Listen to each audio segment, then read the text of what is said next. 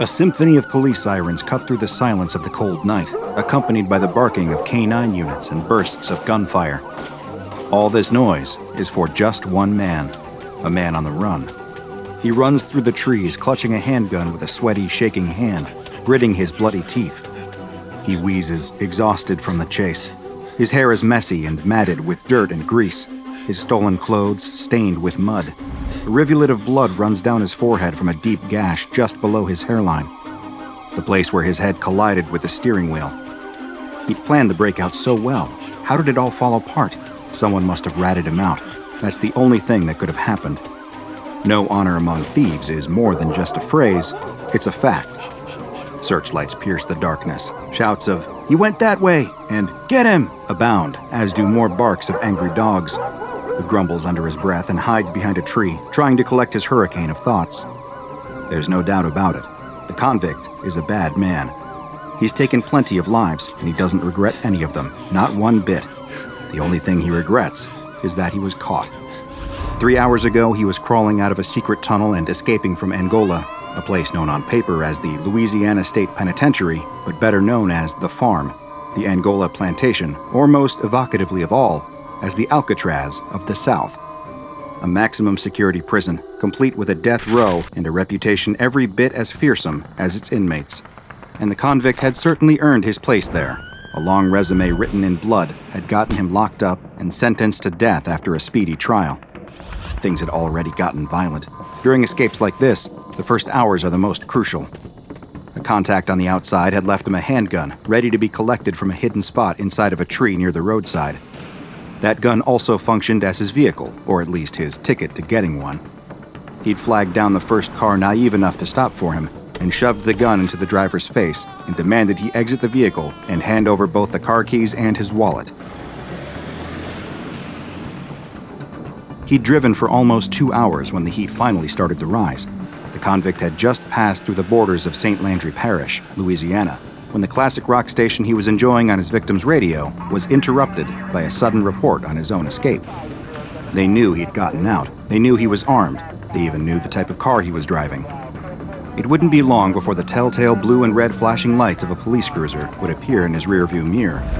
One car chase and a spike strip later, and that same car is halfway through the wall of a gas station. The convict is scrambling out of the dented door, firing off a couple haphazard shots in the vague direction of his pursuers, and fleeing into the darkness of a nearby swamp. And that's where he is right now, feeling the noose tighten around his neck as he prepares for his final standoff. It's not like he has any choice in the matter. He'd rather go down in a hail of bullets in a swamp than go back inside. They're so close he can hear their heavy-booted footsteps now, and the ragged breaths of the dogs tugging at their leashes. His heart pounds in his chest. All he can do is go deeper, deeper, deeper. The convict flees into the dark of the swamp, reluctantly breathing in the fetid stink of the old mud and rotten vegetation. The dark swamp is his friend, though, since the glow of police flashlights behind him means almost certain death. He struggles through undergrowth, clambering over roots and fallen trees, feeling the squelch of his stolen shoes sinking into the thick, wet mud. The last thing he expects to hear in this godforsaken place is a whisper from the dark. And not just any whisper. It's the voice of a little girl. Just hearing it almost makes his heart stop. He freezes in place and turns to see her emerging from the dark. She can't be any older than 10 or 11, this little girl with a tangle of messy hair and these frantic, feral eyes. It's hard to tell what she really looks like, because almost every inch of her is covered in a thick coating of mud, as though she's just sprung out of the earth. On any other occasion, his instinct might be to run, or even something more drastic, but instead, he doesn't move. He stands there as she speaks, listening, even as the police get closer. The little girl tells him that she knows the perfect place for him to hide, somewhere that the police won't catch him. They'll have no idea where to look. All he needs to do is trust her and follow her deeper into the swamp. If he does as she says, he can finally be free. He nods and follows her. What else can he do, really? The girl reaches out with a muddy hand, and the convict takes it as she leads him into the all-consuming dark of the swamp. The searching police officers suddenly hear a short but blood-curdling shriek come from the depths of the swamp. 40 men and multiple K-9 units scramble, trying to find the place where they heard the man cry out, but they can't find a single trace of him.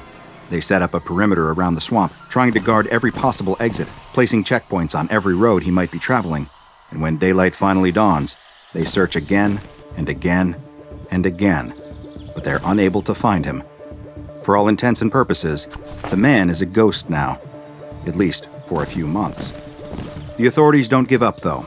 After all, a dangerous convict could still be out there somewhere, just waiting. He's armed, deadly, and clearly intelligent enough to avoid police capture. Chances are he's halfway across the state by now, if he's even still in Louisiana, or even the United States at all for that matter. So it comes as a surprise to everyone when he's finally found, sitting at a bus stop in a small city in Louisiana.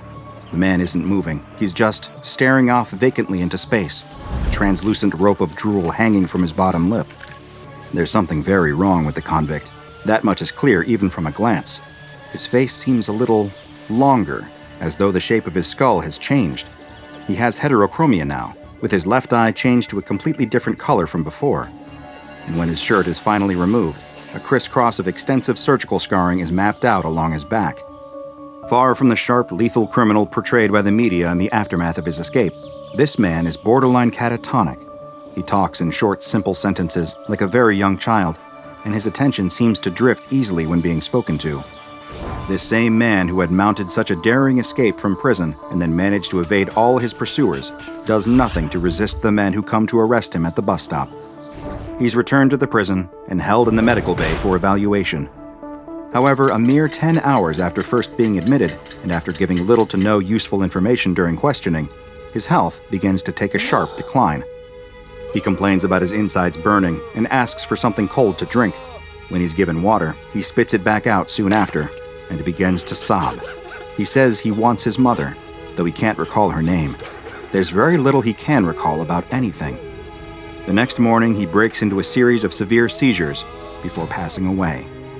His autopsy shows significant brain damage, as well as the failure of several of his major organs. The coroner, though, found it impossible to explain how any of this had occurred. A month later, a pair of hikers making their way across the same swampland where the police chase ended would call in to the local authorities, terrified, claiming they found a dead body near a sinkhole. When officers are dispatched to look into it, they can't believe their eyes. Despite being significantly damaged, the body is clearly recognizable. After all, his face had been on every newspaper and TV screen in Louisiana for quite some time now. It's the convict, wearing the same clothes he'd escaped in. The same clothes that had been taken off of him and burned when he'd been recaptured at the bus stop. None of this made any sense. The convict's body was exhumed from the prison cemetery and given a DNA test. They found, with some surprise, that the body did not genetically match the DNA they had on file for him, the DNA which had, incidentally, convicted him in the first place. When the body retrieved from the swampland had its DNA tested, they also found something strange. The DNA was so damaged that it was impossible to make any conclusive determinations as to whether it was a match. It was the strangest mystery anyone involved had ever seen, and sadly for them, they would never know the answer as to what happened to the convict in that swamp. The answer, of course, is SCP-1692. But before we go any further, I must first allow you to indulge me for just a moment, since I have a special announcement. As you know, I have been seeking assistance in order to bring you longer, more in-depth, and more frequent explorations of unknown anomalies, which is why I'm happy to announce that today's exploration has been sponsored by a kind benefactor, NordVPN. Try NordVPN right now by going to nordvpn.com/DrBob for a free month. When you're investigating anomalies and organizations as secretive as the SCP Foundation, it's important to ensure that your data is safe and secure. After all, you never know when a member of MTF Mu4 might be watching. That's why I trust my data protection to NordVPN. Their diskless servers store absolutely no data on site, which means no traces left behind for prying eyes to find. And their automatic kill switch technology acts like a memetic kill agent for your device, blocking it from accessing the web if it detects that your virtual private network connection has dropped. And for users who truly value secrecy, like yours truly, they even have a double VPN. That's right, two truly is better than one, especially when it comes to VPNs. And that means I can route my traffic through two separate VPN servers, doubling the encryption. But all that protection doesn't mean your research will be slowed down, thanks to technology like NordLink's next-generation VPN tunneling solution based on the WireGuard protocol that provides an extremely fast VPN connection. So protect your data just like DrBob for the same cost as a cup of coffee. Go to nordvpn.com/DrBob and sign up now to receive a free month. Thank you again to NordVPN for their support in shining a light on the most secretive anomalies like SCP-1692, which is an anomaly consisting of 3 parts that is confined to a few kilometers of swampland in St. Landry Parish, Louisiana. Something you learn after studying many of the anomalies in the files of the SCP Foundation is that the question, why, is often a dead end. The best you can expect is half an answer to how, with the only definitive answers available being something more in the neighborhood of, how can we stop it? Is SCP-1692 just such a case? Let's start with SCP-1692-2, which is the heart of the anomaly. SCP-1692-2 is a sinkhole of unknown depth, filled with mud and water. While you are right to assume that these are quite commonly found in Louisiana swamps, since 2014, this particular sinkhole is different in that it has played host to at least 31 sets of human remains, as well as 24 different sets that turned out to have belonged to animals. Despite constant monitoring by the Foundation to ensure that nothing else has entered the pit since it was brought under containment, new bodies will still sporadically be discovered in the muck, with their exact origin remaining unknown. But the bodies themselves are often quite easily identified. In fact, 14 of the human remains recovered have been confirmed as belonging to people who were reported as having gone missing between the early 1900s and the mid to late 1950s. But before we get too much further into that, let's return to the how of this anomaly's operations. When a human being enters the area near the sinkhole, it becomes increasingly likely that an anomalous entity will manifest, which the Foundation has designated as SCP-1692-1. While SCP-1692-1 will most likely take the form of a young girl, appearing to be perhaps 12 or 13 years old, it has also been seen taking the form of different local mammals, or even the form of one of the people reported missing, whose last known location was known to be in the area near the sinkhole. Regardless of the form it takes, though, once SCP-1692-1 appears, it will act as a kind of lure, beckoning the lost individual further and further into the anomalous zone.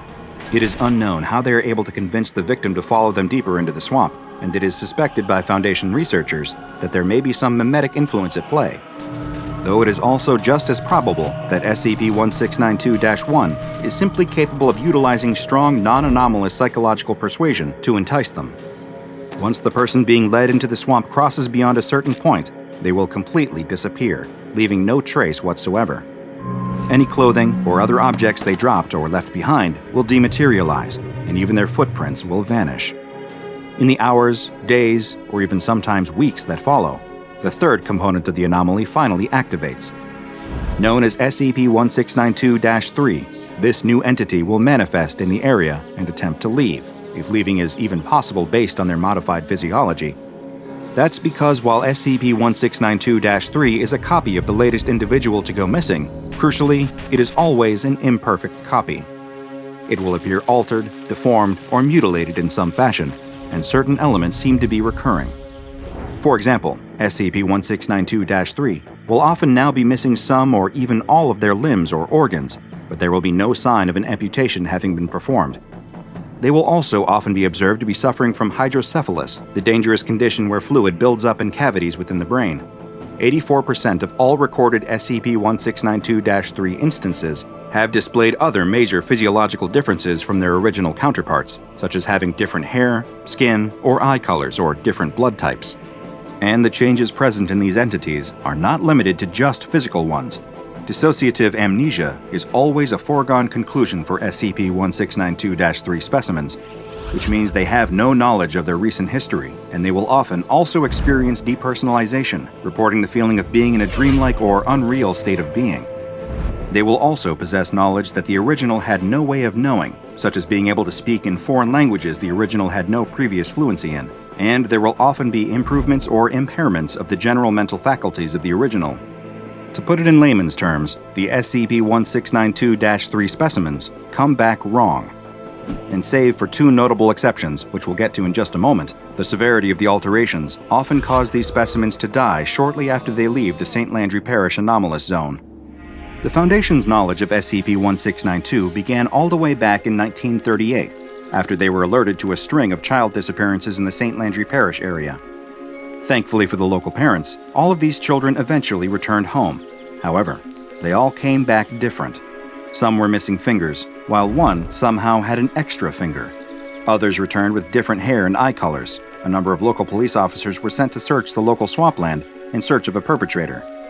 And some of these officers also went missing and returned in a state of profound alteration. Foundation field agents soon arrived and took over the investigation, cordoning off the area around the swamp to hopefully prevent anything else entering or exiting the presumably anomalous area. They conducted their own independent search into the St. Landry Parish swamp, and it didn't take long for them to discover a mutilated corpse in an extremely unnerving condition.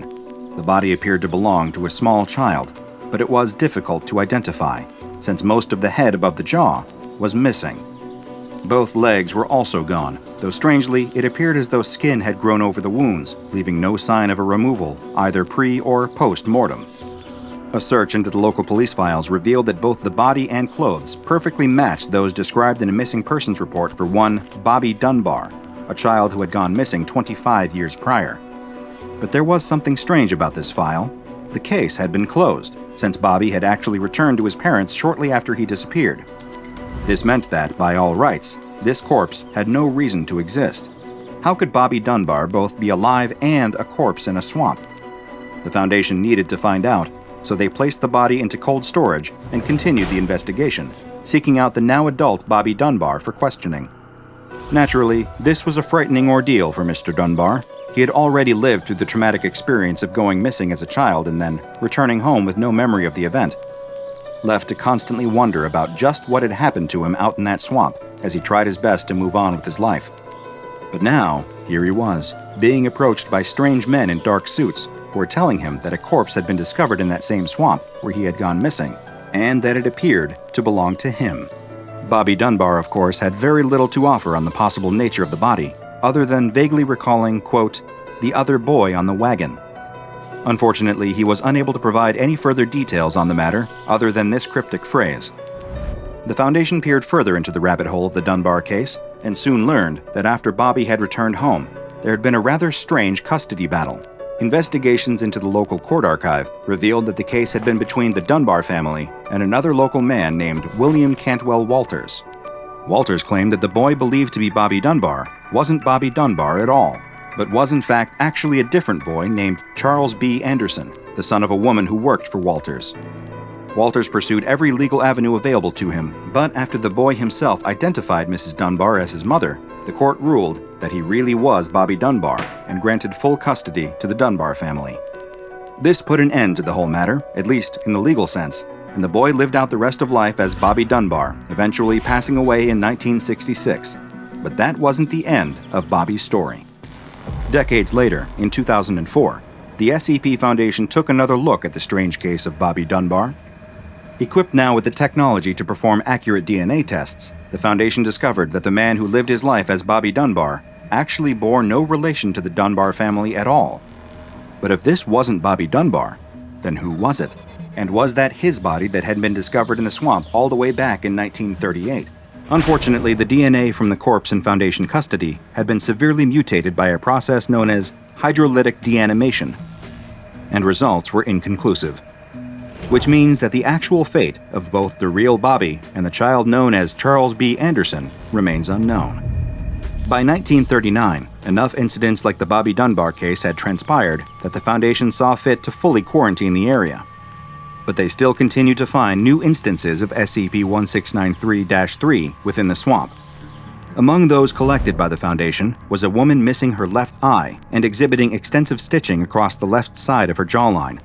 She was able to provide the Foundation with reliable testimony that revealed the existence of both SCP-1692-1 and SCP-1692-2. And upon the Foundation locating the sinkhole, they discovered 2 more corpses, one of which bore a strong resemblance to the woman. Interestingly, it had several portions missing from its head, including its left eye socket. As could be expected, this distressed the woman considerably, and she vehemently denied any connection between herself and the corpse that was found within the sinkhole in the swamp. The woman was kept in Foundation custody in order to observe her until she inevitably expired, but unlike the other SCP-1692-3 instances, her health didn't appear to falter. When the Foundation was confident that they had gained all they could from studying her, they provided amnestics and released her into the world with an adequate cover story. Much like the man who called himself Bobby Dunbar, she too would go on to live a normal life without further incident. But in another turn that was eerily similar to the Bobby Dunbar story, posthumous DNA tests showed that she too did not genetically match any of her family, and tests on the corpse taken from the swamp which resembled her were also inconclusive. The Foundation has fully fenced off the 2.77 square kilometer area inhabited by SCP-1692 with chain link and barbed wire.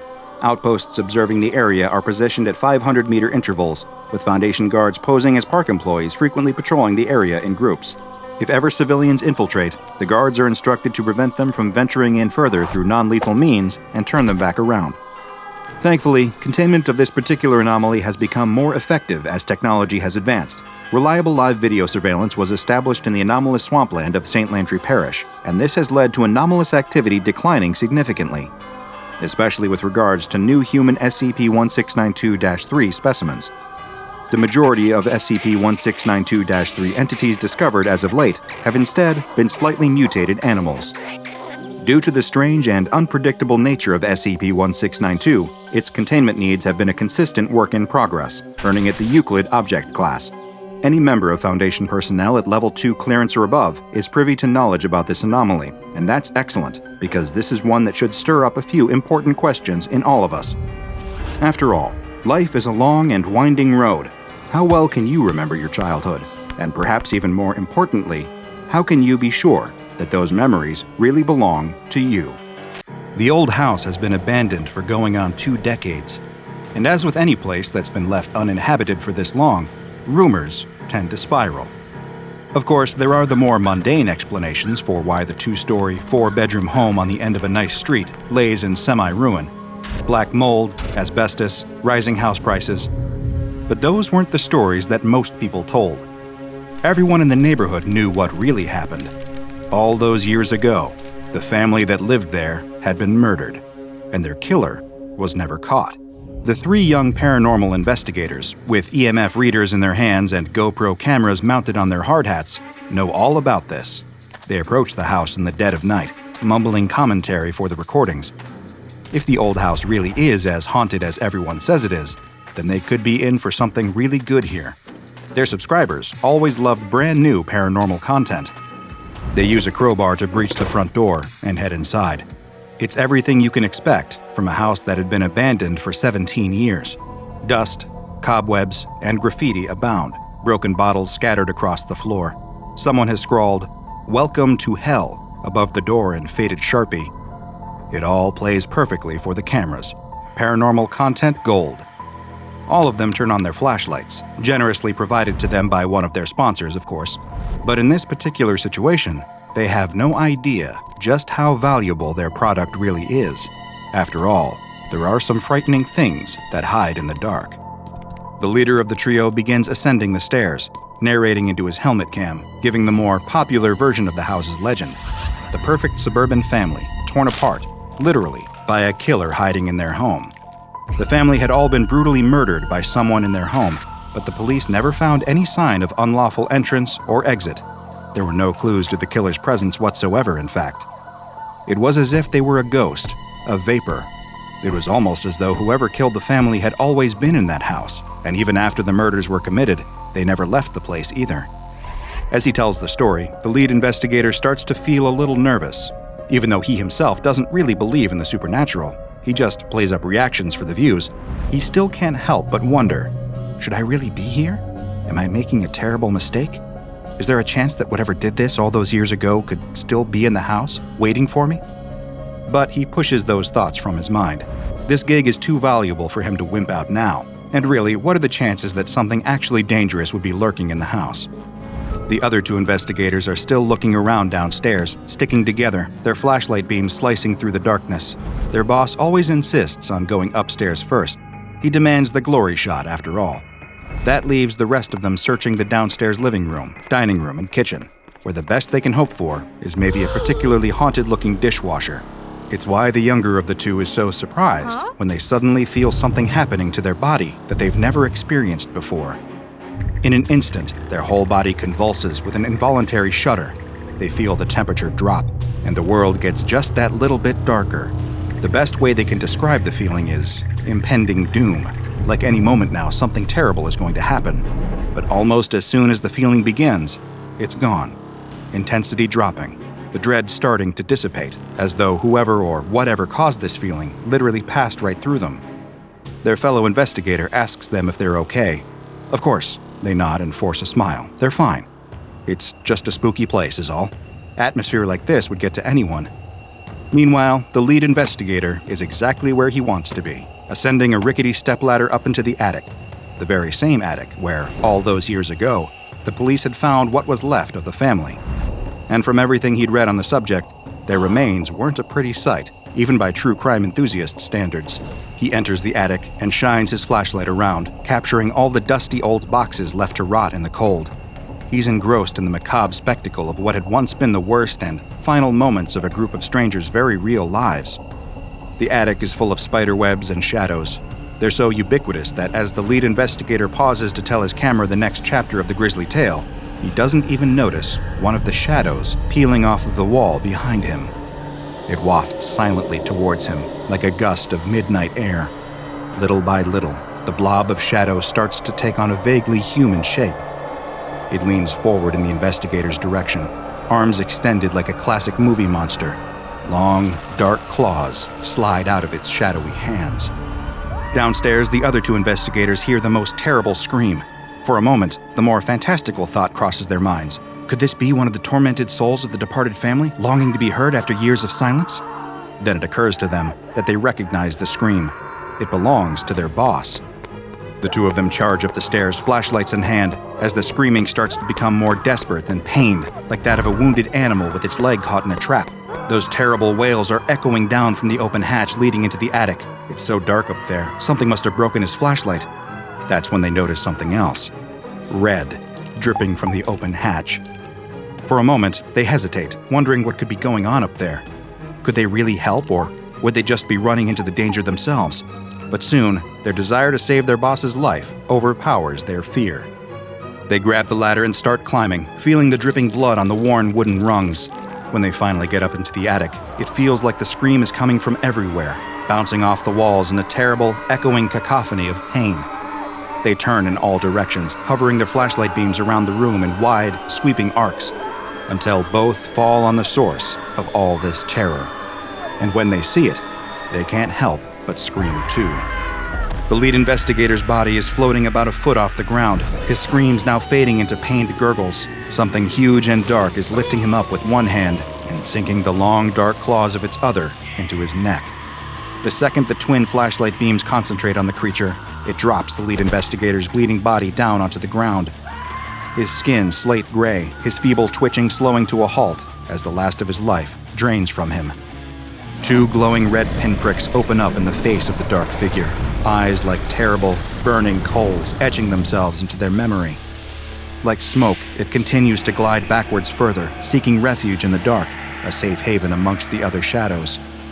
By this point, the two surviving investigators know there's nothing they can do for their boss anymore. All that's left is to get out and survive. They have to save themselves. They turn, wasting no time running towards the exit. They don't notice it, but the second they turn the beams of their flashlights away, the shadow's terrible eyes disappear, and it starts advancing towards them again, its claws outstretched and grasping for them with awful fury. The shadow creature grabs at their heads as they make their final leap for the exit. However, all the monster can pull away are their helmets and helmet cams as they scramble down the ladder and then down the stairs, running at speeds they didn't even think possible as the shadow slithers down behind them.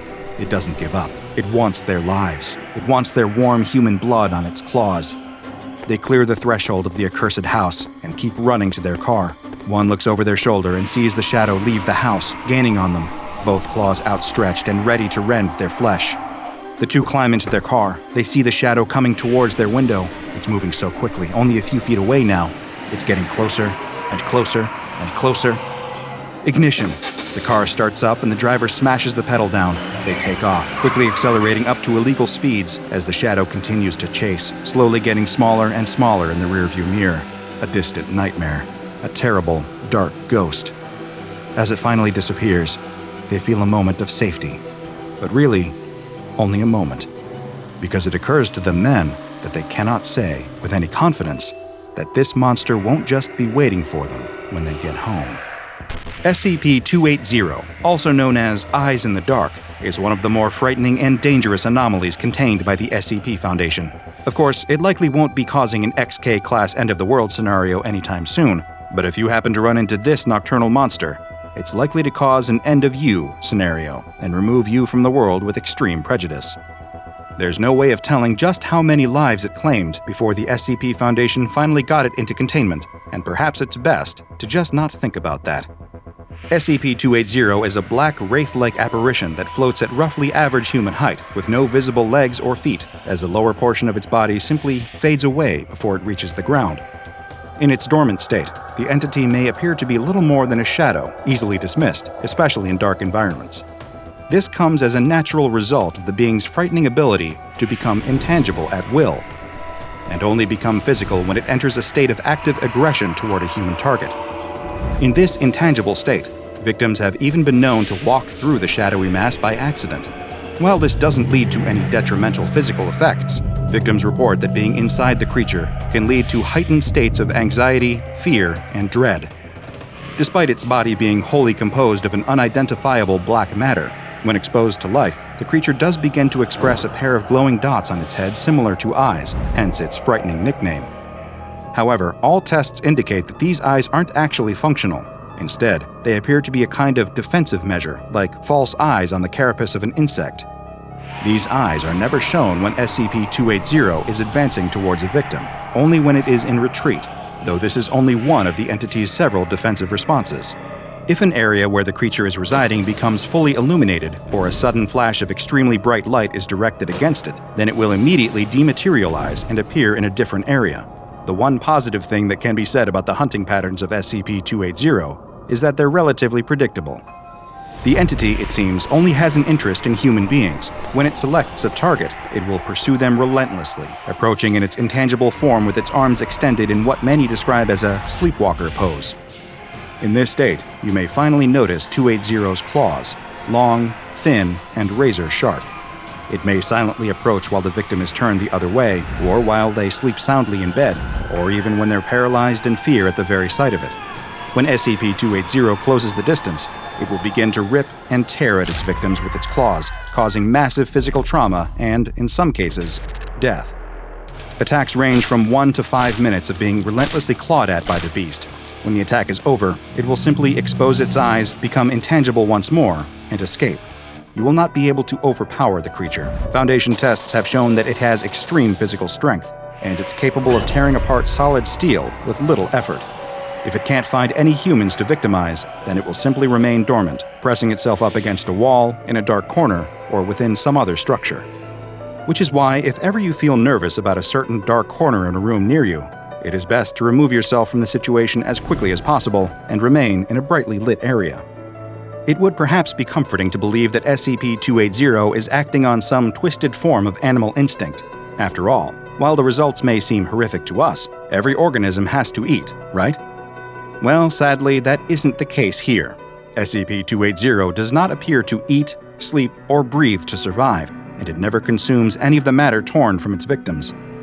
The best working theory is that the entity simply enjoys the harm it causes, taking a degree of perverse pleasure in hunting down and murdering its targets. There is no better nature to appeal to here.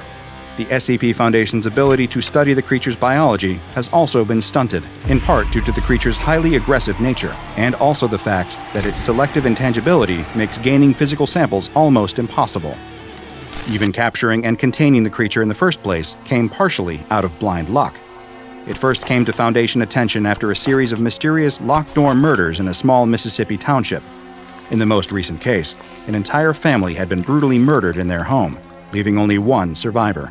A traumatized 9-year-old boy named David, who'd locked himself in the basement when he started to hear the screaming. He was so terrified by the things he saw that night that he remained in a catatonic state for weeks afterwards, completely unresponsive to outside stimulus. But one little detail saved his life. A flashlight was clasped in his white-knuckle grip, shining a bright beam of cold, white light onwards. When David was removed and placed into medical care, officers began searching the building for any kind of clues as to how the other 4 family members were murdered. However, during this investigation, the police were just as vulnerable as the victims who'd been so recently slain. While one officer was wandering around the attic, looking for any evidence they may have missed, SCP-280 emerged from the darkness and attacked, tearing into his body with its long, deadly claws. Luckily for the officer in question, he survived the incident, though he was badly wounded. His report on the matter, including the ardent claim that he was attacked by a being, quote, made from black smoke, caught the attention of SCP Foundation operatives embedded in the precinct. They soon took over the investigation and descended on the house, hoping to tag and bag whatever had been behind all these deaths. This would be easier said than done. While Foundation field agents canvassed the home, they simply walked past the creature multiple times, discounting it as a mere shadow. After all, it only had these easily identifiable glowing eyes when it was in a retreating position. Even when it entered its physical state, operatives brushing up against it generally dismissed the sensation as hair, clothing, or some other object touching them in the dark.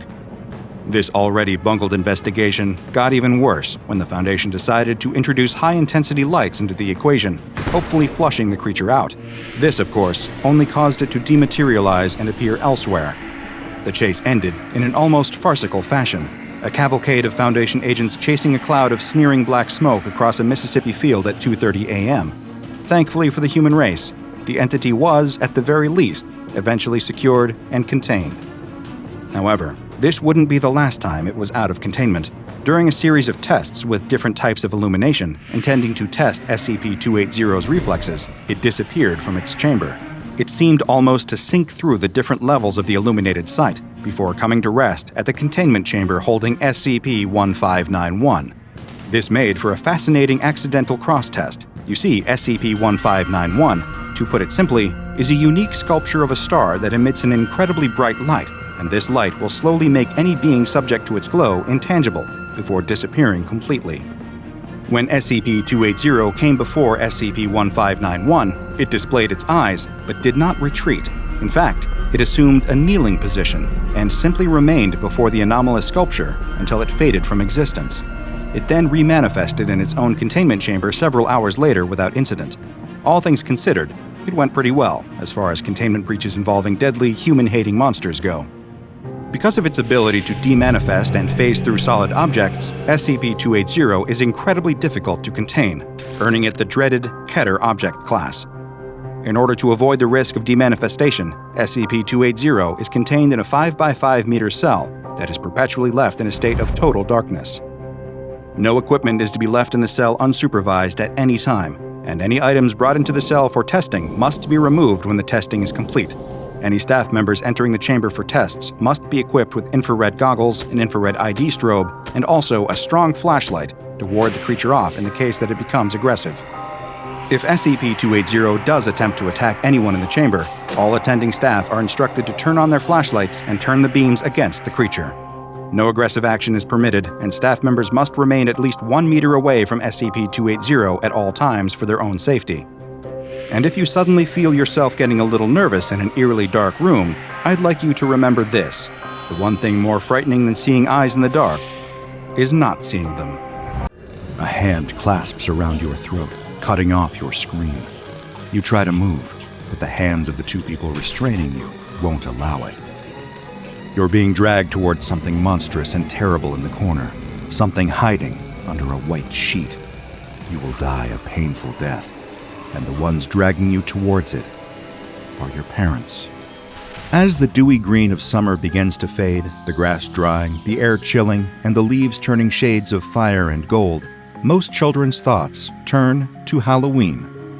Visions of fun-sized candy bars spilling out of plastic pumpkin buckets, of ill-fitting rubber masks that smell like the back of a party store, of candy apples and ringing doorbells, and terrifying their friends with scary stories. It's a magical time where anyone can be anything, and candy is free to anyone who asks the question, trick or treat. But as those children get older, Halloween begins to lose its magic.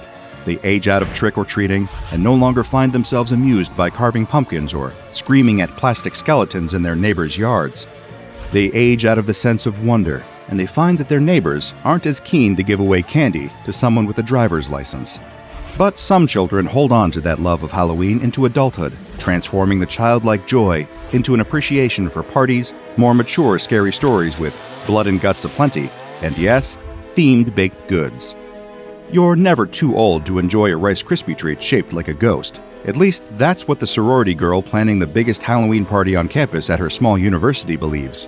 She has festooned the sorority house with fake cobwebs and ghosts made of hanging bits of gauze, with plastic spiders and zombies made of rubber. There are the classic plastic skeletons, the jack-o'-lanterns filled with battery-powered candles, no fire hazards here, and of course, a huge cauldron filled with punch and dry ice. Smoke billows over the sides of the cauldron as she stirs the garish but inviting lime green liquid inside.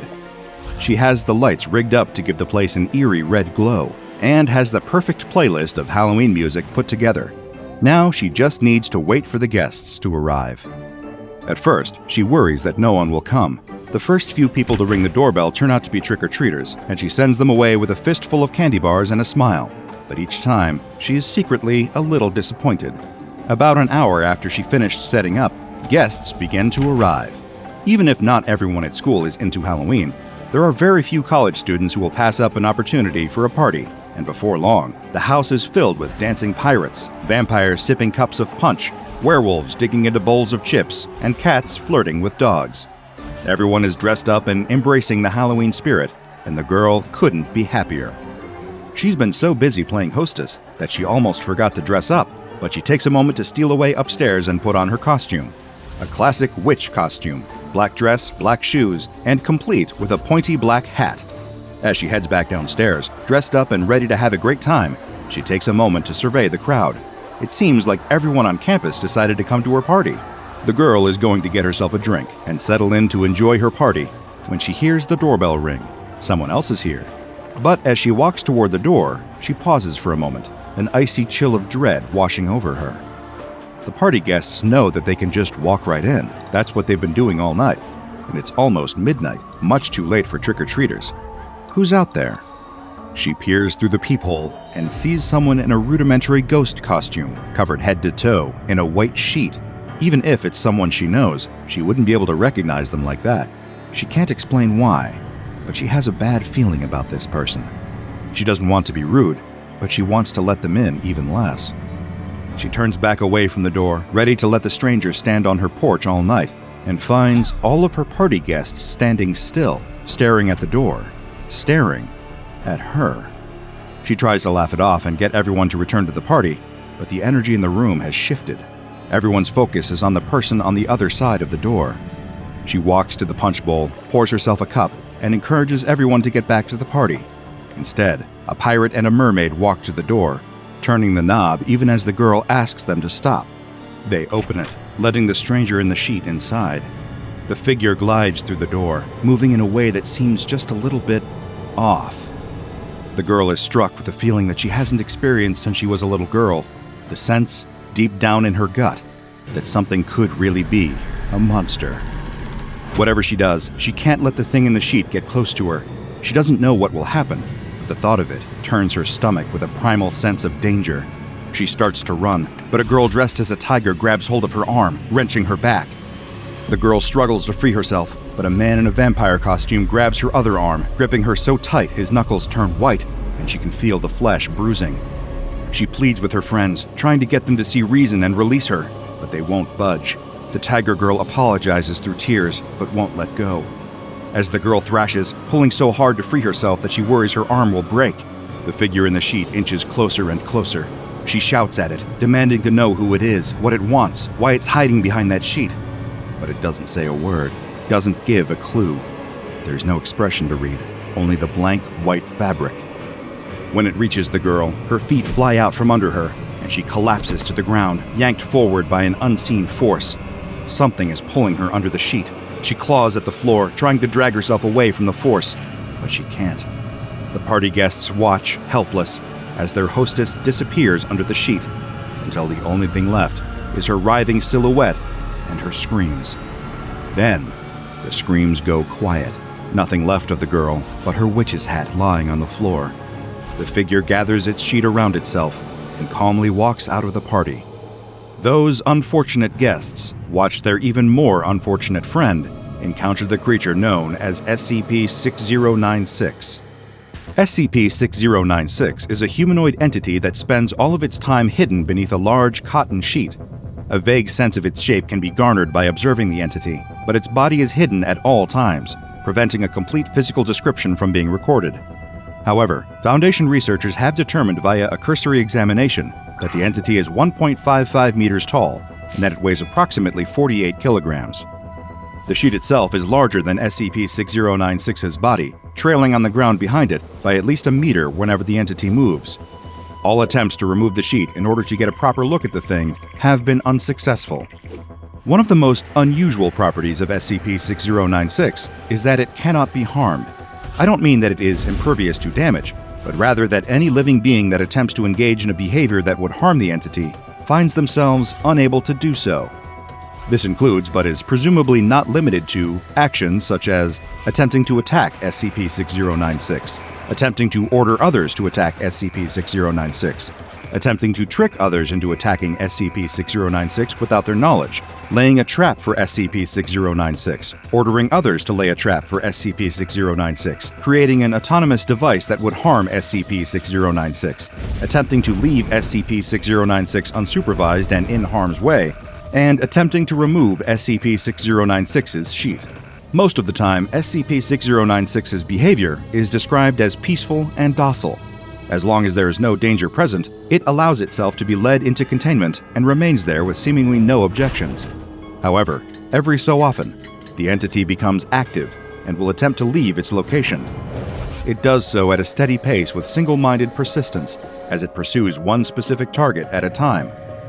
It is uncertain how the entity chooses a target, but so far, it has always been a seemingly random human being somewhere on Earth. Not only does SCP-6096 know exactly who its target is, but anyone who observes the entity during an active period finds that they too know who it is seeking out. In addition to this anomalous effect, the person will also find themselves compelled to help SCP-6096 reach its intended target. These targets appear to be the only individuals unaffected by SCP-6096's anti-harm properties. A person that the entity has selected will, in fact, be able to harm it. However, none have managed to successfully do so, mainly due to the protective influence of the other humans caught in the creature's anomalous thrall. But what happens when SCP-6096 reaches its target? Research into this has been largely inconclusive, but a few facts are certain. SCP-6096 will pull the person underneath its sheet until they have disappeared from view. If the victim is conscious, they can be heard fighting, struggling, and screaming in unimaginable agony for up to 40 minutes. Then they go silent and are never seen again. Once its chosen victim has disappeared, SCP-6096 becomes docile and largely immobile again, and can be led back to containment. Whatever happens to its targets under that sheet, it is definitely not anything good. SCP-6096 was discovered by the SCP Foundation on September 12, 2018, when police were called to the home of the Malian family in the town of Durham, New Mexico. Samuel and Amanda Malian greeted the officers in a state of distress, claiming that a person wearing a sheet had come into their home and somehow caused their 16-year-old son Desmond to disappear. Authorities spotted SCP-6096 inside the home and planned to remove the sheet in order to interrogate and detain the suspect, but found themselves unable to take another step closer to the thing. Terrified by their inexplicable encounter, they submitted an incident report to their supervisor, who passed it up through the chain of command in the regional government until it landed in the hands of the SCP Foundation. Alongside the police report, the Foundation was able to access security camera footage from the Malian family home. A transcription of the video's contents is included in the official Foundation files. I'll do my best to summarize its events. The home security footage depicts the Malian family sitting on their living room couch, facing the television. Samuel and Amanda watch a program on TV as Desmond idly scrolls through his phone. Outside, a car can be heard pulling into the driveway. Though the driver's identity has not been confirmed, this is believed to be a local taxi driver named Drake Ellen, dropping SCP-6096 off at the Malian's door. A moment later, Samuel draws his wife's attention toward a window. At first, the two are surprised but amused, assuming that SCP-6096 is some sort of errant Halloween decoration. However, they become increasingly disturbed as the sheet-covered figure approaches their door and begins to knock, so softly it is nearly inaudible. As Samuel gets up to answer the door, Amanda grabs her son's arm, holding him in an increasingly tight grip and refusing to let him pull away. Unable to stop herself, no matter how upset she becomes, she holds Desmond still as her husband lets SCP-6096 into the house. It glides across the floor toward Desmond, who struggles to break free from his crying mother's grasp.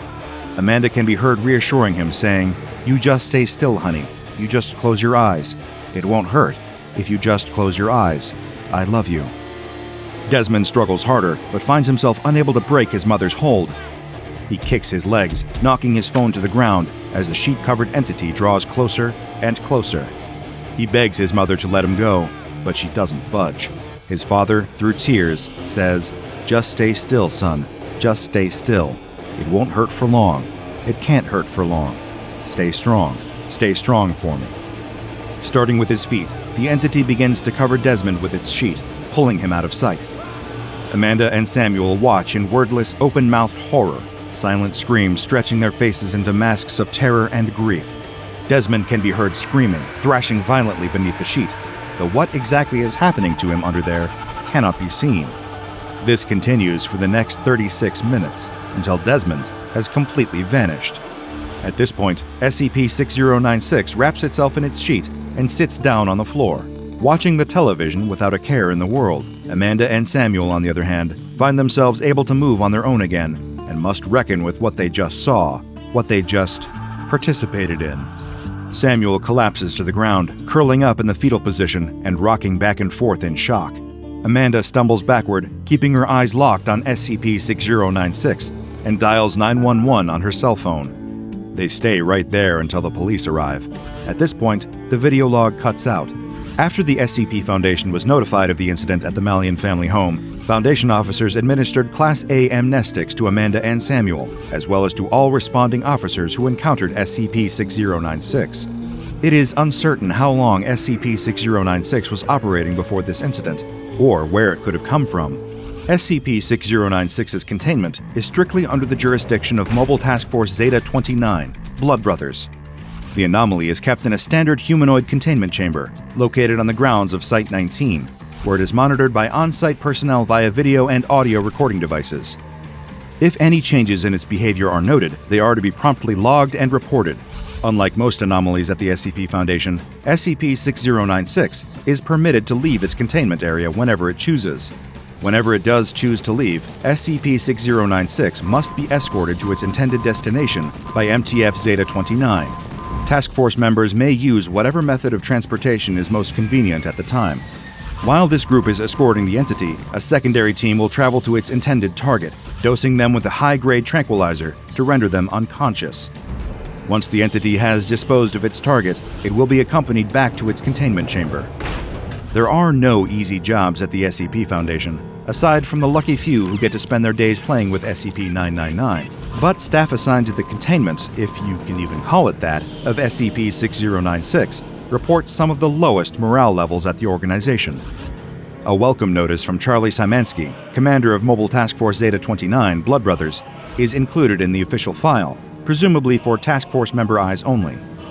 Nevertheless, I feel it is important that I share the contents of this note with all of you, as they provide a valuable look into the perspective of the members of this unfortunate task force. It reads, "And there you have it. Welcome to Mobile Task Force Zeta-29. No need to worry about professionalism down here. The higher-ups couldn't demote me if they wanted to. Apparently my presence as the head of SCP-6096 containment is beneficial enough to it that me being reassigned would count as harming it. Lucky me. You're probably wondering how we can be shameless enough to say we have this thing under containment. It comes and goes whenever it feels like it, and if it ever decided it didn't want to come back to its containment cell, we have literally no way of forcing it. And yeah, you're probably also thinking that calling that room a containment chamber instead of a hotel room is just as shameful. To that I say, you're absolutely right. There's nothing we can do against SCP-6096. Feel free to self-medicate until you're able to accept that. Don't hold back. You're going to become very familiar with that feeling of gnawing guilt. I know I did, the first time I had to hold the door to a maternity ward open for this thing. The idea of containing SCP-6096 is a bad joke. We all decided a long time ago that the only way out of this nightmare is liquidation, decommissioning, neutralization, whatever you want to call it. But that's no walk in the park either. I've stood in that chamber for hours, gun pointed at 6096's head, screaming at my finger just to tighten slightly. Didn't work. You can't harm SCP-6096, no matter how much you want to. You can't even try to start a Rube Goldberg kind of thing to eventually harm SCP-6096. It's just a fact of the world, maybe a semiohazard or whatever it's called. The way I see it, then, there are three main ways out of this nightmare. One, another organization, maybe the GOC, takes a shot at it without realizing what they're dealing with. Maybe they think we're transporting something much more dangerous. Maybe they think we're in over our heads with it, and they take it out with a drone or something, blow the thing to hell while we're transporting it. A bomb would kill it easy, I think. It feels weak. This would only work so long as the GOC thinks they're bombing something else entirely. If they knew it was SCP-6096, they'd just be contained too. 2. An AIC deals with it. I don't know if an artificial intelligence is immune to SCP-6096's effects, but the fact that it won't let me tell one of them about it gives me hope. Maybe one day one of those computers gets a mission, and maybe that mission, by complete coincidence, happens to lead them over to this file. Then they use their superior intelligence to set things up so 6096 runs into an accident out of the blue. 3. A target gets lucky. Maybe 6096 goes after a gun nut, and the poor guy gets a lucky shot in before we can hold him down. This almost happened once, but Lopez took the bullet. Poor guy bled out while we were holding the target down for 6096. Maybe it'll happen again, go better. Maybe. Let's be honest. These scenarios aren't scenarios, they're fantasies. The odds of any of these things happening on their own are tiny, minuscule. The only thing that can really do 6096 in, far as I can see, is sheer coincidence. All we can do is wait and hope. Hope for one of us to make a genuine mistake that gets the right dominoes falling. But I wouldn't hold your breath. After all, we're so good at what we do. Of all the anomalies I have studied, SCP-6096 is one that troubles me more than almost any other. I have lost sleep watching the Malian family security footage again and again, each time shocked by the sight of two tearful parents helping a sheet-covered stranger steal their only son, doing who knows what to him in the process. No matter how hard I try, I cannot discern SCP-6096's motives, its origins, or even what its real face looks like. Perhaps it doesn't have one. Perhaps there's nothing under that sheet. The hardest part is knowing that I will likely never know. That uncertainty is so much worse than any of the horrible truths I have uncovered in my years of studying the anomalies that hide in the shadows of our world. Though I may never uncover the answers to the mystery of SCP-6096, there is one thing I know for certain. I will never be able to relax around Halloween. That walking bedsheet might be someone who ran out of time to plan a proper costume and just grabbed the first thing they could find. Or it could be a faceless horror walking with the relaxed gait of the incomprehensibly powerful, on its way to claim another unfortunate soul. The old house sits, crooked and dilapidated, on the very end of the last street in town. It's the kind of house that children share stories about and warn each other to stay away from. There isn't even any graffiti on it, rare for an abandoned building in this town. But nobody is brave enough to get close to it and risk their life if the rumors of its history are to be believed. A black van containing 4 men pulls up along the curb outside the house. One of them has been black-bagged, zip ties cutting into the skin of his wrists. He was leaving a bar in town when suddenly he found the barrel of a 9mm semi-automatic pistol looking him in the eye, held by a man with every reason to pull the trigger. 2 other men had then emerged from the dark behind him. There was a brief feeling of cold metal against his skin as the twin metal barbs of the stun gun were jammed into the man's neck. His body then began to convulse as 50,000 volts of electricity ran through his body, and when he was finally able to open his eyes again, there was only darkness. The back doors of the van swing open, and the unfortunate man is pulled out by 2 of his captors. The driver joins to help drag the man down the gravel pathway up to the deserted house's front door. In his desperation, he offers any excuse he thinks might save him. "Please, I just need a little more time. I can get the money, I swear. I've got another job lined up, honest. I start on Monday. Just a little longer, I'm begging you." All he receives is silence as he's taken into the old house. There's no pleading, begging cliché that they haven't heard before. They've learned to just tune it out and get the job done. Click, click, click. The 3 men turn on their flashlights. The electricity hasn't been on in the uninhabited house for years. It's the domain of rats, roaches, and spiders now. The only evidence of life being the network of spider webs in every corner and the faint chittering sound of something coming from behind faded wallpaper. The only reason anyone would ever choose to come here is when you needed to do something under the absolute cover of dark, which is exactly what they needed to do. The dark-suited men drop their weeping prisoner to the ground. He tries again to plead with them and receives a hard kick in the gut. It knocks the breath out of the man, and he is left wheezing in quiet pain, no longer able to speak. One of them finally pulls the dark bag from his head. His nose is bleeding. His eyes are equal parts bleary and afraid, like he only half understands his circumstances. What he does understand, though, is that it's looking increasingly unlikely that he'll be leaving this house tonight.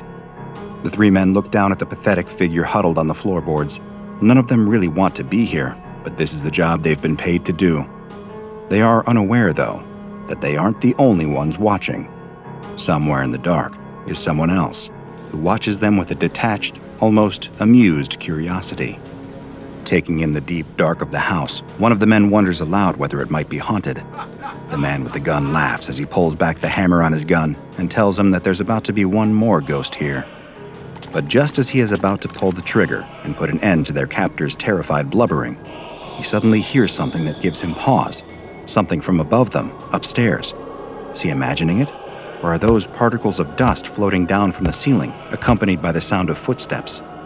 All of the men clearly hear it, and the three look around, shining their flashlights into the dark corners of the room. The one holding the man at gunpoint motions to one of the others to go check upstairs. He looks like he'd rather do anything else, but when the man with the gun, who is clearly the one in charge, turns and points his gun at him instead, the man finally concedes that he'll go check it out. He draws a gun of his own from inside his pocket and starts making his way up the creaking stairs to the second floor of the house. The leader's mind is still on whatever's upstairs. His dumb lackey tried filling his head with all those goofy ghost stories, but he knows, deep down, it's probably just a raccoon or something. When his driver has ensured there are no other witnesses, he'll finish the job, and they can all get out of this creepy dump. He calls up to the driver and asks him if he sees anything up there. "Nothing," he calls down. "I think we're—" His words are cut off by his own sudden scream. There are two gunshots, followed by a loud thump as something heavy hits the ground. The two men, both with guns out, crouch down in defensive poses. They call out again, asking what's happening, but they're only met with cold, unforgiving silence. Everyone is on high alert now. Even the bound man is now more afraid of whatever's upstairs than the men who brought him here. Nobody dares move as, after what feels like minutes of silence, the footsteps resume upstairs again. The leader calls out again, asking what's going on. Still no reply, just more footsteps. They follow the sound across the floor above them to the stairs, then listen as the steps start to creak again. Their eyes drift over where they see nothing. Are they going insane? The two hired guns share a panicked glance, as if to say, "What do we do now?" But neither has an answer. A quiet, reedy whisper suddenly echoes through the stale air of the house. With what sounds like a female voice, it rasps, "What are you doing in my house?" The remaining lackey, consumed by panic, begins firing wildly into the dark. The captive and the leader both get as close as they can to the floor as bullets fly through the air, piercing the old wooden walls, causing roaches alike to scatter. Soon enough, the bullets are gone, replaced with only the feeble click, click, click of his dry firing. What is going on in here? He thinks. This place really is haunted. Before another fearful thought can cross his mind, a lamp comes flying at him out of the darkness, shattering into pieces of skin-carving ceramic against his face. Next comes a book, then an old heavy phone, and then a dusty old brick that strikes his skull with a monstrous crunch. He drops to his knees, bleeding from both nostrils and the deep gash cut into his forehead, before flopping face down onto the floor. He'll be lucky if he ever wakes up. Only the leader and his prisoner are left now, both confused, both afraid, both seemingly beset by a poltergeist. Suddenly, the leader feels a hot breath on his neck and a whisper right into his ear. "You shouldn't have come here," it hisses. He turns, screams, and fires once into the dark. Nothing. A strange, tinny giggle suddenly loops around him. It's everywhere and nowhere. He can hear footsteps, but where are they coming from? They're simultaneously getting further and getting closer. An unseen fist collides with his jaw, harder than he's been hit in a long time. He stumbles, looking around for the assailant, panting like a prizefighter in the championship rounds. But there's nothing there. There's nothing. Crack! It strikes the other side of his face. Another giggle from the dark. He spits a tooth out as his mouth bleeds. Not knowing what else to do, he extends his arm and fires desperately. Maybe he'll get lucky. Or maybe not. A force wraps itself around his extended arm and pulls on it with a sudden, immense pressure. It snaps before he has the chance to scream, his arm bending at the joint in the wrong direction. He lets out an agonized cry as he drops his gun to the ground, but that scream is cut off when he takes a punch to the solar plexus, sapping the wind from him as he spews out a thin mist of blood that settles onto the shape of a woman's face, staring right at him, grinning. His terror and pain overcome him. His mind snaps and he faints from panic, collapsing to the ground in a heap. His jacket opens as invisible fingers work a handkerchief from an inside pocket and wipe the blood from the floating face, leaving only a floating, bloody handkerchief. The man on the ground, the one who was brought here against his will, watches astonished and speechless as the handkerchief flutters down to the ground. All he can do is stare in amazement as the leader's arm flops limply upright, as the gold watch around his wrist unclasps itself and floats into the air, and then, with a strange gulping noise, disappears entirely. Footsteps creak across the ground, the front door opens, then closes again, leaving the terrified man in silence, lying on the floor between two bodies. After a time, he finally gains the courage to stand up. He creeps nervously towards the front door and opens it. There's no one outside. Not that he could see whatever assailant just took out the group of men anyway. With one last look back into the dark house, he steps out and closes the door behind him. He's free, and no matter how hard he tries, he will never understand the true nature of the invisible specter that just saved his life. But while none of the men will never know what they encountered that night, the SCP Foundation certainly does, because these are the kind of antics you can expect from SCP-347, also known by the somewhat obvious nickname of the Invisible Woman. But she has another name, her own self-chosen epithet: Claudia. Foundation staff are currently unsure whether this is the real name of the SCP-347 entity or a pseudonymized reference to Claude Rains, the English actor who portrayed Dr. Jack Griffin in the 1933 film The Invisible Man. Of course, nothing is really as it seems when it comes to this particular anomaly, though it's easy to be more than what meets the eye when nothing meets the eye at all. Claudia, as I will refer to her both out of respect for her chosen name as well as for the sake of simplicity, is 164 centimeters in height and 55 kilograms in weight. And that's really all that is known for sure about her, because her primary anomalous trait is, of course, that she is completely and utterly invisible. Although she seems to possess them like an average human, all parts of her body, including blood and hair, will remain invisible even if removed from her body. It seems that only saliva and bodily waste become visible when separated from her body, as a number of disgruntled, mop-and-bucket-wielding D-classes are more than aware.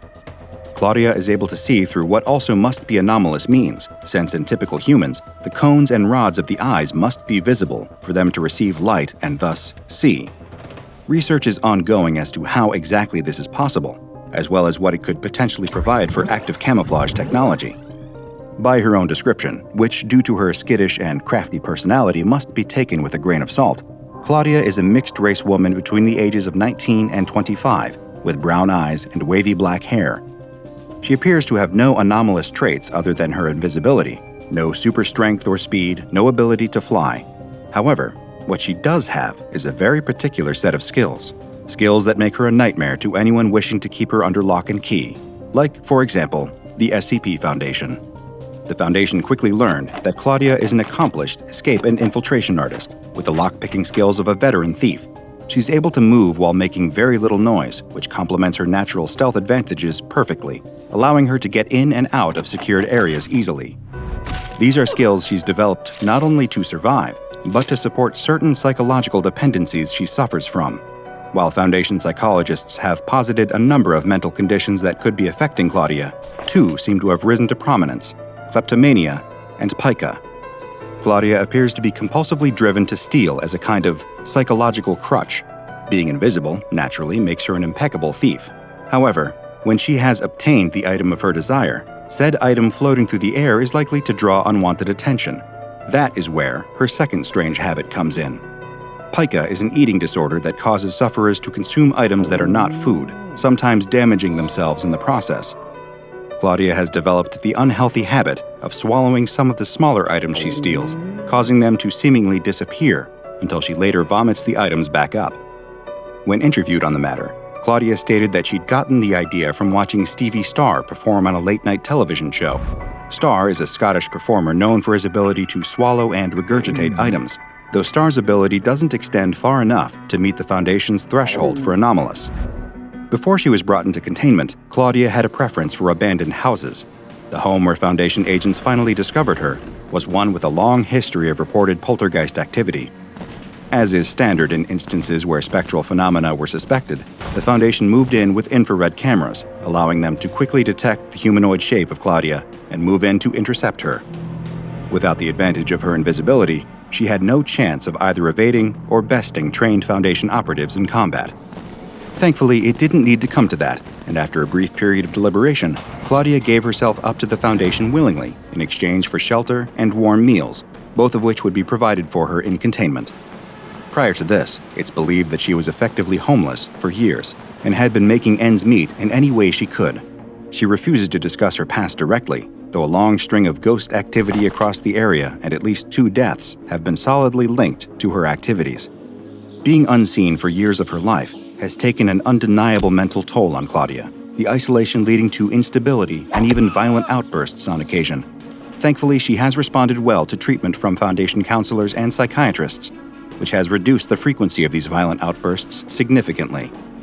As she recovers further from her traumatic past, there is hope that Claudia may even begin to recover from her kleptomaniac tendencies altogether, allowing her to live a normal, well-adjusted life, or as much as one can hope to live while still remaining invisible. There's even more good news, though. Since entering containment and undergoing recovery, Claudia has become much more social.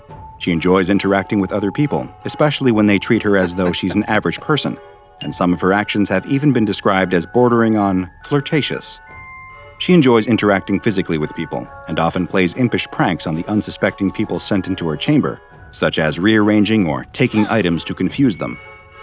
She also shows, for unknown reasons, a particular fondness for interacting with people as they sleep, often touching and stroking them, though it may have been one of the only ways she was able to have human contact prior to entering Foundation custody. While she describes this as feeling right, those who experience it from the other side describe it as feeling unnerving, as though they've been touched by a ghost. Naturally, due to being an intelligent escape artist that is impossible to see through conventional means, Foundation containment specialists have needed to go all out on her containment measures, both to keep her contained and to keep her comfortable enough that she has no desire to attempt a containment breach. She is kept in a 5-meter by 5-meter room in Site-17, constantly monitored by a remote infrared camera, and in addition to infrared detection systems, Claudia is also visible in ultraviolet light, expanding the Foundation's means of seeing her. Her room has an ensuite bathroom with a shower and bathtub, and is furnished with a queen-sized bed, several oversized beanbag chairs, 2 armchairs, a desk and swivel chair, several bookcases, and a TV with a DVD player. The bookcases are filled with various books, primarily adventure novels, Harlequin romances, and art books. She is allowed DVDs of various movies and TV shows predating her arrival at the SCP facility, and may request new material to be reviewed every so often. Claudia is given access to any clothes she pleases, though she often prefers to remain unclothed to take advantage of her full invisibility. She does on occasion wear wigs and makeup for her own amusement. Her room must remain locked at all times when she is inside it, and 2 guards are required to check the door for any signs of tampering every hour. The door is only unlocked to allow staff members in and out of the containment chamber for the purposes of research and enrichment. Claudia enjoys chatting with staff members who bring her food, though said staff members are discouraged from forming attachments that are too close to Claudia, as it may allow her to manipulate them into helping her escape or gain special privileges. On the rare occasions when Claudia is allowed to leave the room, she is mandated to wear gloves and a layer of grease paint over her face to give personnel awareness of her hands and facial expressions. If she does attempt violent action or escape, she must be apprehended immediately and placed back into her room. In the event of an escape, infrared goggles will be distributed to all personnel, and any strange phenomena around Site-17 will be reported. Thankfully, escape attempts are quite infrequent, and while she currently has the Euclid Object class, pending further therapy, her containment class may be upgraded to Safe class. Of course, the Foundation keeps any containment breaches close to the chest, and if there was a recent containment breach, you'd have no way of knowing. For all you know, she could be watching you right now. So sleep tight, and if you feel someone stroking your hair in the night, be sure to check up on your valuables in the morning. It's the grisliest crime scene the detective has seen in years. Photographers wince as they capture it all in a succession of quick, stark flashes. CSI technicians do what they can to pick up the broken pieces. Posted at the gate, a rookie doubles over and throws up, while his older partner gives him a sympathetic pat on the back. He can't hide his own discomfort at the things they've seen today. The call came in the middle of the night from a pair of concerned hikers on the outskirts of town. They were halfway through their nightly walk down an old country road when they heard screaming from a nearby farm. When officers finally made their way down to the farmhouse, it was too late. Everyone there was dead. Nobody to save. All that's left to do is pick up the pieces and figure out what the hell actually happened. The detective leans under a yellow garland of crime scene tape and asks an attending officer what they know so far. The cop, who looks pale and clammy, swallows over a lump in his throat and says, "Looks like the old farmer snapped and went postal. Whole family's dead. We found his body in the barn." He heads inside to take a look at the carnage. It's a veritable house of horrors. The farmer's wife is dead in the kitchen. The children were both murdered in their beds. The detective can't say he's ever seen a murder done in such cold blood, so detached. For a man with no history of violence to do something so terrible to his loved ones for no reason. The detective shakes his head and walks upstairs, sliding on rubber gloves to avoid contaminating the scene. He goes room to room, making fastidious notes about anything suspicious. He's got a keen eye for this kind of thing. The man's a 20-year veteran of the force. He's seen some terrible things. But as he lays his eyes on the bodies of the victims, he can't help but feel a chill tiptoeing down his vertebrae. In the master bedroom, where the now-deceased farmer and his wife once shared a loving marital bed, he hits some pay dirt, a diary in the bedside cabinet. He flips through. Early on, it's all mundane, scattered thoughts for the day at hand and little to-do lists for the next one. But the last 3 entries contain a marked shift from what came before. The first one reads, "He seemed shook up when he came back from the barn today. He's awful quiet about it. Said something like, 'I heard something I shouldn't have.' In the barn? Don't know what that could mean, but I decided not to press. Stressed enough already. He didn't say much to the kids during dinner. Kept looking over his shoulder. Freaked me out something terrible. I don't know what did it, but whatever it was, it put a scare in him." The second reads, "I'm starting to worry about him. It's been a few days since whatever he heard in the barn, and he ain't gotten any better. In fact, I think he's getting worse. He won't shower. Something about the bathroom mirror, he just won't go in there. He hasn't been eating. Worst of all, he doesn't sleep. I'll wake up in the middle of the night and see him sitting bolt upright, staring at the bedroom door, not saying a word, not even blinking." The third and final entry reads, "This ain't the man I married anymore. There's something wrong with him. It's scaring the kids and it's scaring me. He started bringing his gun to bed every night. Doesn't sleep, just sits there with it. He never sleeps. When I asked him what's happening, he told me something's coming. But it's okay. He won't let it get us no matter what. I don't understand. I'm gonna take the kids and go stay with Mom for a few weeks while he works this out. But I'm afraid of what he'll do if he realizes. The gun is always loaded." The detective sighs and slides the diary into an evidence baggie. It was, sadly, a tale he'd heard all too many times. The terrible things we can do to the ones we love when we're not ourselves. Though it now seems cut and dry, a mental break snowballing into a massacre, one detail is still gnawing at the detective. What did the farmer hear in the barn that day? When the detective enters, he orders everyone else to leave. He needs some time alone in here. As the people file out, he approaches the farmer's corpse. He's laying in the straw, head a bloody mess, bludgeoned beyond recognition. And yet, he's the one holding the blood-stained hammer. And in his other hand, he's clutching something even stranger, a rusty old cowbell. Of all the things to be holding in your last moments on Earth, the detective thinks as he reaches over, something about the bell draws his eye. Why, after murdering his entire family, would a man head out into the barn and, presumably, try and fail to hammer a cowbell to pieces? As he picks up the bell, he runs his gloved fingers along the rust. Other than the wear and tear of age, the bell shows no signs of actual damage. It's such a strange, innocuous object. What's the significance? His internal musing is interrupted when a large spider, the kind that like to make their homes in straw-filled barns, suddenly crawls out from inside the bell and onto the detective's hand. He drops the bell, an involuntary shock reflex, and it hits the ground with a brassy gong. The sound lingers in the air for far longer than it should. It seems almost like it's getting louder. The detective feels his heartbeat speeding up.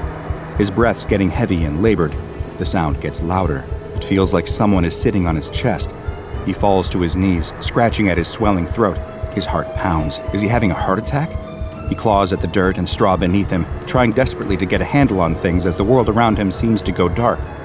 The toll of the cowbell gets louder and louder.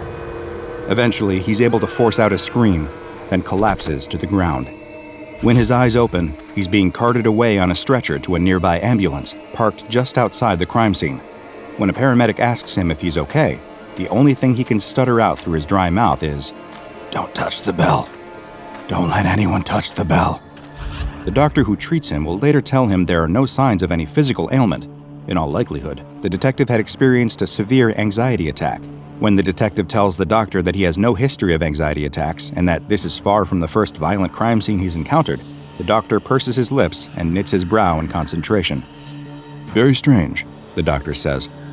"Perhaps just take it easy for the next few days. Work stress can sneak up on a person, especially in a career as high stakes as yours. It can sometimes manifest in rather strange ways." That night, the detective is at home, brewing himself a soothing cup of herbal tea on his doctor's recommendation. He's still racked by a strange uneasiness from earlier in the day. You see, one of the keys to being a good detective is pattern recognition. You're able to detect obscure links between pieces of information that other people, in the stress of the moment, may not correlate. As the detective sips his tea, he remembers the first entry in the farmer's wife's diary. When the farmer's downward spiral started, it began with him hearing something he shouldn't have inside the barn. The detective doesn't know a lot about what happened to himself in that barn either, but he can safely say he heard something he shouldn't have heard too. He sighs, no point in psyching himself out like this. After all, it's just the post-attack jitters, and turns to his kitchen window, hoping to look out at the night sky and feel a little more at peace. Instead, he sees something out of a nightmare. A tall figure standing behind him, somewhere in the ballpark of human, but also somehow not. It's tall, fleshy, and emaciated. Its face is too smooth, with bulging eyes and a large mouth being the only features. It reaches for him with huge, spindle-fingered hands, mere centimeters away from the back of his head. But the second it sees him looking at it, it turns and begins to run. The detective's mug falls and shatters on the ground. He turns with an involuntary yelp to track the creature, but it's already gone. His kitchen is empty and silent. Of course, one question haunts his mind. What the hell just happened? He's no fool. He knows the mind can play funny tricks on you. After all, who hasn't seen something out of the corner of their eye that gave them a momentary fright before realizing that it was just a trick of the imagination? But this wasn't just a flicker playing on a paranoid mind. The detective would swear on his mother's life that he truly saw this thing, some bizarre humanoid monster standing behind him in his reflection. He doesn't know which possibility scares him more, that there really was something behind him, or that he's starting to lose his mind. Either offered a number of frightening possibilities, but the detective does what he does best, applies logic to a situation. He'd spent the day around a particularly distressing crime scene, read something unnerving in the diary of one of the victims, and suffered a panic attack in the barn. All of this was just a suggestion implanted in his mind, connections being threaded where they shouldn't, a natural side effect of a brain wired to register patterns in strange data clusters. The detective does his best to remain calm for the rest of the evening. Fear is the mind killer. Panic only ever makes a situation worse. These are both things he believes, but he can't seem to shake that creeping feeling of dread. He's being watched. For the first time in his adult life, the detective decides he doesn't want to sleep in the dark. All those shapes in the blackness put him on edge. He thinks that a good night's sleep will probably have him right as rain by tomorrow morning. Everything passes eventually. As his mind drifts and his eyes begin to flutter closed, he starts to wonder if he always left that bathroom door open, or whether it started to open very slowly as soon as his head hit the pillow. Sure enough, he wakes up gasping. Long, cold fingers, abnormally long in fact, and cold as death, have closed around his throat. He's gasping in vain for breath as the hand clamps tighter. His eyes jolt open, and he sees it again, that tall, thin monster lingering over him, strangling him. Its face is split into a wide, sadistic, tooth-bearing grin. For something so thin, it's impossibly strong. The detective can't move, he can't scream, he can't do anything. But as he slips from sleep to true wakefulness, the monster is gone. It wafts out of the room with all the ease of a gust of wind. He sits up, heart pounding, lungs strained, skin slick with sweat. He's never been so afraid in his life. He's been calmer during the active shootouts of his beat days all those years ago. The thing that was strangling him, it looked exactly the same as the monster from the reflection. They weren't just similar, it was exactly the same thing. Is he being stalked? Then it dawns on him. Another fragment of information swimming in the mess of his consciousness. An article he'd read a couple years before about a phenomenon known as sleep paralysis. It's when people suddenly wake up during REM sleep. Their body remains paralyzed while their consciousness activates, giving them one foot in reality while leaving the other in a nightmare. In this state, people can believe they're being attacked by monsters or demons. And one of the major factors causing sleep paralysis? Stress. The detective sighs. He feels like an idiot. There's nothing he's experienced today that doesn't have a completely logical explanation. So why does he keep jumping to such absurd conclusions? Twisting facts to suit theories rather than theories to suit facts. That being said, he still doesn't sleep another wink that night. He pours himself a few cups of coffee, subconsciously avoiding anything reflective, and sits in bed until sunrise, just watching his bedroom door. Better safe than sorry, he keeps repeating in the empty corridors of his addled brain. He drives to work the next morning like he always does. Sitting at a stoplight, a car pulls up next to him, and he catches something in the reflection of the car's window. It's that monster again, sitting next to him, reaching out towards him with one of its huge hands. The detective gasps and spins around, his eyes flaring with panic. But of course, it isn't there. Just some children on the sidewalk on their way to school. Maybe it's the fear, maybe it's the sleep deprivation, maybe it's both. But in that moment, he feels like crying. Little does he know, things are going to get so much worse. Over the following days, the frequency of the sightings increases. Anytime he finds his eyes meeting a reflective surface, that monster is there, approaching him. But of course, it runs away before he can ever look at it head on. The people at work keep giving him funny looks. He grits his teeth. He can't say anything. If he tells anyone what's been happening to him, they'll haul him off to the funny farm to spend the rest of his life in a padded cell. But he knows he's not crazy. It's too real to be the product of human insanity. This isn't some hallucination. That thing is really there. It's always waiting, always watching. Even when he can't see it, he can feel its eyes on him, sense its malicious intent. It's even worse at night. Every time he tries to sleep, it attacks him. He feels its hand clasping around his throat. He feels its balled fists pummeling his body. He feels its long fingernails scratching into his skin. He can't sleep anymore. He's too scared. And that too takes its toll. Every feeling, every emotion, every thought starts to take on an odd, flat quality, like nothing is quite real. He starts to subsist on coffee, energy drinks, and anything else that will give him a buzz of alertness. He started to carry his service pistol around with him everywhere. He hides it under his pillow at night. He can never be too careful. He knows that the creature is always out there, always watching, always waiting. He knows on some level that it won't stop until it has taken everything from him. He's taking the subway to work again. He's messy, disoriented. His clothes stink. His bloodshot eyes are couched in unsightly bags. He shivers slightly, a nervous twitch. Put simply, he's not the man he used to be. He can't drive anymore. His nerves are too wrecked, and he has to take the bus to and from work. That's when he sees it, not behind him this time, but on the other side of the street as he waits for his bus. It stands among the other pedestrians, all seemingly oblivious to its presence. It just smiles, mocking him. This time, the detective is ready. The detective won't have it. In a single fluid motion, he unholsters his pistol and begins firing at the creature. The street erupts into screams as people scatter to avoid the frantic volley of gunshots, but the creature doesn't move. It just keeps grinning as the detective fires, the rage and sleep deprivation throwing off his aim. He hears the sound of the bell again, its toll rising. It's deafening. He needs to kill it. He needs to get closer. The detective walks toward the creature, firing bullet after bullet. The creature doesn't care. He roars in animal fury. The bell toll rises. A sudden light illuminates the creature's terrible smile, as the detective realizes that the sound he's hearing isn't the toll of the bell at all. He turns just in time to see the bus, but not in enough time to get out of the way. The cowbell the detective found in the barn that day seemed innocuous enough, but this old cowbell, corroded and covered in rust, which no known methods, chemical or mechanical, seemed to be able to remove, would soon have a name: SCP-513. It was discovered by an SCP Foundation agent during Containment Reestablished Procedure Mu at a classified containment site, where its interior was covered in duct tape to prevent it from properly making a sound.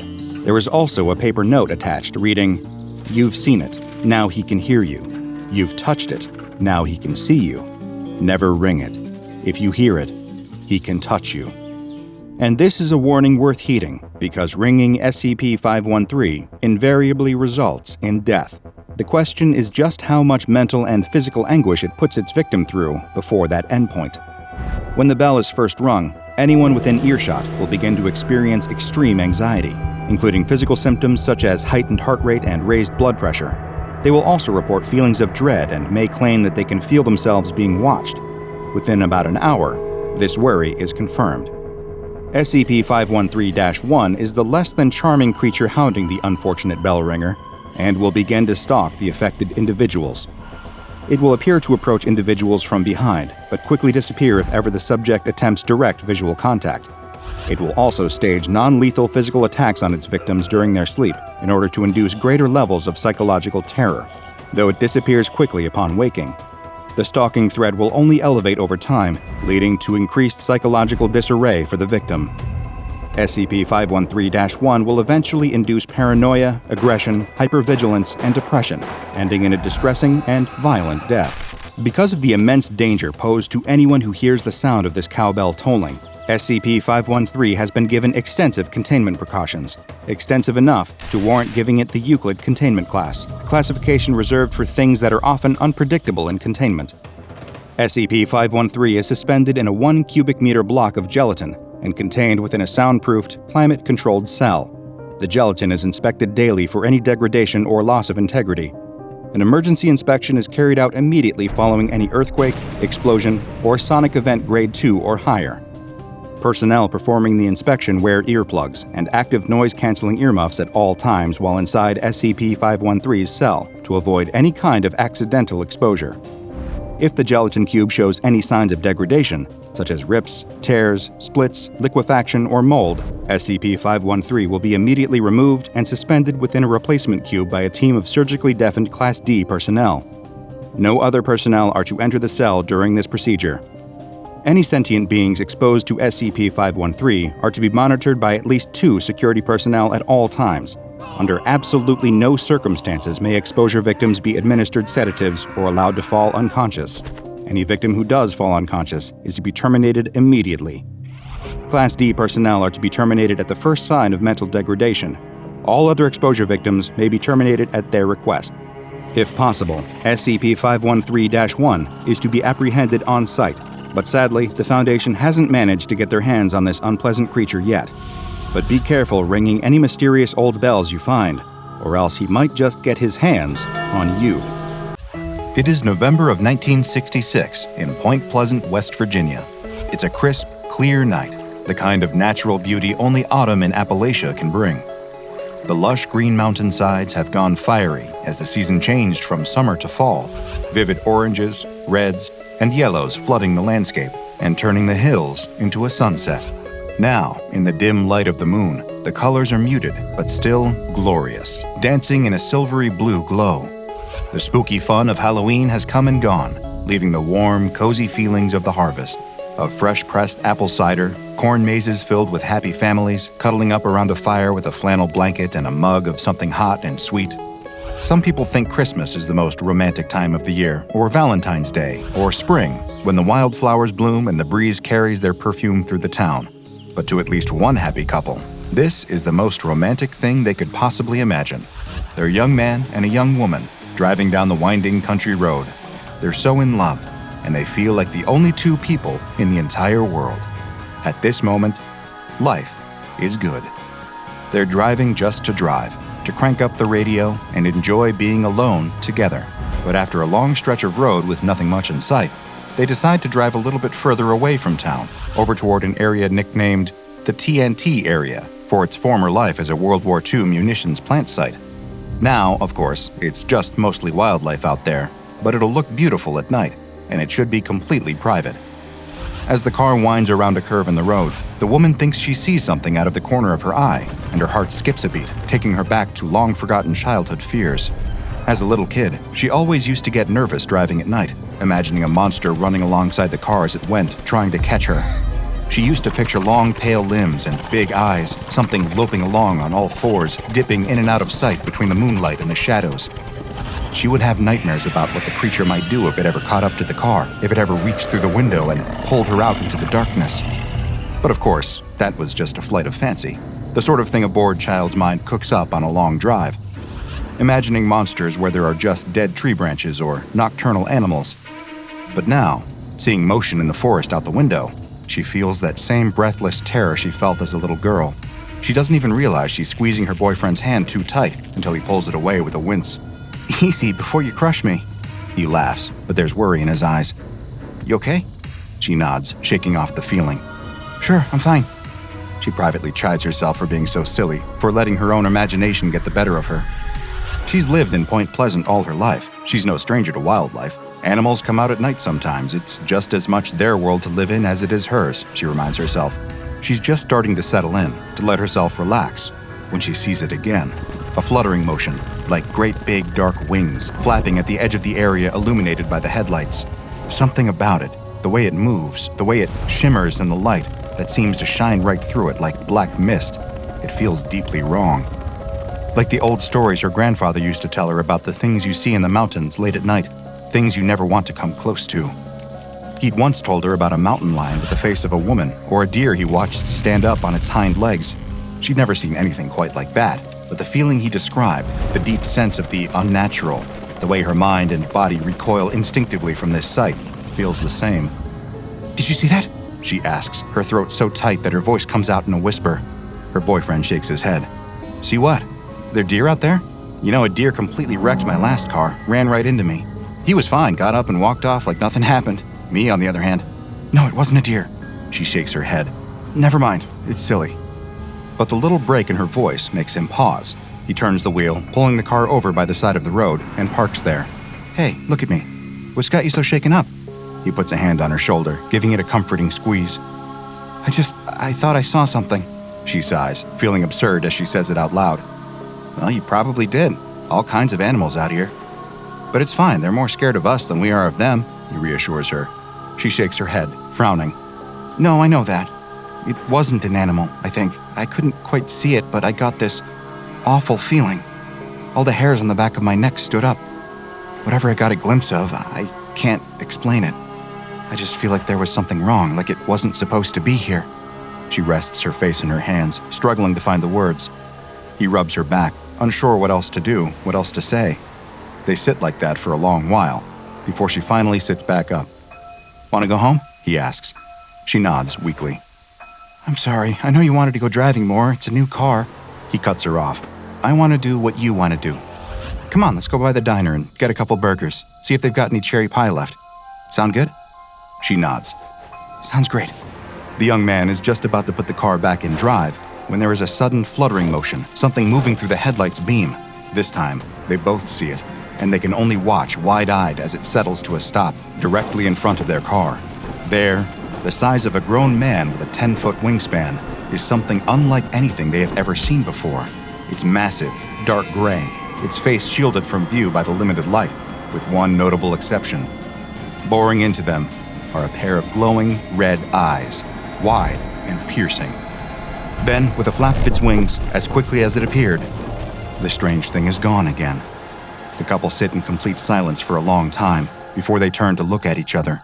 They don't speak, but their expressions both say the same thing. "You saw that too, right?"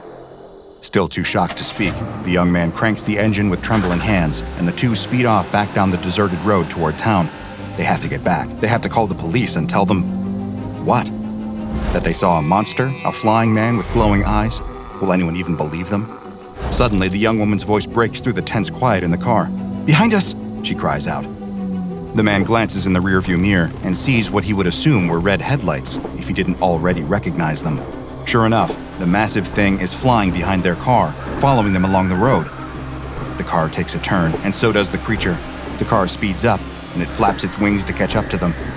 It doesn't do anything else, doesn't try to grab them or break the back windshield, it just follows them, watching with an expression that he could almost call curiosity.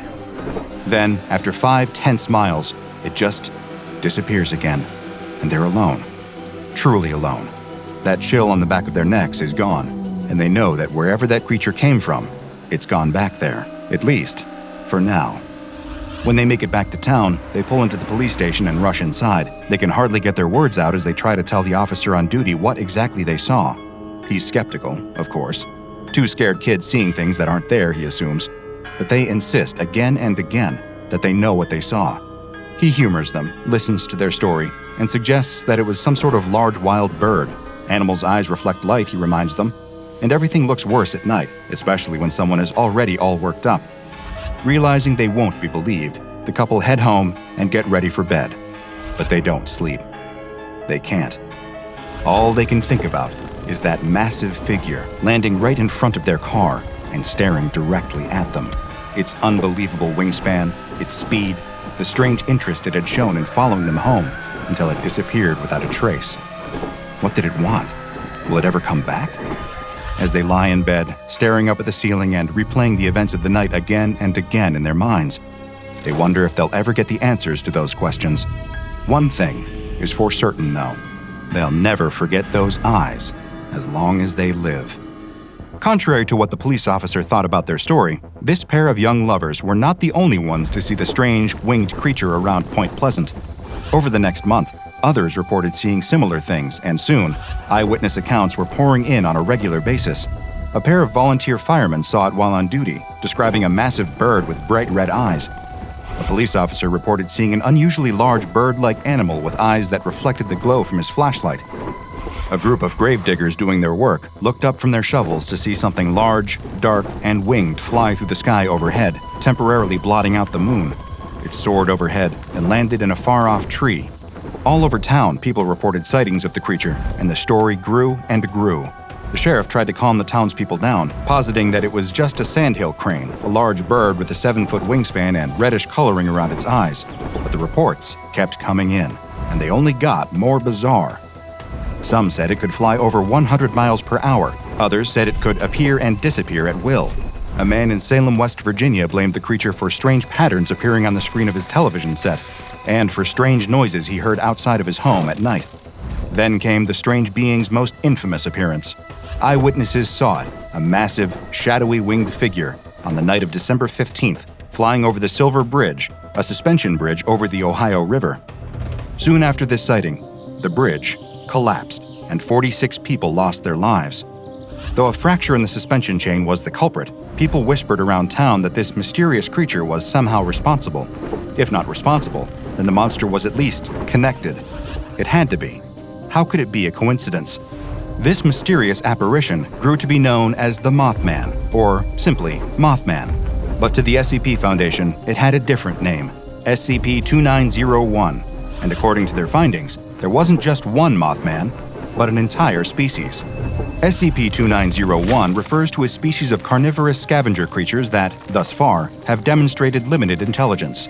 They stand at an average height of 1.7 meters and generally appear to have an ellipsoidal shape, with 2 large red eyes covered in photophoric tissue. Their bodies are covered in tiny iridescent scales, similar to those found in moths, butterflies, and other insects belonging to the Lepidoptera order. They are not bound by standard rules of space or time, and are able to move through both at will.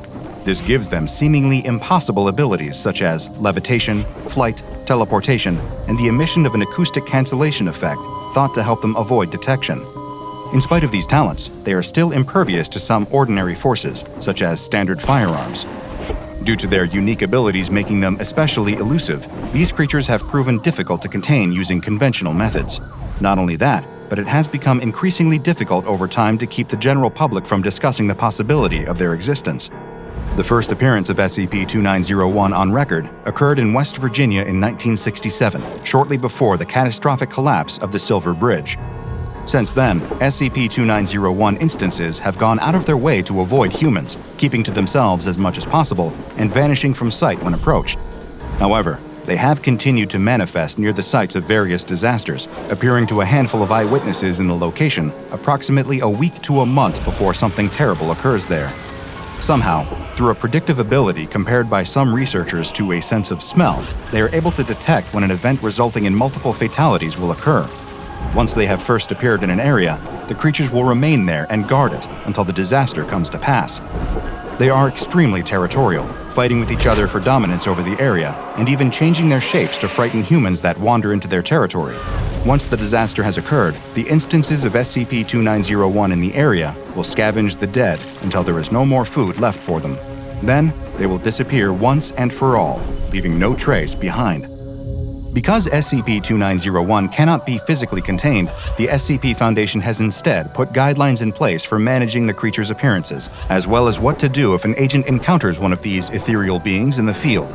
Cases involving SCP-2901 are assigned to Mobile Task Force 55, also known as the Twilighters, not to be confused with fans of a certain young adult vampire romance series.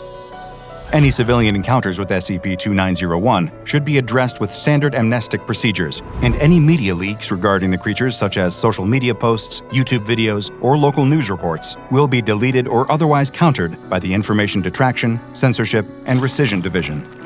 Field agents have been instructed to avoid SCP-2901 if possible, and carry mobile devices capable of SMS messaging in the event of one of the creatures using acoustic cancellation.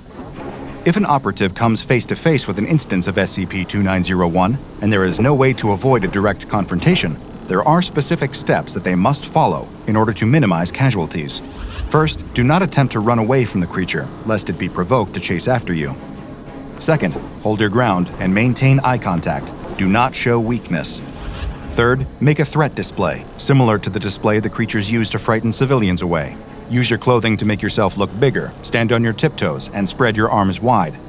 Continue this step until SCP-2901 either loses interest or is intimidated into standing down.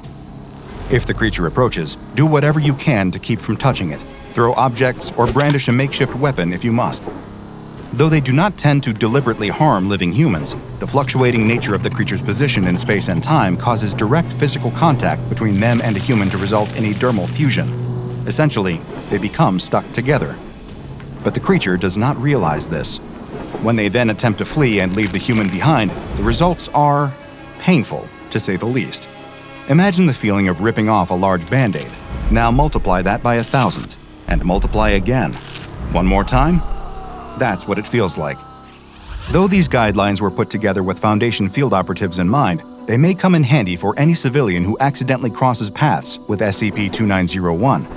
Should you find yourself in that unfortunate position, I hope that this information will help you avoid unnecessary trauma and pain. One more thing. I initially believed the preceding information to be all the available research into the nature of SCP-2901. However, after obtaining some additional security clearance through methods I won't detail here out of concern for the safety of all involved, I was able to locate this classified entry into its official file. It is a missive from the Information Detraction, Censorship, and Rescission Division, and details a practice of containment known as Operation Surgeon's Photograph, intended to act as a public disinformation campaign regarding the nature of SCP-2901. The purpose of this operation is not to conceal information about SCP-2901 from the public, but rather to control the information they have access to. A summary of the operation's methodology and ongoing success was included, and reads as follows. SCP-2901's current evolution is the sum of Foundation efforts in manipulating its existence through public perception. SCP-2901 are a group of extra-dimensional entities that lack a stable cohesive form and purpose that only coalesces through continued observational reconciliation. For SCP-2901 to maintain a stable physical mass, approximately 75% of the nearby human populace within 500 kilometers need to be congruent on a singular concept of what SCP-2901 is and what it does. SCP-2901 were first discovered and categorized as highly unstable Keter-class entities, capable of producing localized CK-class scenarios at random.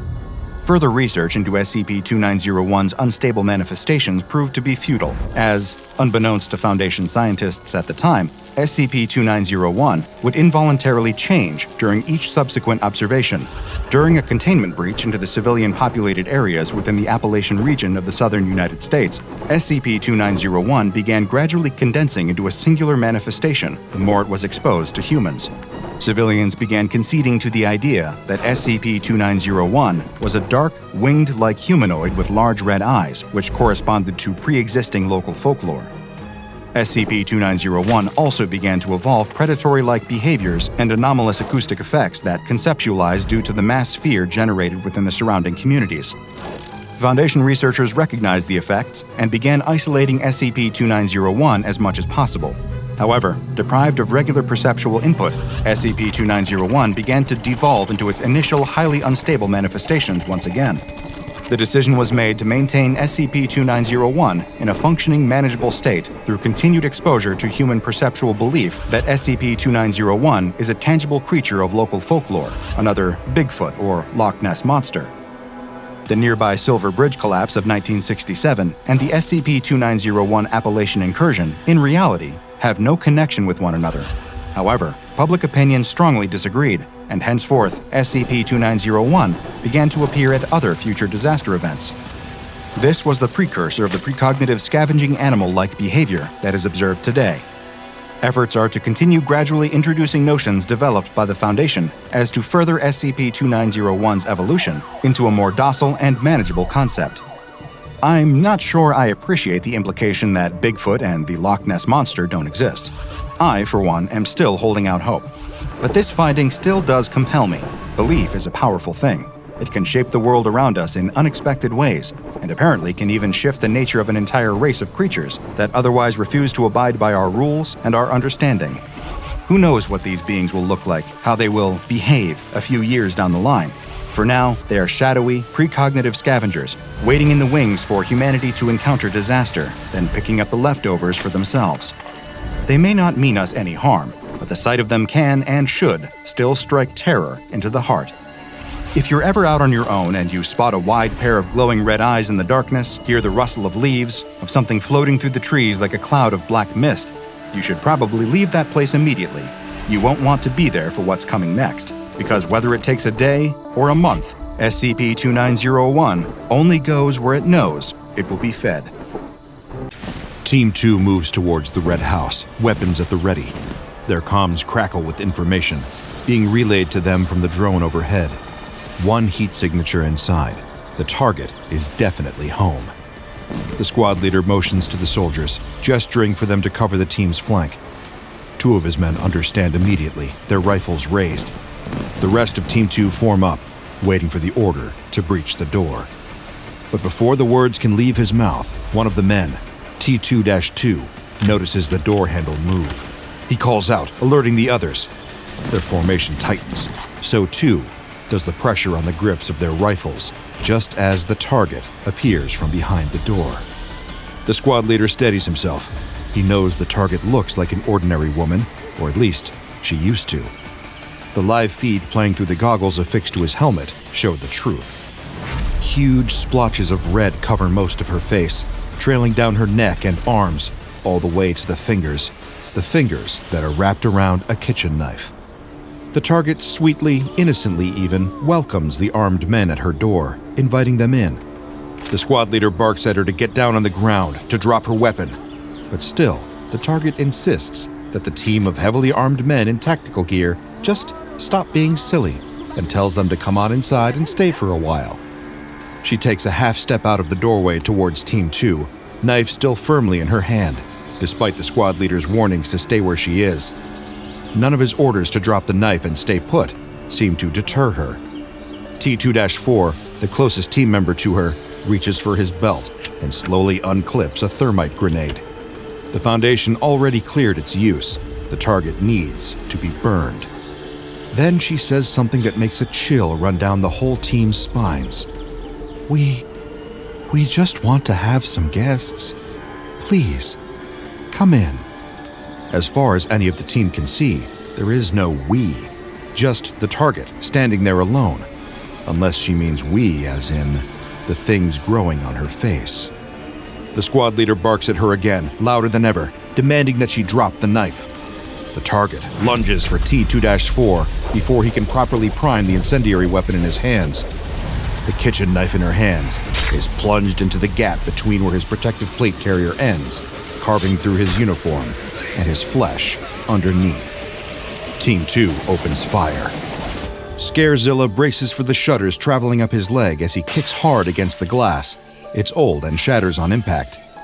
The aspiring YouTube star quickly pulls his leg back to avoid the shards that come raining down.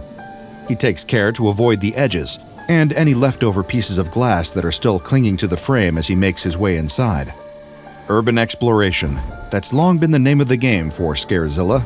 He's just cracked his first 100,000 subscribers, and it's time to start taking the road to the first million seriously. Only a few years earlier, it had just been a fun way to goof around with friends and visit spooky abandoned buildings. Now, it's suddenly looking like it might be a viable way for Scarezilla to make money. But to take it seriously, he's had to make some choices. Clicking on his flashlight, the bright white beam illuminates the corridor in front of him. Before progressing any further, he pulls 2 essential items out of his bag, his mask and his new cell phone. The latter is obvious. Without his pride and joy, he'd be lost. The camera shoots in 4K, and its built-in flash was perfect for exploration in dark, abandoned buildings. And streaming live to celebrate 100,000 subscribers would be literally impossible without it. The other is the result of a tip his dad gave him when he started taking this YouTuber thing seriously. Buy an asbestos mask. The dangerous thing about a lot of old buildings isn't just the risk of injury, it's that they tend to contain materials that are real hazardous to your health. So Scarezilla's dad gave him some free advice to get an asbestos mask, and then write it off as a business expense when tax time comes around. Slipping the mask and tightening the straps, Scarezilla sets up the stream and starts to give an intro to the folks watching from the comfort of their bedrooms. A lapel mic is clipped to his shirt, catching more of his voice so it's not too muffled by the mask. He welcomes his subscribers to another killer stream, a handful of comments of support cheering Scarezilla on and getting him amped up for the stream. Something moves. The sounds of something alive echo down the deserted corridor. Scarezilla jumps, visibly reacting to the people watching his stream, but quickly writes the noise off. It was probably a rat. A few more viewers join the stream as Scarezilla starts heading off down the corridor. He peers into rooms, leading with the phone, casting its light over the empty hospital that has started to rust and rot. The hospital looks exactly like it did when it was first abandoned, like everyone just walked out and disappeared one day. Parts have been scorched to almost a cinder. Scarezilla remembers reading that there had been a forest fire in the area that wiped out most of the small town. Wandering through places like this, it's hard for Scarezilla to ignore just how isolated he is. Once upon a time, he and his friends would have been exploring places like this together, searching out creepy buildings that they'd heard ghost stories about. They would usually bring along bats and spray paint to add to the vandalism that already covered the place. But he'd let them all go now. Scarezilla was his brand, a burgeoning career, and he couldn't let anyone hold him back from that. Not even his friends. Still, he wasn't entirely alone thanks to his chat. The comments are pouring in now. A few viewers make donations that allow them to play sounds on the stream. The first is, of course, a loud, horrified scream, audio lifted right out of a horror movie. It's easy to laugh it off, having fully anticipated that the viewers watching would try to throw him off and scare him. And hey, they're welcome to try as far as Scarezilla is concerned. Each donation is still cash in his pocket. He cuts through wards of vacant hospital beds, panning the phone's camera over them, trying to ignore the commenters mentioning that it was almost certain that some patients would have died in those beds. Then another noise distracts Scarezilla, not one from the stream on his phone, but something toppling over in the next room. He freezes. Nothing that's been left still in an abandoned place falls over all on its own. Something has to knock it over. He tries to tell himself it's just another rat, but the viewers on the stream have heard it too, and like an enthusiastic audience, they want to see what caused it. Knowing full well that nothing is likely to jump out of the dark and attack him, Scarezilla reluctantly exits the ward he'd been in. He crosses through another empty, burned corridor towards the room the sound had come from. Sure enough, an old stand for an IV bag seems to have fallen to the ground. Peering around the room with the tiny white LED of his phone, Scarezilla tries to see what had caused it. A dark shape shoots out from under a hospital bed. Scarezilla feels it racing over his foot and screams, dropping his phone screen down, the camera facing the ceiling. The light from the flash catches an enormous, engorged rat as it scurries out of the room. Scarezilla sighs in relief, then braces himself for the inevitable roasting from his commenters. Reaching for his phone and flipping it over, announcing that it had just been a rodent of unusual size, he expects to see messages mocking the scream he let out. But instead, the comments all seem to be discussing something else, barely interested in what had happened to Scarezilla. The chat is alive with comments about the ceiling. Strange dark circles. At UrbexFan420, ew, what is all that stuff? At SpookyWatcher237, gross, is that mold? At Here in My Garage 7 replied, nah man, that's just from where the building got char-grilled. At DeGrabber68 replied, there's something up with that ceiling, dude. What are all those dark circles? Scarezilla cranes his neck to look at the ceiling, where the phone camera had been pointing to only a moment ago. There's nothing there. It's a little worse for wear, but hardly anything unusual for an abandoned building. And there are no signs of any of the dark circles that his commenters were talking about. Thinking he's figured out what's going on, the urban explorer sighs and playfully scolds his chat for trying to trick him, ignoring their insistent comments to turn around, look at the ceiling. At user Ailana, I'm telling you, Zilla, look, there's something up there, you're not safe. Brushing it off, Scarezilla announces that he's leaving the empty hospital. He's found himself feeling cold all of a sudden, and feels an overwhelming need to drive home where he can turn up the thermostat. But he assures his commenters the stream isn't about to end. In fact, he keeps it rolling as he leaves the abandoned building, gets in the car, and for the entire journey home. He'd never normally give out details of his home address, but for some reason, Scarezilla wants to see as many people as possible, as fast as possible. He points out landmarks and turnings, giving the most accurate directions as he can to his audience, telling them to come to his house for an impromptu meet and greet with his fans. Comments start pouring in, opportunists and trolls discussing their plans to show up. Only a few minutes after Scarezilla makes it home and turns up the heat, the first of his viewers arrives. Then more show up, and more, until there's almost a few hundred spilling out of the house and onto the front lawn. And though none of them know it, although none of them can see it, that's how it spreads. Following an incident of an internet streamer exhibiting unusual behavior, the SCP Foundation moved in to investigate. Samples gathered from the streamer's home and later examined by the Foundation would eventually lead to the direct discovery of another outbreak of SCP-020. The anomaly was discovered quite by accident, as it is impossible to observe SCP-020 with the naked eye. It was only thanks to Foundation forensic teams armed with cameras, taking photographs of the affected areas, that the presence of this anomaly could be verified, after it was confirmed to not be the result of malfunctioning equipment. It appears that through some unknown anomalous means, SCP-020 is only visible through the use of cameras. Whether this is through capturing photographs or recording video footage of areas or individuals afflicted with the anomaly. Researchers have found themselves unable to determine exactly what causes this active camouflage, with some debate among different camps of Foundation personnel assigned to study SCP-020. Theories range far and wide, with one school of thought positing that the anomaly itself contains anti-memetic properties, leading to an investigation from the Foundation's experts in memetic anomalies, the results of which proved to be inconclusive.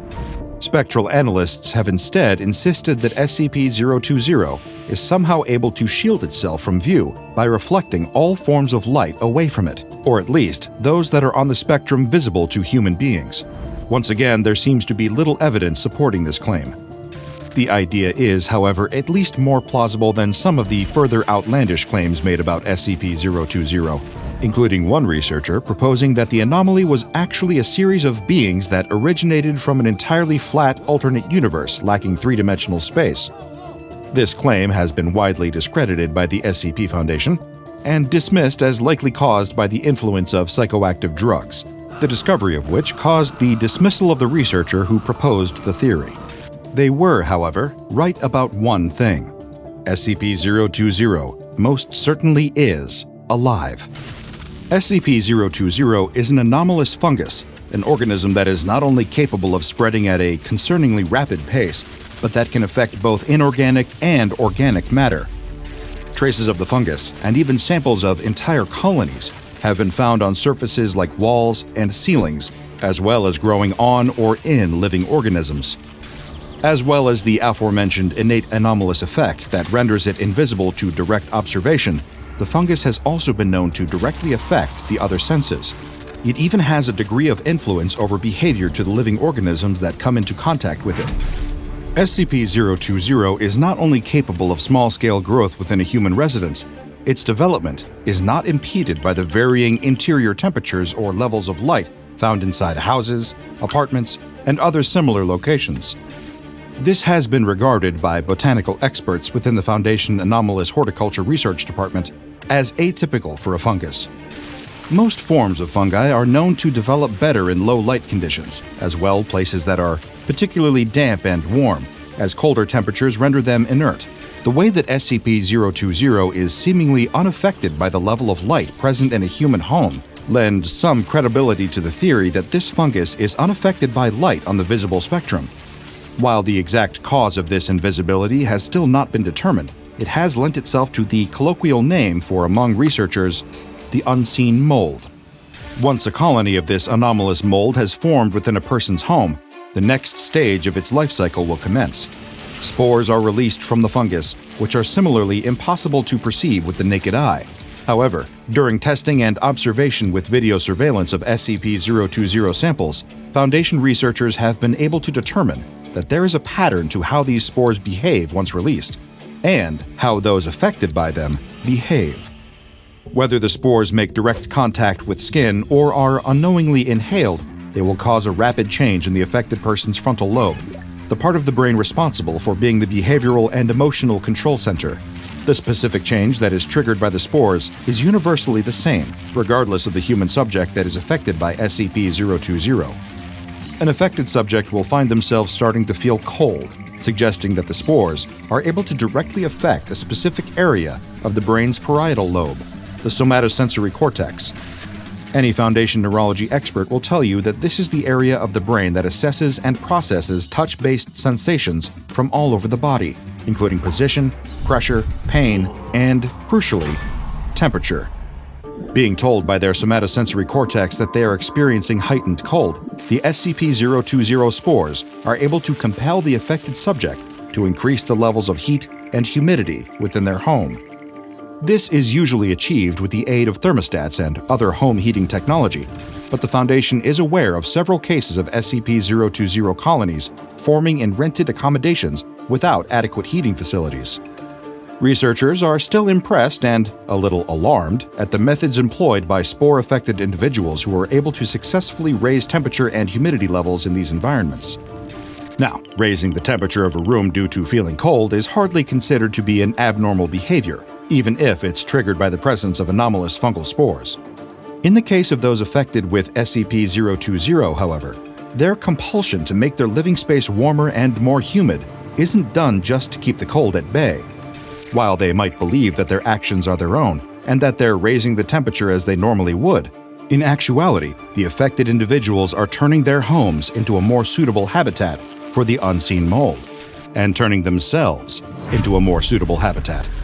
The SCP Foundation's Botany Division has confirmed that, just like non-anomalous fungi, the colonies of SCP-020 grow more rapidly in environments that are sufficiently moist and warm. However, the effects of SCP-020 spores on a human brain are not solely limited to altering the temperature and creating better conditions for the unseen mold to grow, but also by helping it to spread. When the frontal lobe has been affected by SCP-020's spores, a subject will feel a compulsive urge to engage socially with other human beings as frequently and in as large a capacity as possible. This behavioral shift, which can be difficult to detect in many already extroverted or socially active subjects, typically manifests in the arranging of group gatherings at the residence where the SCP-020 colony is present. Friends and family members to even acquaintances and co-workers of those infected with the unseen mold will likely be on the receiving end of repetitive and insistent invitations to join the affected individual at their home.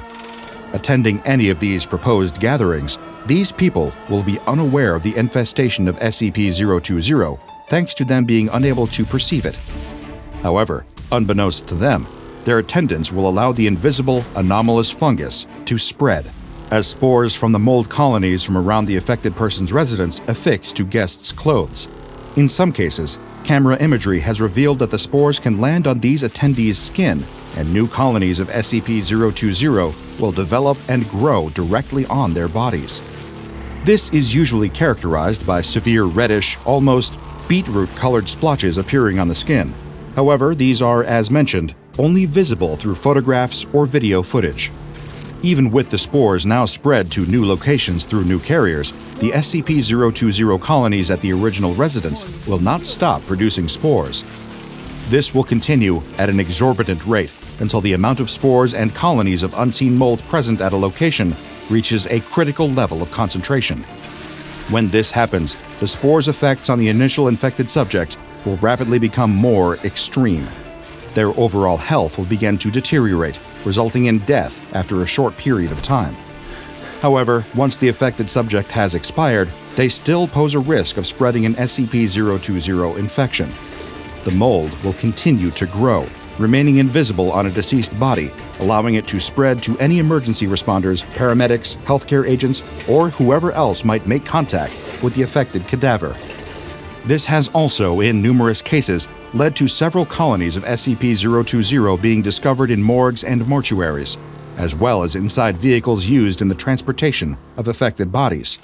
The Foundation's initial discovery of SCP-020 took place in a civilian home in Redacted, the residence of a woman who worked at a local hospital. Concerns first arose from an undercover Foundation agent embedded within the ranks of the hospital staff, who noted that one of their colleagues was exhibiting a dramatic shift in her personality. Where she had previously been withdrawn and introverted, the woman seemed to be making active, almost aggressive efforts to socialize with as many people as possible, both during her work at the hospital and outside away from the job. The change in behavior, in this case, was so dramatic that it was immediately noticed by the undercover operative in the hospital, and after raising it with a Foundation behavioral specialist, they were able to determine that this change had not been caused by any psychological factor. With the presence of an unknown at the time anomalous behavioral infection, Mobile Task Force Eta-10, also known as See No Evil, were dispatched to the home of the affected woman. Unmanned aerial vehicles detected her heat signature from above, and MTF operatives moved to breach the house, only to find the woman standing in the doorway holding a kitchen knife. Video of the incidents showed that 2/3 of her face had been covered by SCP-020 colonies. Audio and video recordings of the mission captured her saying, "We just want to have some guests." Foundation researchers have questioned whether or not there is some previously undiscovered parasitic quality to SCP-020. However, it is unknown if, and to what extent, the unseen mold uses affected persons as a host. Following the Mobile Task Force's termination of the original carrier, an investigation was launched by a Foundation containment team. Through the use of spectral analysis and thorough sweeps of the surrounding areas, the Foundation quickly realized that the problem was far bigger than one woman having been infected. There were hundreds of infectees, thousands of colonies, potentially hundreds of thousands, if not millions, of spores. Video footage and photos showed huge dark spots on the walls, floors, and ceilings, not just of the home that the woman was found in, but the hospital she worked at, any building that she frequented. Far worse, any person that also frequently visited the same places, any of the patients she came into contact with in the hospitals, their families that visited, the doctors, nurses, cleaners. It was almost the whole town. In order to contain the outbreak, the SCP Foundation issued an order permitting the termination of the entire civilian population.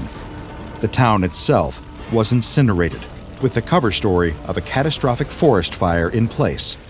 Any samples of SCP-020 that have been recovered since have been sealed inside cultivation chambers and stored within Biological Research Area 12. The only way to access this sealed-off area is via an airlock. The delivery of nutrients and other essential maintenance to cultivate the anomalous fungus is carried out using remote-controlled robots, ensuring that the chamber itself remains sealed at all times. No human personnel of any level of security clearance are to be permitted entry at any time. Through the use of hermetically sealed video surveillance equipment, research teams assigned to study SCP-020 keep a close eye on the anomalous fungus. Meanwhile, Foundation engineers and containment experts ensure that the air-sealed chamber housing the specimens maintains its integrity. All SCP Foundation personnel who enter the vicinity of the containment chamber must be fitted with full Biosafety Level 5 equipment. This includes the appropriate rebreathers. Upon exit of the area, they must submit to a full antifungal disinfection treatment. There have been reports of at least 12 separate outbreaks of unseen mold. The Foundation is continuing to investigate the possible source of the fungus and develop preventative measures. However, at present, there is no known way to counteract the effects of an SCP-020 infection in humans. The young woman looked again at her map, turning it this way and that, trying to figure out which way she should be going. "Excuse me, sir?" she calls out to a passing man, but he pays her no mind. A woman walks past and stops when the woman tries her hand at the local language. "Bud, Laska?" "Da?" the woman asks her. "Vi, rozmovlejete, angliskoju?" "Niet," the woman replies before continuing on her way. The young woman feels that this is hopeless. Outside of a few phrases like hello, goodbye, and where is the bathroom, her local language skills are sorely lacking. She's still at the beginning of her grand trip of Europe that saw her starting on the eastern side of the continent with the plan to travel westward and finish her journey in Paris. She's traveled a bit before, but here in this Ukrainian city, she's realizing that she may be out of her comfort zone. This trip is very important to her, though. After her parents were killed in a car wreck, she was paralyzed with grief and barely left her room for months. She decided that she needed to get away and give herself a clean break from everything back home, and so she decided to do what her parents had done when they were her age and backpack across Europe. All of the pictures from their trip showed the two of them together, smiling and happy in front of great landmarks. But here she was, alone, scared, and unable to even find her hostel. "Sir, can you help me?" she cries to another passing man, waving her map towards him. But he too ignores her pleas. The young woman zips up her jacket. It's getting late, and the setting of the sun is accompanied by a cold breeze. She looks up and down the city street, and even though there are still plenty of people around, it feels as though all she can see are unfriendly faces. Her face lights up when she spots something, though. It's a police officer. He'll be able to help her. The young woman runs towards the police officer who is standing near the side of the road, or at least she thinks he must be a police officer. His gray uniform looks a little old-fashioned, but it's neat and well-fitting, and he's holding what appears to be a baton used for directing traffic. The young woman approaches the officer, but his back is to her as he gazes out towards the street. Unsure of what else to do, she reaches out with some hesitancy and taps the man on the shoulder, causing him to wheel around to face her. He stares at her without speaking. Do you speak English?" the young woman asks. "Yes, little," he responds in a thick Ukrainian accent. "Oh, thank goodness. You have to help me, please. I'm completely lost and I don't know what to do." As people continue to walk past her without giving any notice, she goes on to explain that after arriving in the northeastern Ukrainian city, she took what she thought would be the right bus, but ended up going in the completely wrong direction. Now she has no idea where she is, and is worried she won't make it to her hostel before night falls. "Where is your hostel?" the policeman asks. "Somewhere called the..." She looks down at the words scribbled on the margins of her map. The studentskaya?" she tells him. "Ah, yes, the police officer says. There are many hostels there, including some specifically for foreign visitors and students. She has been very unlucky, though, since it was actually near the metro station she first arrived at. He can help her get there, though. There is a bus that will take her straight there, and the stop is only a few blocks away. He can walk with her there if she likes." The young woman accepts his kind offer, and the two start heading down the sidewalk together. As they walk, he asks what she is doing in their city, and she explains how she just needed to get away and see the world. She's unsure why, but she feels like she can confide in this policeman, and she begins to explain what happened to her parents, how alone she felt at home, and how this trip is meant to be a life reset, but so far, it's off to a terrible start. "We have phrase," he tells her. "Sigda može bojtoja." "What does that mean?" she asks. "It can always get worse. This way." The police officer points towards an alleyway and starts walking towards it.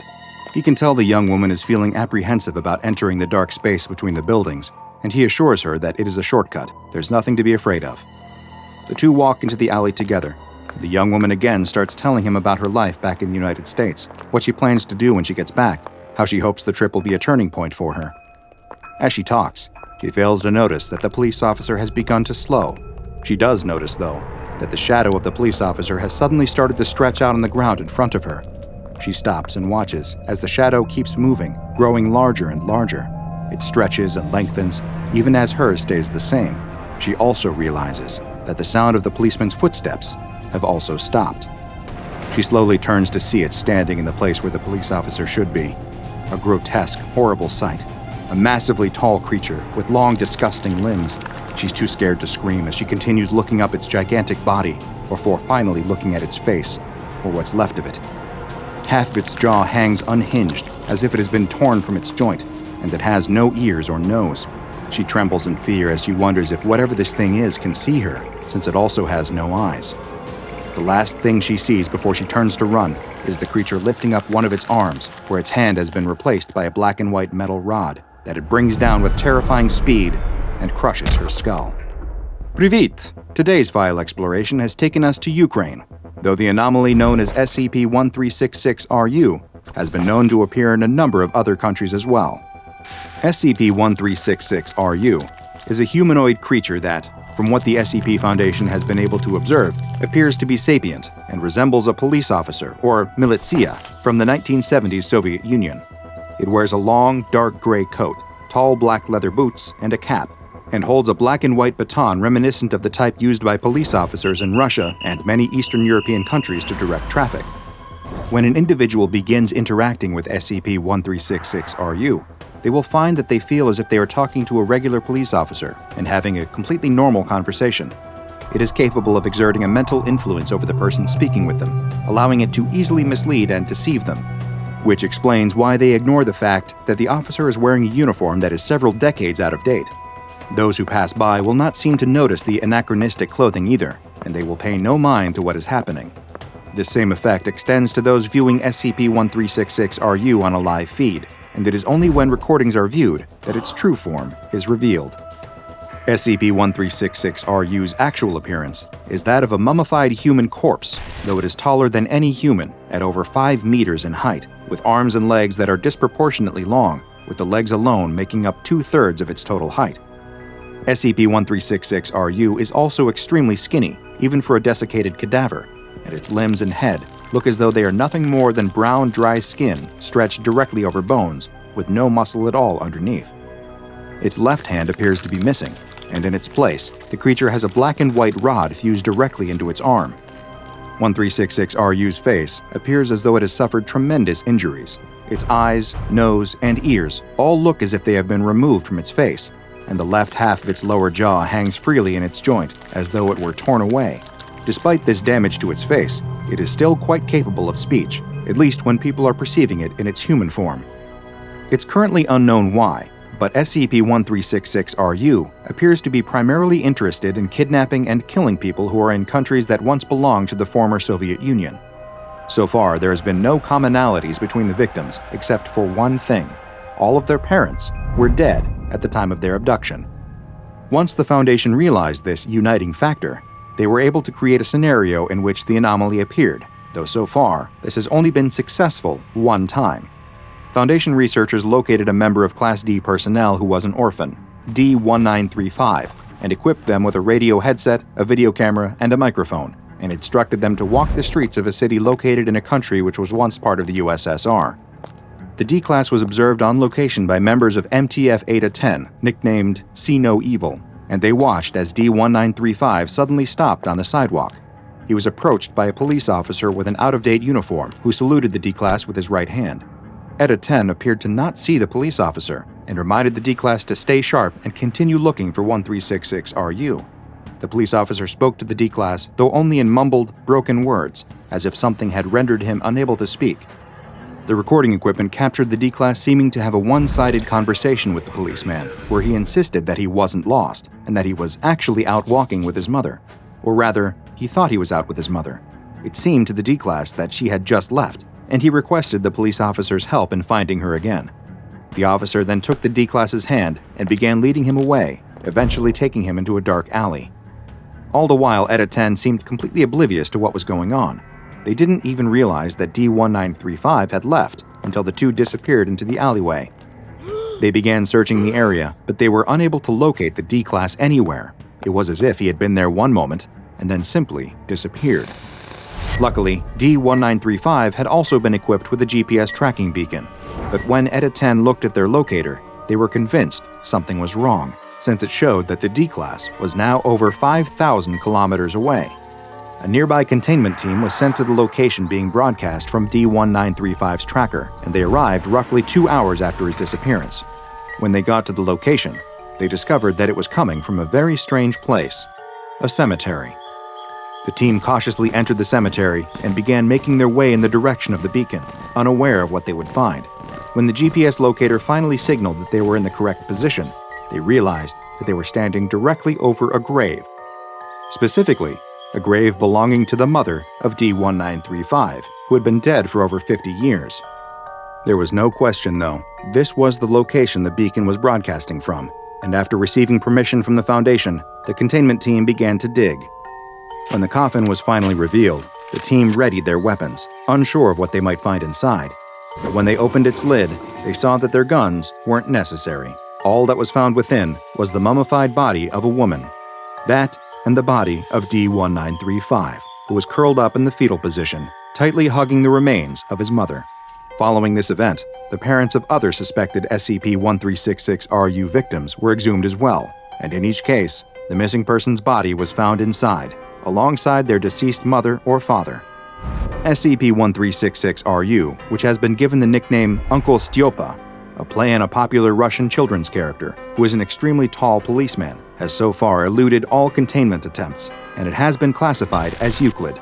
Disappearances of those without living parents in former Soviet Union countries should be investigated to determine the involvement of SCP-1366-RU. Any recording devices in the area where they disappeared must be checked, and should they contain any images of SCP-1366-RU's true form, then they are to be immediately confiscated and destroyed. It's 1916, right in the middle of World War I, and a British soldier is huddled in a trench, occasionally peeking over the top. He's supposed to be on watch, but there's little to see in the darkness that hangs over no man's land. But then, he spots something big. It's a shadowy figure, only about 20 feet away, and it looks like it's digging in the mud.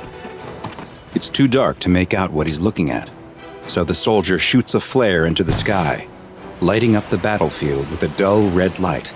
Now he can see it clearly, and it's like nothing he's ever seen before. A huge, terrifying monster, picking up bodies out of the mud. The soldier can only stare, petrified by what he's seeing in front of him, when the creature suddenly turns to stare back at him, and smiles. Hi, I'm DrBob, and this is SCP-3456, also known as the Orcadian Horsemen. SCP-3456 is the designation given to a group of quadrupeds, of which the exact number that exists is unknown. These entities resemble horses, though with some marked differences. SCP-3456s lack any hair, and their thick skin is translucent, revealing the fat and muscle underneath. They have three-toed hooves, and strangest of all, they have one or more human-shaped torsos fused to their backs. Each torso has a pair of arms and a head, but no legs, the torso seeming to meld directly into the back of the creature's horse-like body. The arms are much longer than those of a human, with a total wingspan that is double the anomaly's height. The arms are so long, they typically drag along the ground when the creature moves. At the end of each arm are 5 sharpened bones that protrude from where fingers would normally be. Instead of a nose, most instances of SCP-3456 have a hole in the middle of the face, which is capable of producing a high-pitched scream that is as loud as a jet engine. SCP-3456 instances vary in size, with the largest recorded manifestation standing 30 meters tall and 15 meters long. Their bodies have also shown to be quite resilient and are completely impervious to conventional weaponry. The anomalous creatures have displayed a high level of adaptive intelligence, using complex tactics like setting up ambushes through the use of property destruction and psychological manipulation to lure targets into traps. This high level of intelligence has led many at the Foundation to believe that SCP-3456 is sapient. Any direct observation of an SCP-3456 instance will cause the entity to become aware of its observer, at which point it will display this awareness by turning in the exact direction of the observer. Once an instance of SCP-3456 has spotted its observer, it will engage in predatory behavior, stalking its witness and pursuing them far beyond the initial site of manifestation, all the while concealing itself and using camouflage as it chases them. SCP-3456 will repeat this behavior over and over, intentionally letting itself be seen by observers over and over as it hunts down and takes each one, until it has captured a large number of individuals and suddenly dematerializes. It's currently unknown where SCP-3456 takes its victims, or what happens to them once it dematerializes, nor is it known how many victims 3456 needs to capture before it is satisfied and dematerializes for good, as the number taken has varied between instances. It's not currently understood why, but SCP-3456 is either unwilling or unable to cross bodies of fresh water, and making it to the other side of a freshwater source like a river, lake, or even a stream is the only currently known way to escape the anomaly once it begins its pursuit.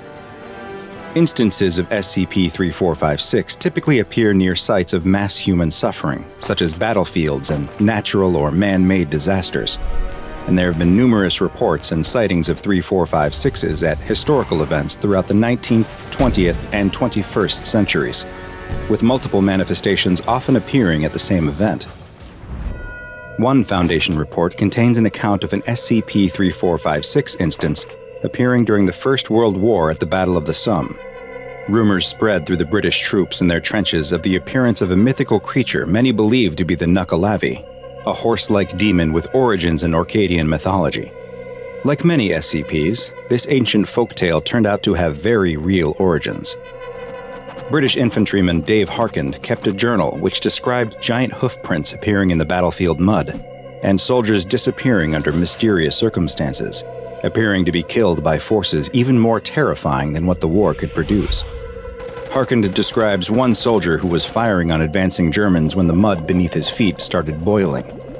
Before anyone could react, mud went flying everywhere, and everyone was knocked off their feet. The soldier was gone, not even a body part remained, and Harkand was sure he saw bony protrusions reaching up out of the mud underneath the soldier just before he disappeared. Not long after, Harkand spotted the Orcadian Horsemen on the battlefield, and the Horsemen spotted Harkand. He watched as the instance of SCP-3456 picked bodies out of the mud and carried them off into the darkness. He took several shots at the entity with his rifle, but the bullets had no effect. As days passed, the half-man, half-horse continued to appear night after night, always doing the same thing, picking up injured soldiers off the battlefield and taking them into the darkness. It would always look back at Harkand, seemingly taunting him or inviting him to try following it. Soon more instances of SCP-3456 appeared, many with more than one torso on their back. And then they began laying traps, burying themselves in the mud and waiting for the soldiers to rush over them. Dave Harkand was declared missing in action at the Battle of the Somme, and it's presumed he was taken by the same instance of SCP-3456 that he first observed. Another first-hand account of an encounter with SCP-3456 occurred following the 2011 earthquake and subsequent nuclear disaster in Fukushima, Japan. With over 2,500 missing persons, several manifestations of SCP-3456 were reported in the areas affected by the quake, and SCP Foundation reconnaissance teams were sent to investigate, two of which were quickly wiped out during the encounters with 3456s. One squad, after exploring the evacuated city and not finding anything, spotted an instance of SCP-3456 standing motionless in the middle of an intersection. As they laid eyes on the Orcadian Horsemen, The human torso that was hanging limp off the motionless horse's body stood upright and began swinging its arms, damaging and destroying the buildings and structures around it. It then turned towards the team and emitted an ear-shatteringly loud shriek from the hole where its nose should be, before beginning its pursuit. The team immediately began evacuation procedures, even ordering a drone strike in an attempt to slow down the chasing anomaly. The team took shelter in an abandoned high-rise building, but knew their only chance of escape was if they could make it over the nearest body of fresh water, which would mean crossing a bridge over the Arakawa River, which was a kilometer away. The team was 50 yards away from the bridge with no further signs of SCP-3456 when one emerged from a side street right next to them. Small arms fire was used against the creature, and 2 rocket-propelled grenades were fired at it, but all had no effect. A flashbang detonated in the anomaly's face bought enough time for some of the squad to make it across the bridge and escape. But 2 members of the team were carried away by SCP-3456, with the last image captured by one of the squad's helmet-mounted cams, being a shot of the Orcadian Horsemen smiling just before it demanifested. SCP-3456 is currently uncontained, and due to its extremely dangerous nature and the lack of any containment procedures, it has been designated Keter Class.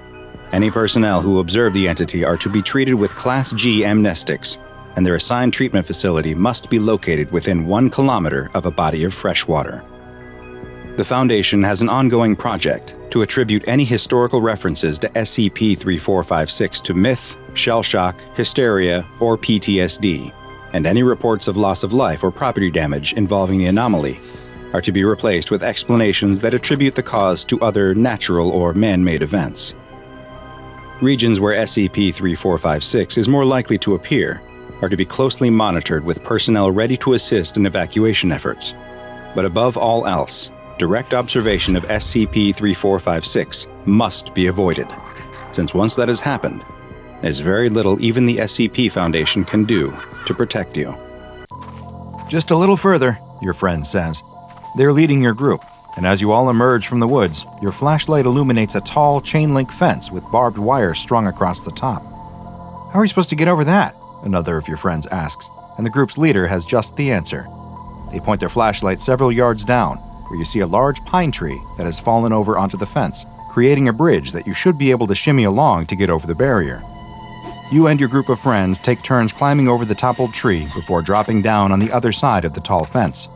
After dusting yourselves off, your group walks further into the clearing until you come to an old set of railroad tracks that are rusty and look like they haven't been used in some time. Well, one of your more incredulous friends asks, what's supposed to happen? The group's leader explains that if we're lucky, we'll see it. See what? The ghost light. They go on to explain that on certain nights, a mysterious light will appear in this very clearing, wandering the area around the railroad tracks. What is it? You ask. Your friend tells you that many years ago, maybe 100 or more, this was once a bustling and busy stretch of railroad. One night, a Union Pacific worker came out to check a portion of the tracks that were supposedly damaged. The worker went out into the night with his dim lantern, and he walked along the tracks until he stopped in this very clearing. He spotted what looked to be damage to one of the rails and bent down to examine it. No one knows why he didn't hear the train barreling towards him or hear its whistle cry out in the night, but the man would never hear anything again, as BAM! The train took his head clean off. Now, with only his lantern to guide him in the night, the headless railway worker wanders this clearing, still searching for his missing head. That's a stupid story, one of your friends says. How could someone not notice an entire train? I don't know, but it's true. No, it isn't. As the two go back and forth, you suddenly notice something in the distance. Hey, look over there. Everyone follows the direction you're pointing and sees it, a dim ball of light hanging in the air. See? Your friend says. I told you it was true. He steps towards the ball of light, and as he does, it actually moves, drifting back at the same rate he comes forward, as if to maintain the exact same distance. When your friend takes a step back, the light moves just the same. Look, over there, you say. Another one. What's going on? Were these the ghosts of multiple headless rail workers, all searching for their missing craniums? This light is brighter than the other, though, and rather than maintaining a set distance from your group, it's slowly moving towards you. What do we do? One asks. I don't know, the leader says. I've never dealt with a ghost before. The light continues to move towards your group, and no one knows what to do. Frozen in fear, you watch as the light passes straight through you, and your friends start to scream as it is absorbed into your chest. Their cries become muffled, though, sounding to you as if they're underwater. Your hearing isn't the only thing that feels that way. Your whole body suddenly feels as though you're submerged in liquid. You can't breathe, and you thrash at the air, trying to swim, but nothing is there. You scream and choke, and fall to the ground as the ball of light passes through you like you weren't even there, leaving you in the dirt, gasping for breath. Your friends rush over to help you up, asking what happened, but there's no time to explain, because two even bigger, brighter lights have appeared. You're terrified of what they might do to you, but before you can even think about running, a voice calls out from the darkness. "Stop right there!" The two big balls of light are headlights attached to the front of a black SUV, and a pair of angry-looking armed guards have just gotten out of it. The last thing you hear is one of the men say, "I can't believe we have to deal with this," before you feel the sting of a dart hitting your thigh, and your vision goes black. You open your eyes to find that you're sitting in your own car with your group of friends.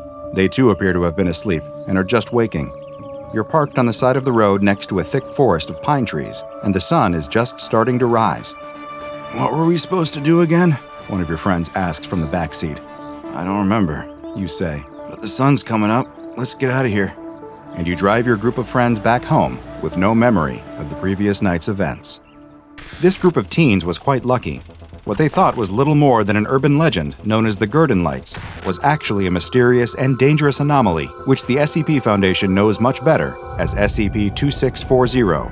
SCP-2640 is a temporal anomaly that is found within a 5,000 square meter area near the town of Gurdon, Arkansas. The area is densely covered with pine trees, with the only man-made object found within it being a set of railroad tracks that bisect the area. Of most interest within SCP-2640, though, are the strange entities that manifest inside. Designated as SCP-2640-1, these entities are floating orbs of light that are capable of appearing alone or in groups, though no more than 12 at once have ever been observed manifesting at the same time. Their light will vary in intensity, from 75 to 450 lux, which is roughly equivalent to the range of light produced by standard light bulbs, and the color is always a bluish-white. The lights will normally be seen to travel slowly within SCP-2640, though they have been observed moving quite quickly on occasion, with the quickest ones having been measured traveling at speeds of up to 60 kilometers per hour. There is also a connection between the luminosity of the entities and their behavior.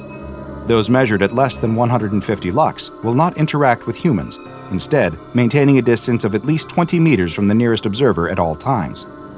Attempts to move closer will lead to the entity moving away at the same rate, ensuring that it maintains the same 20 meters of distance at all times. On the opposite end of the scale, those that are closer to 450 lux are very active and will approach and even interact with humans. In some instances, the brighter SCP-2640-1 entities will actually pass through solid objects, including people, which leads to a very strange sensation for the person involved. When this has occurred, the subject has described a sensation of being suspended in liquid or floating in a swimming pool, despite there being no outward physical changes to them. This feeling of being in water will start the moment a 2640-1 entity makes contact with their body, and will cease once it is no longer touching them. The SCP-2640-1 entities appear bound to the SCP-2640 area, and any that approach the boundaries will slowly dim until they disappear completely. In order to better understand the nature of SCP-2640, and specifically the 2640-1 entities found within, an expedition into the area using D-Class personnel was authorized. The 3 Class Ds were equipped with special equipment capable of measuring the relative reality distortion in a given area, and told to follow along the railroad tracks that run within SCP-2640, with orders to report anything they experienced that was out of the ordinary. As they progressed deeper into SCP-2640, their equipment detected significant reality-distorting effects, and just as they did, the SCP-2640-1 entities began appearing. Despite being quite scared of what they perceived as ghosts, the Class D personnel were under strict orders not to run. The 2640-1 that was on the brighter end of the scale approached one of the D classes and passed through his body, leading him to experiencing the sensation of being underwater, and, since he was unable to swim, made him believe that he might drown. The entity passed harmlessly through him, and he was left with no lasting injuries, at least not any physical ones. After this test, and given the extremely high reality-distorting effects that were detected in the area, it was theorized by researcher Dr. Connors that SCP-2640 might be one of the strongest temporal anomalies on the planet. His report goes on to hypothesize that SCP-2640-1 are actually life forms from another time period that we can see visually, due to this anomaly, yet cannot interact with, lest we cause irreparable damage to the time-space continuum. Dr. Connors also noted that the area of SCP-2640 appeared to be slowly growing, and in order to prevent further spread, the installation of several Zyank Anastasicos constant temporal sinks, or exacts, was authorized. And it was a good thing that the exacts were installed, because there was soon an incident that would prove how necessary they are. In a debriefing after said event with Tony Hargrove, a Level 3 tech support staff, the SCP Foundation learned a horrifying reality about the true nature of SCP-2640. Mr. Hargrove explained that he was sent into SCP-2640 in order to assess the damage to the Foundation assets after a major tornado had passed through the area. He explained that while power was still running to the site, one of the exacts had been damaged and needed to be replaced, so a maintenance team was sent to install a spare that was kept on site. As the maintenance team approached the area where the exacts was no longer functioning, they reported that there were numerous 2640-1 instances out, more than they had ever seen before, and a higher concentration of the brighter instances than usual.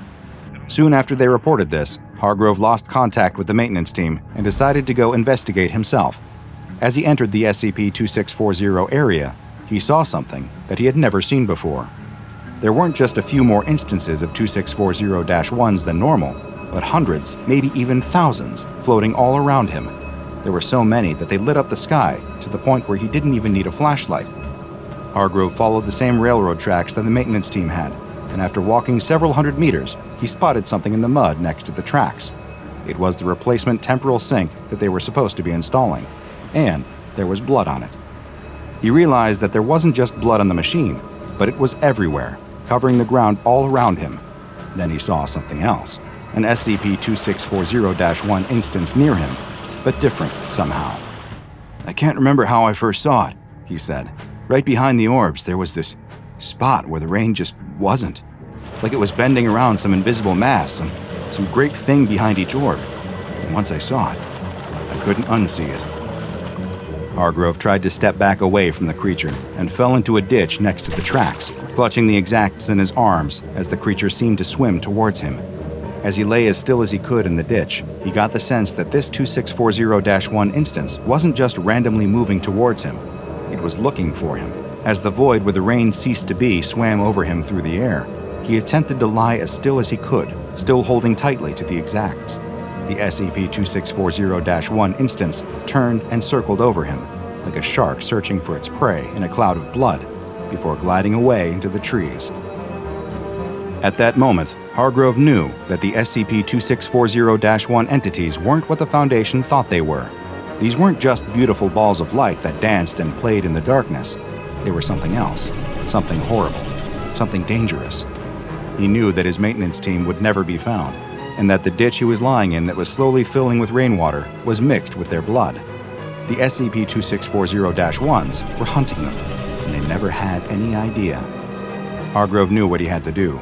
He crawled through the ditch, stopping any time a 2640-1 got near to him, holding his breath until long after it passed. It took hours of inching along on his belly in the water and mud until he finally reached the point where the damaged exacts was located.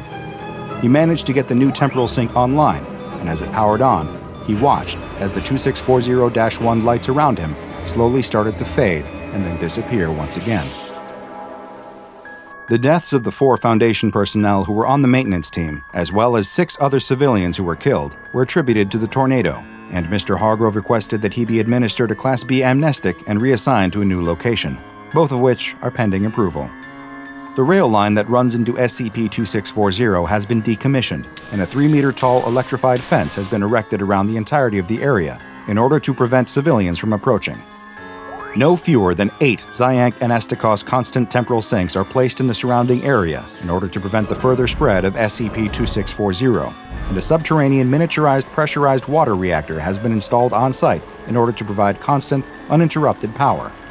The Disinformation Bureau has an ongoing dissemination campaign to further the notion that the SCP-2640-1 lights are nothing more than an urban legend, and should any civilians manage to witness them, they are administered Class B amnestics in order to keep this Euclid-class anomaly a secret. Just what is the true nature of SCP-2640, and perhaps more importantly, SCP-2640-1? Is the breach of our reality a look into the past when this area was covered by an ancient ocean, or a glimpse into the future when the seas have swallowed it once again? No matter which is the answer, the reality is that there is something there now, something that has managed to pierce the veil of time and make us its prey. He's never believed all the superstitious stories about the place. No matter how creepy and empty it might have been, a building is still just a building, isn't it? But now, watching in abject horror as the foggy split jaw of the specter cackled maniacally, seeing it floating closer, the investigator starts to reconsider his belief. Maybe there is such a thing as ghosts. It all starts the way most cases do, with a client and a sad story. By now, the investigator has long since become accustomed to how things play out. Someone whose case has been thrown out by the cops, left unsolved and without a resolution, they find themselves turning to him, and his most recent client is much the same. It's a missing persons case. The police have already given up the search for the client's son and a close friend, who have both vanished under mysterious circumstances. With the client in tears, saying she just wants to know if her son is alive or not, the investigator agrees to take on the case. He tells her he'll do what he can, even if the answer he winds up uncovering isn't the one that brings happiness. It could at least provide some closure. The client hands over her son's computer, and it doesn't take long for the investigator to happen across his first lead. As it turns out, the son runs a channel right here on YouTube. The investigator takes a closer look. It seems to be dedicated to discussing and uncovering the existence of the paranormal. Spirits, seances, Sasquatches, trying to decipher how much of it is real and what are just flat-out stories. The investigator shakes his head and sighs. He's never been the superstitious type. Ghosts and gremlins were usually just myths that distract from the very real wrongdoings in the world. But then he notices something, a recurring series of videos on the YouTuber's channel. Each video has a similar format. He and a cameraman venture to a rundown building that is allegedly haunted and then proceed to stay the night there or try to commune with spirits. While the jury was still out on a ghostly abduction, the investigator feels certain that the YouTuber must have been out filming another of these paranormal explorations on the night he and his cameraman went missing. And sure enough, the investigator doesn't have to look far to be proven right. There's a log of direct messages between the YouTuber and the cameraman discussing ideas for videos that might potentially boost their views and engagement. The YouTuber points out that videos about haunted prisons tend to bring in an interested audience, and the cameraman discovers the location of an abandoned federal penitentiary after some research. They both agree to head there and plan to film a new video when they do. There's even an address in their chat log, and they even arrange to meet on the same night their disappearance would take place. So the investigator gets in his car and makes the drive towards the location. By the time he arrives, it's already dark out. Haunted or not, the sight of the desolate prison complex at night even gives the investigator the creeps. He ventures inside, the echo of his boots on the ground cutting through the eerie silence. Each step is slow and carefully placed to avoid stepping or tripping over any hazards that might be strewn about on the ground, but also so the investigator can cover every corner of the abandoned federal penitentiary. After all, anywhere around could be clues to the mysterious disappearances. He knows he probably won't get lucky and stumble upon both the YouTuber and the cameraman, alive but just trapped somewhere in the empty prison. But then, he hears a sudden sound. It almost sounds like a voice, a person screaming. The investigator looks around, stopping and waiting to see if he hears it again. A few moments pass, and nothing but the silence of the old prison, with the occasional breeze from outside its old walls. Might have just been the wind playing tricks on him, the investigator rationalizes to himself, before noticing that the hairs on his neck are all standing to attention. He quietly scolds himself for getting spooked at nothing. He'd be getting scared of his own shadow next. He ventures further into the abandoned penitentiary, passing vacant cells that once would have housed thieves and murderers. It makes the investigator wonder, as he quietly walks on, if anyone he ever got arrested made it to this prison. He's not broken many cases that involve violent crimes, but a very select few from his career spring to mind. not every case he looks into has a simple, straightforward answer, and sometimes a missing person isn't just someone that skipped town or come out to a creepy old prison to film a YouTube video. As the investigator walks carefully into a cell block in the deepest part of the prison, he almost trips. Something is at his feet, its weight shifting as his boot knocks against it. Taking a closer look, the investigator reaches towards the ground to retrieve the object. His fingertips brush up against it, and he picks it up. It's a camera, and not a cheap camcorder either, a far more impressive piece of equipment than an average person would own, and certainly one too expensive for its owner to just leave it lying around. It looks like a miniaturized television studio camera, complete with a microphone and a small LCD screen that flips out of its side. Fairly confident that this belonged to the missing cameraman, the investigator turns the device on, not realizing how grave of a mistake he's just made. The camera's screen blinks to life, with an icon in the corner displaying how much charge the battery has left. Only a quarter. The investigator realizes he needs to get as many answers as he can from this thing, and fast. He hits play on one of the most recently recorded clips, and the display presents him with footage of the YouTuber. The video's timestamp confirms it's from the fateful night of the untimely disappearance, and in it, the YouTuber is excitedly welcoming his audience to the abandoned federal penitentiary. He explains that the prison has long been rumored to be haunted, and that he and the cameraman are going to determine if the rumors of ghosts in the cells are true. The clip cuts, and the next starts playing automatically. Most of them are brief B-roll shots taken by the cameraman, showing the creepy, unsettling atmosphere of the vacant prison. Bars without anyone behind them, the moon visible through the decaying ceiling, and other clips intended to be edited into a longer video. There are takes of the YouTuber as he tries to explain the history of the haunted prison, only to trip up his words, being forced to start again. It's all rough, imperfect, and evidently left unfinished. Not much of note takes place, until the YouTuber and his cameraman reach the spot where the investigator would inevitably find the discarded video camera. On screen, the YouTuber explains that they're standing in the death row block, the place where convicts were sent while awaiting their executions. As he's recounting exactly how many met their deaths, calling this particular block the most haunted in the whole prison, a sudden noise distracts the YouTuber and the cameraman filming. They wander deeper into the cell block until they come across a foreboding room with faded lettering over the doorway. The camera's microphone picks up the buzzing of electricity coming from the other side, and the pair venture through to a grim sight awaiting them on the other side. The YouTuber is in awe, perhaps thinking of all the views it will garner from his morbidly fixated subscribers. The cameraman doesn't appear on screen, but his reaction is easy to gauge from what he says as they step into the room. He's horrified. The gravity of what the place is and what it was built and used for hitting him at once, and it isn't hard to see why. The pair are standing in the execution chamber. In the middle of the room is an old chair, with worn leather straps on the armrests and the front two legs. A rusted metal apparatus is affixed to the top and back of it too, giving a clear indication that this isn't exactly a comfy recliner. It's an electric chair. Of course, this doesn't stop the YouTuber from excitedly sitting in it, slipping his hands through the straps, and then shaking erratically. He's pretending to be electrocuted. The cameraman urges him to stop, making it known how distasteful he finds the mocking action. But moments later, both of their attention is suddenly drawn to the back wall of the chamber. Something is dripping on the wall. Catching the low light from the video camera and the flashlight on the YouTuber's cell phone, the camera pans closer, only for the cameraman holding it to recoil in shock as he sees what's on the wall. It's blood. Fresh blood. Still wet. He panics and starts accusing the YouTuber of arriving early to smear fake blood on the wall as some kind of prank, all to add to the horror factor of the video by making the cameraman believe it to be real. But the YouTuber insists he'd done nothing of the sort.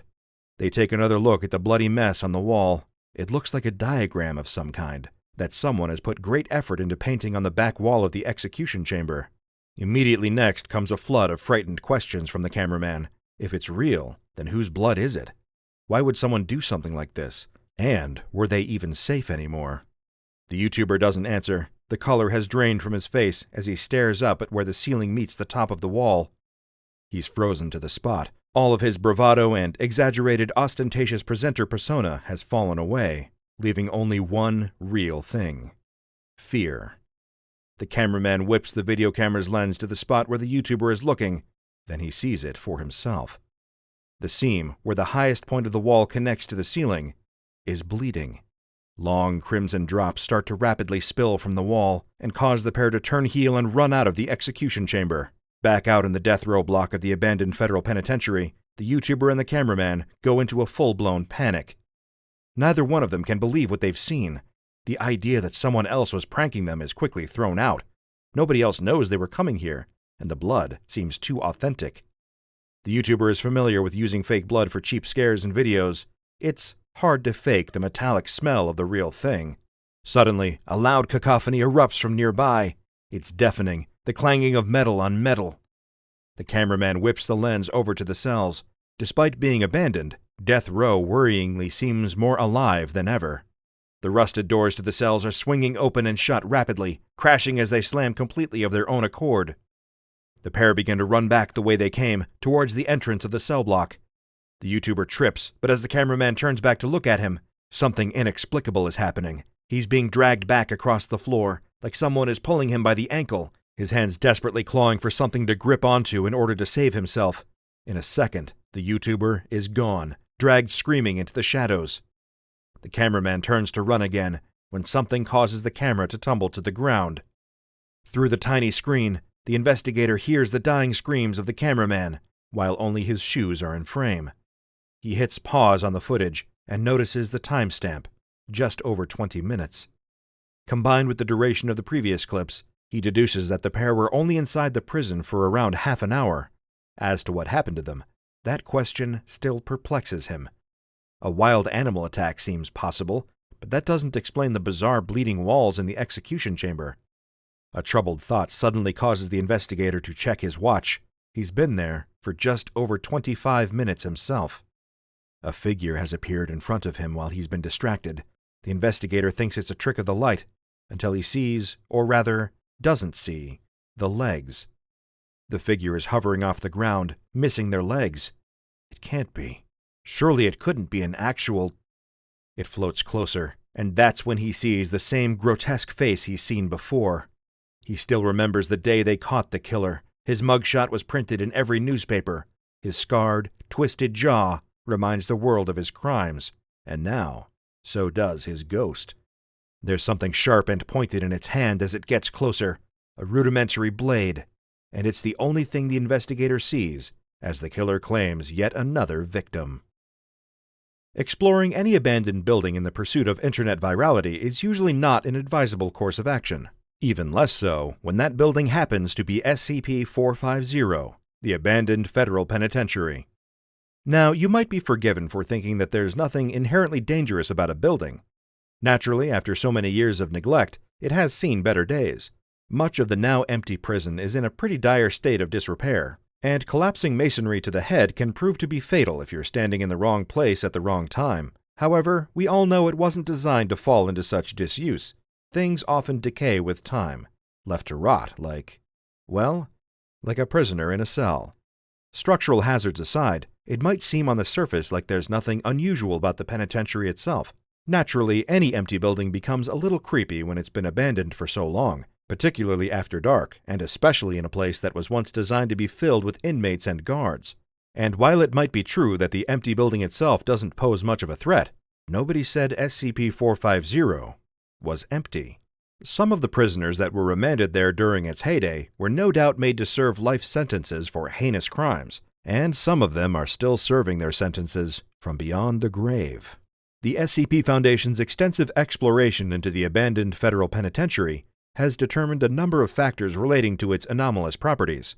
For one, the encounters with supernatural phenomena are confined to only one particular cell block of the entire prison. Sounds at least a little bit more manageable, doesn't it? After all, at least if you were able to venture around other parts of the prison, then the only creepy part would be how run down and vacant the place is. But over on Death Row, things are far, far creepier. It seems only fitting that the most haunted area of SCP-450 is the portion of the prison where inmates were held before execution. These cells are those that were once reserved for the most diabolical criminals, who were deemed so dangerous and guilty of such horrific crimes that they were sentenced to death. And it seems that, for some of them, this solution wasn't as permanent as you might think.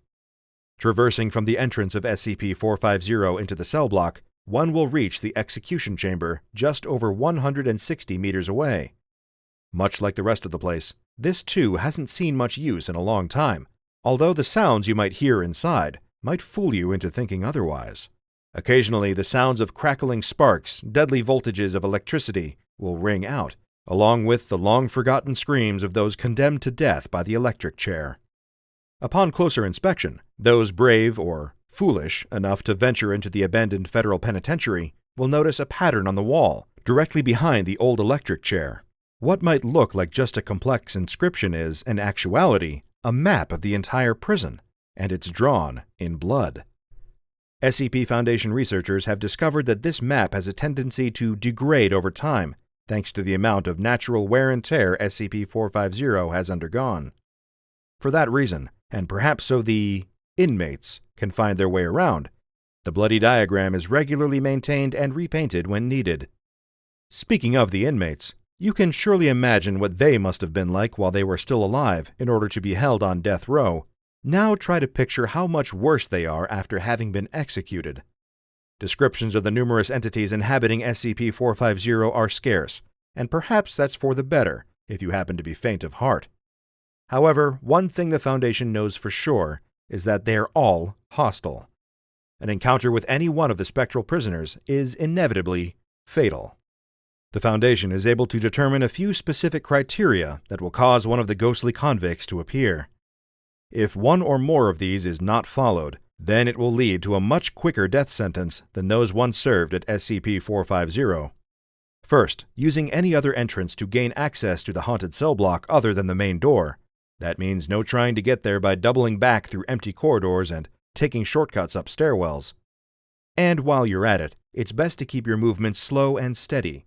Traveling through SCP-450 at a speed faster than 0.25 meters per second will attract some unwanted and undead attention. Any personnel the Foundation tasks with performing maintenance within the abandoned federal penitentiary need to follow specific instructions in order to make it in and out in one piece. By walking silently at a reduced pace, it takes them approximately 11 minutes to make it from the main entrance of Death Row to the execution chamber. But they will need to account for the journey back, too. Anyone present inside the cell block for longer than 25 minutes at a time will invariably attract the presence of the prisoners. With the journey taking 11 minutes both ways, that leaves personnel with only 3 minutes to repaint the blood-soaked map and make it back out to safety in enough time, and trying to rush back is hardly advisable. The faster you move, the louder your footsteps are likely to be, and sound seems to be yet another thing the infernal inmates are drawn to. Noises louder than 25 decibels are known to attract them, as is operating any electronic devices and returning to SCP-450 more than once every 24 hours. Of course, it's hardly smooth sailing for those that the Foundation does send into the abandoned federal penitentiary. Personnel will often report similar experiences being inside the haunted cell block. They will frequently experience hallucinations of spectral, translucent figures. Often, some of these poltergeist prisoners will appear clearer than others, and some still look more human than others too. Auditory hallucinations are also recurringly experienced by those who visit SCP-450, many being a cacophony of imprisoned screams, the desperate cries of those who are still trapped in the prison, now with no guards around ordering them to keep quiet after lights out. But the Foundation likes to assure its staff that anything they experience within SCP-450 is perfectly normal. There's no cause for concern, no matter how many spectral voices one might hear. If the walls start to bleed, don't worry about it. And if personnel encounter any dead, rotting remains, they are advised not to investigate for their own safety. It certainly seems that while SCP-450 no longer houses any living convicts, the abandoned federal penitentiary is still very much in active use when it comes to keeping its poltergeist population imprisoned. Then again, the Foundation can only really keep the doors locked and occasionally head into SCP-450 for maintenance. Anyone who accidentally enters the building, be they civilians or personnel, are to be considered lost, and no attempts at rescue are to be made under any circumstances. It seems that these days the inmates are running the penitentiary. 2 recreational divers are swimming along the seafloor nearly 100 feet below the surface. This husband and wife duo are no strangers to scuba diving, and they move effortlessly through the water as they marvel at the various fish and plant life that normally remain unseen by humans. The woman taps her husband on the shoulder and points in the direction of a forest of kelp before starting to swim towards it. The man is about to follow when he sees something out of the corner of his eye. He stops and turns to get a better look. A few dozen meters away is a group of people. The man is confused. He looks back towards his wife, who is motioning for him to follow her. He raises a single finger as if to say, "I'll be with you in a minute," and starts to swim in the direction of the strange crowd of people standing on the seafloor. He still can't make out exactly what he's looking at. A light current is causing silt to kick up and hang in the air, obscuring his view. As he gets closer, though, everything becomes clear. It really is a group of people, standing perfectly still, 30 meters underwater. But they aren't living people, of course. They're statues. The man can see now that these are statues of children. They're standing in a circle, facing outwards, and each one is holding hands with the statues next to them, forming an unbroken ring. He swims closer to get a better look. The statues are covered in algae and other plant life. He doesn't know who or why someone would make this strange art piece, but whatever their reasons, it looks like it's been down here a long time. He swims around the circle and counts more than 20 in total, with each one looking to be unique. While the center of the circle of statues is empty, there's pieces of bricks and concrete scattered all around it. There used to be something down here, a building or some kind of structure that once housed the statues and has now collapsed. It seems impossible that anything could have ever been built down here. He looks back in the direction of his wife, but he can't see her. She must be somewhere along the kelp investigating her own mysteries. He's about to head in her direction when he notices something. The inside of the circle isn't empty. Something is inside, sticking out of the sand. He swims up above the ring to get a better look. There's definitely something buried in the circle of statues. He can see now that it is the corner of what looks to be a metal box. He swims down closer to the box and reaches a hand out towards it, when he suddenly stops and looks up. The woman swims out of the dense kelp forest carrying a brightly colored shell. She can't wait to show her husband how beautiful it is. She looks around, but there's no sign of him. She looks in the direction that he swam and spots the same strange group of people that he did. As she swims towards them, she also quickly realizes that these are just statues. Very odd ones, but statues nonetheless. She also notices the rubble that surrounds them.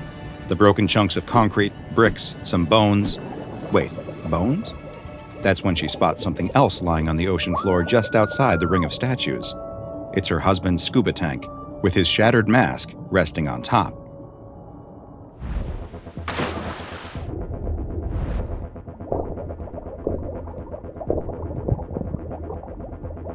Hi, I'm Dr. Bob, and this is SCP-1451, also known as Sunken Children's Perimeter. SCP-1451 is the designation that has been given to an anomalous set of metal statues that possess very strange and deadly properties. The 26 statues, each of which is unique and have been given the designations SCP-1451-1 through 26, all resemble human children and range in height from 1.32 to 1.43 meters. They are located within an ocean inlet on the seafloor and are arranged in a circle facing outwards, with each holding hands with the ones next to it, forming an unbroken ring. These statues are anything but stationary, though, at least some of the time, and in fact, they have 3 distinct stages of motion, which the SCP Foundation refers to as Class 1 through 3 scenarios. The first, a Class 1 scenario, is the designation given when no movement is detected at all.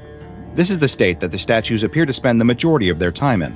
The designation will change to Class 2 when some slight movement of the statues is detected. In this state, they can be seen to slowly raise and lower their hands, while also subtly moving together in a counterclockwise direction. Bubbles have been observed coming from the statues' mouths during this scenario. SCP-1451 will be seen to behave this way when a large object comes near it, and it will often mean that the statues are preparing to transition into a Class 3 scenario. A Class 3 scenario will be triggered when a solid object that weighs more than 40 grams enters the center of the circle. When the object, whether it be a living one or not, enters this activation area, the statues will fully animate and turn their attention on the object with only one purpose: to destroy it. When the statues enter a Class 3 scenario, they exhibit incredible strength and agility. They appear to possess at least a rudimentary form of intelligence as well, as they have been seen utilizing teamwork and advanced tactics. Once the statues have been activated, they are relentless in the pursuit of their targets, stopping at nothing to neutralize them. Should you manage to make it out of the activation area, the statues will still continue to give chase, and in one case, they followed a target over a kilometer before finally overtaking it. Once they get their hands on a target, death and destruction are all but assured. They will rip and tear anything that enters their circle apart, be it man or machine, with their metallic hands. Once they have eliminated the object, the statues will then return to their Class 1 scenario position. Attempts to intercept the statues as they return to their activation area will lead to what the Foundation has dubbed the Class 3.5 scenario, during which they will destroy anyone or anything that tries to intervene or prevent them from reaching their destination. While SCP-1451 might seem to be one of the simpler anomalies in the SCP Foundation database, there may just be more to this story than first meets the eye. And in fact, the Sunken Children's Perimeter may not even be the first anomaly that was contained here. Those with Foundation Overseer level clearance have access to some rather interesting documents that help to fill in just what SCP-1451 might really be, and more importantly, what they're protecting. The documents include a manifest of the materials that were initially recovered from the area where SCP-1451 was discovered. These materials included roughly 20 kilograms of bricks, 4,000 kilograms of containment-grade concrete, the type normally used in SCP Foundation sites, and most interesting of all, a damaged Scranton box. For those unaware, Scranton boxes were the precursors to Dr. Scranton's much better-known reality anchors. These powerful devices are used to contain reality warping anomalies and prevent them from bending the fabric of our universe to their whims. Dr. Scranton's initial research into the technology produced an early version that was used in the containment of anomalies, though we now know that the technology was flawed and could lead to failures in containment. In the case of SCP-1451, a document was partially recovered from the Scranton box that alludes to just such a failure. In this instance, a powerful Euclid-class reality warper was being held at Area 56, a location that the Foundation has no record of ever having existed. The corrupted file seems to suggest that the reality warping SCP's primary anomalous attribute was that things it believed to be real would become real. If it misconceived reality in any way, its anomalous abilities would force that misconception to become actual reality. For example, after the anomalous entity referred to an agent assigned to its containment as a child, the agent was at risk of undergoing various physical and mental changes to truly become a child. It appears that the anomaly may have begun conflating various aspects of its containment, mixing up the concepts of containment itself. The metal of its cage, the concrete of its cell, the child agent involved with its containment, the SCP Foundation itself, they all became entangled within the reality warping anomaly's mind and appear to have been jumbled together in such a way that led to the creation of SCP-1451, a group of metal children who are eternally on guard and destroy anything that tries to breach their perimeter. Just what happened to Area 56, the personnel who were stationed there, or the powerful reality warping anomaly they contained, continues to be a mystery. SCP-1451 has been classified as Euclid and is considered to be effectively contained at its current location. A sphere of wire mesh netting has been erected around it in order to ensure that no objects enter its activation area, but in the event that an object does manage to enter the circle, the statues are to be remotely monitored, and no attempts whatsoever are to be made to try and rescue the person or object that triggered the Class 3 scenario. It's late on a Saturday night in New York City, 11:55 p.m. to be exact. A man is running towards the subway station on 59th Street. He's just gotten off from work at the restaurant where he waits tables, and he's in a hurry to get home and spend some time with his girlfriend. As he approaches the station, he notices something strange. Someone has placed a wooden barrier in front of the entrance. The man has never seen something like this before, but he hasn't lived in Brooklyn very long. Everything about the station looks normal behind the barrier, and he's in a hurry. He doesn't want to have to go several blocks to the next station, so he hops the barrier. What's the worst that could happen? As the man walks onto the train platform, he starts to second-guess his decision. The platform is empty, and come to think of it, he hasn't seen anyone in the station at all. Maybe he did make a mistake. Maybe the station really is closed for repairs. He turns around to leave, but just as he does, he hears a train. Good. Everything is normal. He checks his watch. 11:57 p.m. on the dot. The train comes to a stop, and its doors slide open. It looks a little older than the trains he usually rides, but it appears to be in perfect shape, and it's going the direction of his home, so he steps on board. Just like the station and the platform, there's no one else on the train.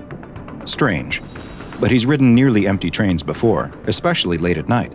though usually at this time on a Saturday there's at least a few people on board. Just then, he hears something in the station. He turns to see someone running down the platform crying out.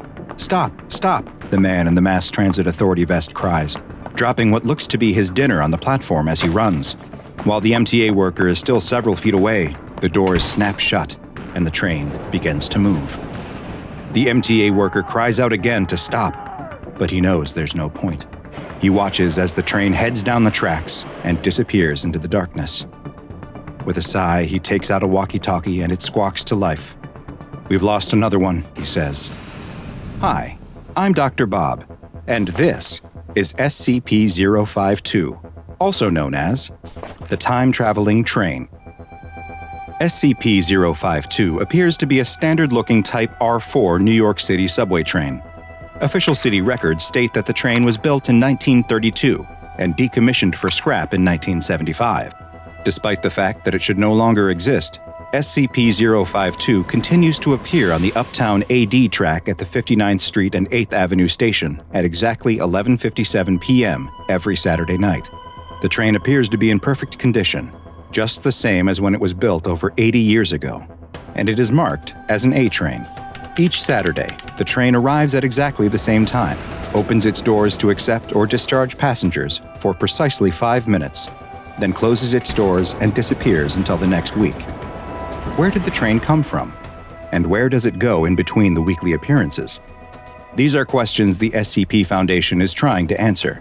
But perhaps the most frightening aspect of SCP-052 is that once you get on the train, there's no guarantee of ever getting off. Sadly, the majority of subjects that have been observed boarding SCP-052 have not been heard from again. The rare few that have been recovered claim to have boarded the train on various dates, ranging from 1976 all the way to the year 2204, with the latter claiming he thought he was boarding a special 300th anniversary train. Thus far, none of the recovered passengers have reported any memories or knowledge of their time on board the train between entering and exiting. Any passengers spotted disembarking from SCP-052 are to be immediately brought to Site 21 for questioning to determine their origin and assess whether they pose any threat to the current time stream. The Foundation has had great success administering Class A amnestics to passengers who arrived from the past and reintegrating them into society. But any passenger who is identified as being from the future must be held indefinitely to prevent potential disruptions to this reality's time stream, per Order 69-A1 from O5 Council Member 05-9. There are currently 26 recovered passengers being held at Site 21 who fit this description, and there are not yet any procedures in place that would allow for their safe release into modern society, nor has there been any workable theories for how to return them to their original home time. Despite the protocols in place to prevent public access, some passengers from the present have still managed to accidentally board SCP-052, and subjects from other times continue to appear. Following interviews, it's been discovered that some of these subjects arrived from alternate timelines and realities. This raises the question of whether it is possible for SCP-052 to appear in other times and places, which may require the containment of additional locations, and reports of any suspicious activity involving unscheduled trains are being monitored and investigated around the world. Following its initial discovery, several tests were attempted in order to better understand the anomalous train and what may be happening when it is no longer visible. The first test took place on May 31, 2009. An agent was told to simply board the train. They did as requested, and have yet to be recovered as of the present date. A second test took place a week later on June 6th. This agent too was never recovered, though reports indicate that he may have returned to our timeline in 1980, at which point he was killed in a confrontation that has since been classified. A third test was conducted the next week on June 13th. Once again, the agent was told to board the train and did so. This time, though, the agent returned. Just 2 weeks later, on June 27th, the agent stepped back off the train, with his hands appearing to have been surgically removed. A note had been placed in his pocket that had the simple message, "Send no more," written on it. The agent claims not to remember any of his experiences on the train over the 2 weeks he was gone, or what may have happened to his hands. Following this third test, O5 Command issued orders stopping the use of Foundation agents as passengers on SCP-052. D-Class, due to their disposable nature as convicted felons and death row inmates, were considered as potential replacements for the agents in the exploration of SCP-052, but the risk of releasing them into the past or the future was determined to be too great. Other than the agent who knowingly boarded the train, several other notable passengers have been recovered.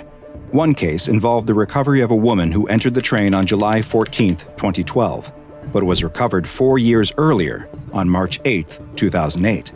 She entered the train while on her way home from the theater, and was surprised to learn she traveled 4 years into the past. Because another version of her existed at the time she was recovered, she was held to prevent unwanted temporal effects. Another subject was recovered in 2008 who claimed to be from the year 1976. Although there was nothing physically wrong with him and no risk of time stream disruptions, Foundation psychiatrists recommended that he be held indefinitely, as 32 years was believed to be too long a period of time to successfully reintegrate into society. Perhaps the most interesting recovery was of a man claiming to be a Level 4 supervisor from the SCP Federation, who boarded the train in December of 2124. He said that he had been administered a Class A amnestic prior to boarding, and remembered nothing until his recovery in 2010. While the agent can clearly never be released into society, O5 Command has approved the sharing of classified information about various anomalies, in the hopes that he can provide additional information on possible containment procedures. Because SCP-052 has so far proven impossible to stop or remove from the New York City subway system, it has been classified as Euclid. But its predictable nature means that the Foundation is usually able to prevent the public from encountering it. The 59th Street ABCD station is closed to the public between 11 p.m. on Saturday night and 1 a.m. on Sunday morning, under the pretext of track maintenance. Any passengers seen leaving SCP-052 must be taken to Site 21 for debriefing and processing, and members of the public who simply see SCP-052 may be released after the administration of a Class B amnestic. As for what happens to most of the passengers who board SCP-052 and are never seen from again, we simply don't know. An SCP Foundation doctor wearing a hazmat suit is escorted by 2 guards through the secure facility. They stop in front of a large, sealed door, and one of the guards scans his security card. There's an audible hiss as the door slides open. The doctor nervously looks to the guard, who motions him inside. They certainly won't be joining him. The doctor steps into the small airlock, and the door snaps shut. A complicated locking mechanism seals the door behind him. He's truly locked in. The reverse process then begins on the locked door in front of him. It finishes, and the door opens, revealing a room with bright lights that briefly blind the doctor. As his eyes adjust, he can see that the entire room is white and bathed in an intense light. He steps out of the airlock and towards the center of the room, where his task awaits. He takes one slow step at a time, pausing for a moment after each before taking the next. The doctor wants to get this over with as quickly as possible, but he has to abide by the protocols, and this is how they dictate that one must walk in this containment chamber. As the doctor gets closer to the center, and his eyes further adjust to the bright light, he can finally see what this room contains. In the very middle of the room, directly under the lights, is a man. He's lying on a table and isn't moving at all, except for his slow, rhythmic breathing, which is assisted by the ventilator he's connected to. A feeding tube has been placed inside his nose, and numerous machines next to the man hum and beep as they measure his vital signs. The doctor continues to take one slow step after another, and eventually, after what feels like an eternity, he reaches the middle of the room. The lights above the man are angled to create large, dark shadows coming off of him, and now the doctor is finally close enough to make out what he was warned about in his briefings. Even though the man is completely still, the shadows are moving. Scurrying on the edges of the man's shadow are what look to be spiders, and big ones too, roughly 3 inches across. But the doctor can't see any actual spiders on the man. Only the shadows of these massive arachnids are visible as they move back and forth along the man's shadow. The doctor is growing increasingly nervous. He can feel the sweat dripping down the inside of his hazmat suit, though he tries to tell himself it's just a result of the bright lights beating down on him. The doctor reaches the machines measuring the man's vital signs and jots down their readings, marking down that the man's medically induced coma appears stable. He's continually distracted from his work, though, by the movement of the spiders. One suddenly jumps from one part of the man's shadow to another, startling the doctor and causing him to jump back. The spiders abruptly stop moving, and even though he can't see their eyes, he has the feeling that they are looking right at him. The doctor is frozen with fear, staring right back at the spiders, but after a moment, they go back to their previous behavior and start crawling along the edge of the comatose man's shadows once more. The doctor continues to go down his checklist and audibly gulps. He's reached the final item, the one labeled physical exam. Nervous sweat runs down his face into his eyes, and he wishes he wasn't wearing this hazmat suit so he could wipe it off. He knows he must get much closer to the man, and more importantly, his shadow, than he feels comfortable with. He has to physically take the man's pulse, though. They won't let him out of this room if he doesn't. He reaches out towards the man's hand, slowly and carefully. He can see the shadow of his hand getting dangerously close to the man's shadow, and the spiders. One of the spiders stops moving, as if it is watching and waiting for the doctor's shadow to get closer. It raises up on its hind legs, looking like it is ready to pounce. The doctor gets closer and closer to the man's hand, when out of nowhere, the room is rocked by an explosion.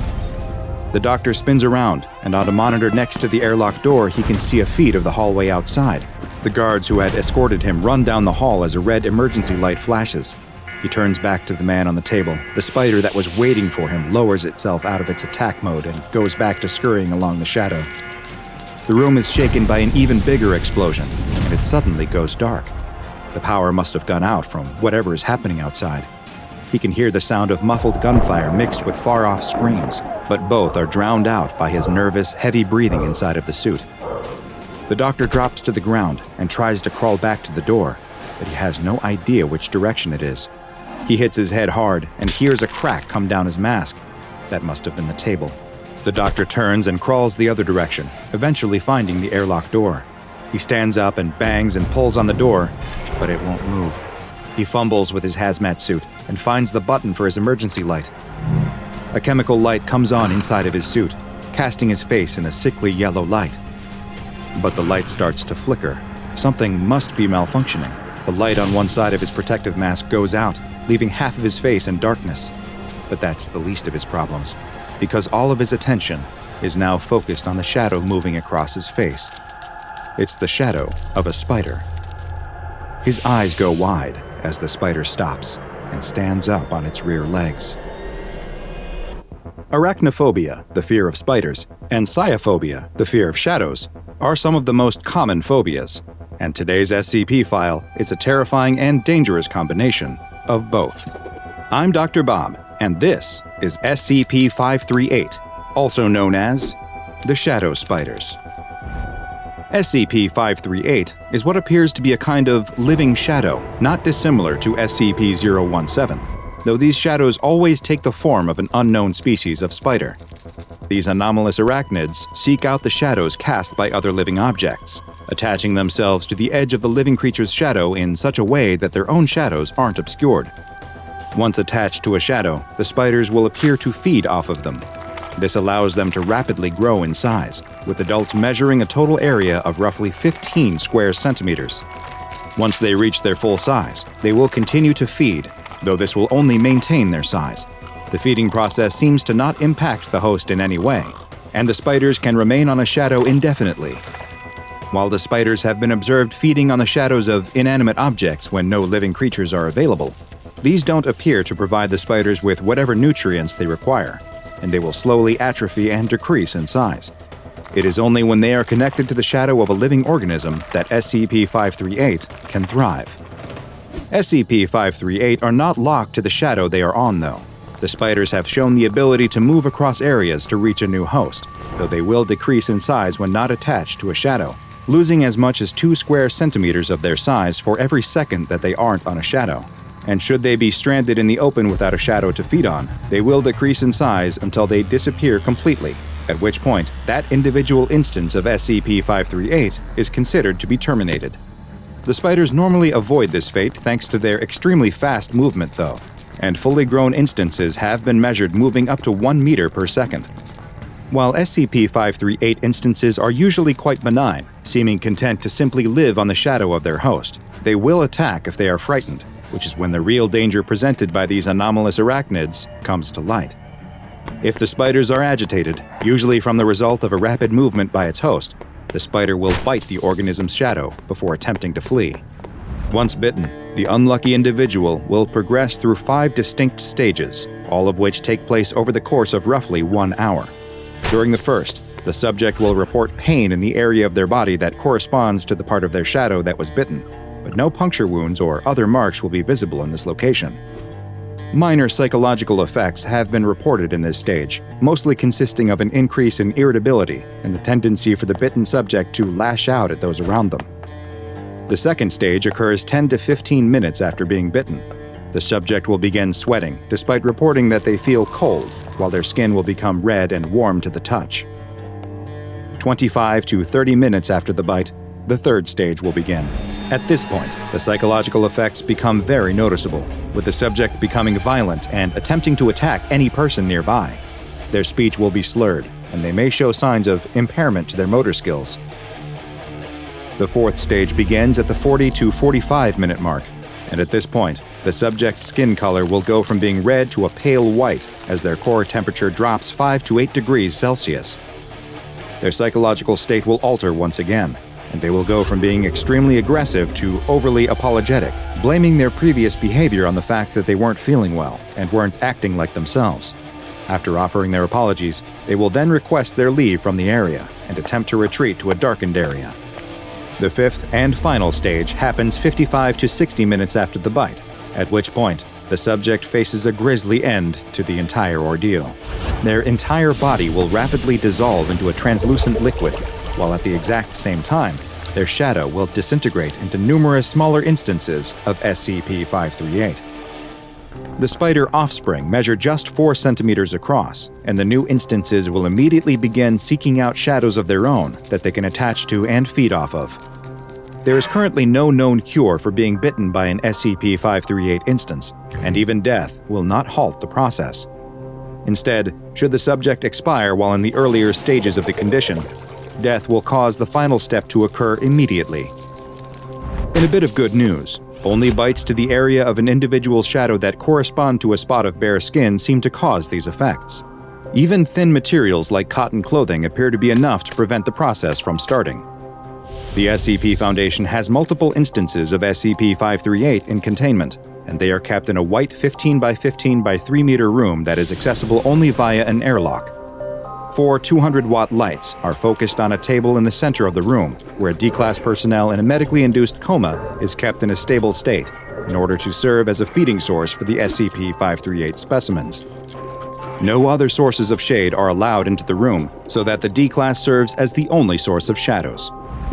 Any personnel that enter the room, whether to repair a light source or to check on the condition of the D-Class, are to wear sealed hazardous material suits equipped with oxygen tanks, and are advised that they must move slowly and deliberately in order to avoid agitating any instances of SCP-538. Initially, doctors sent to examine the D-Class personnel were allowed to enter the room alone.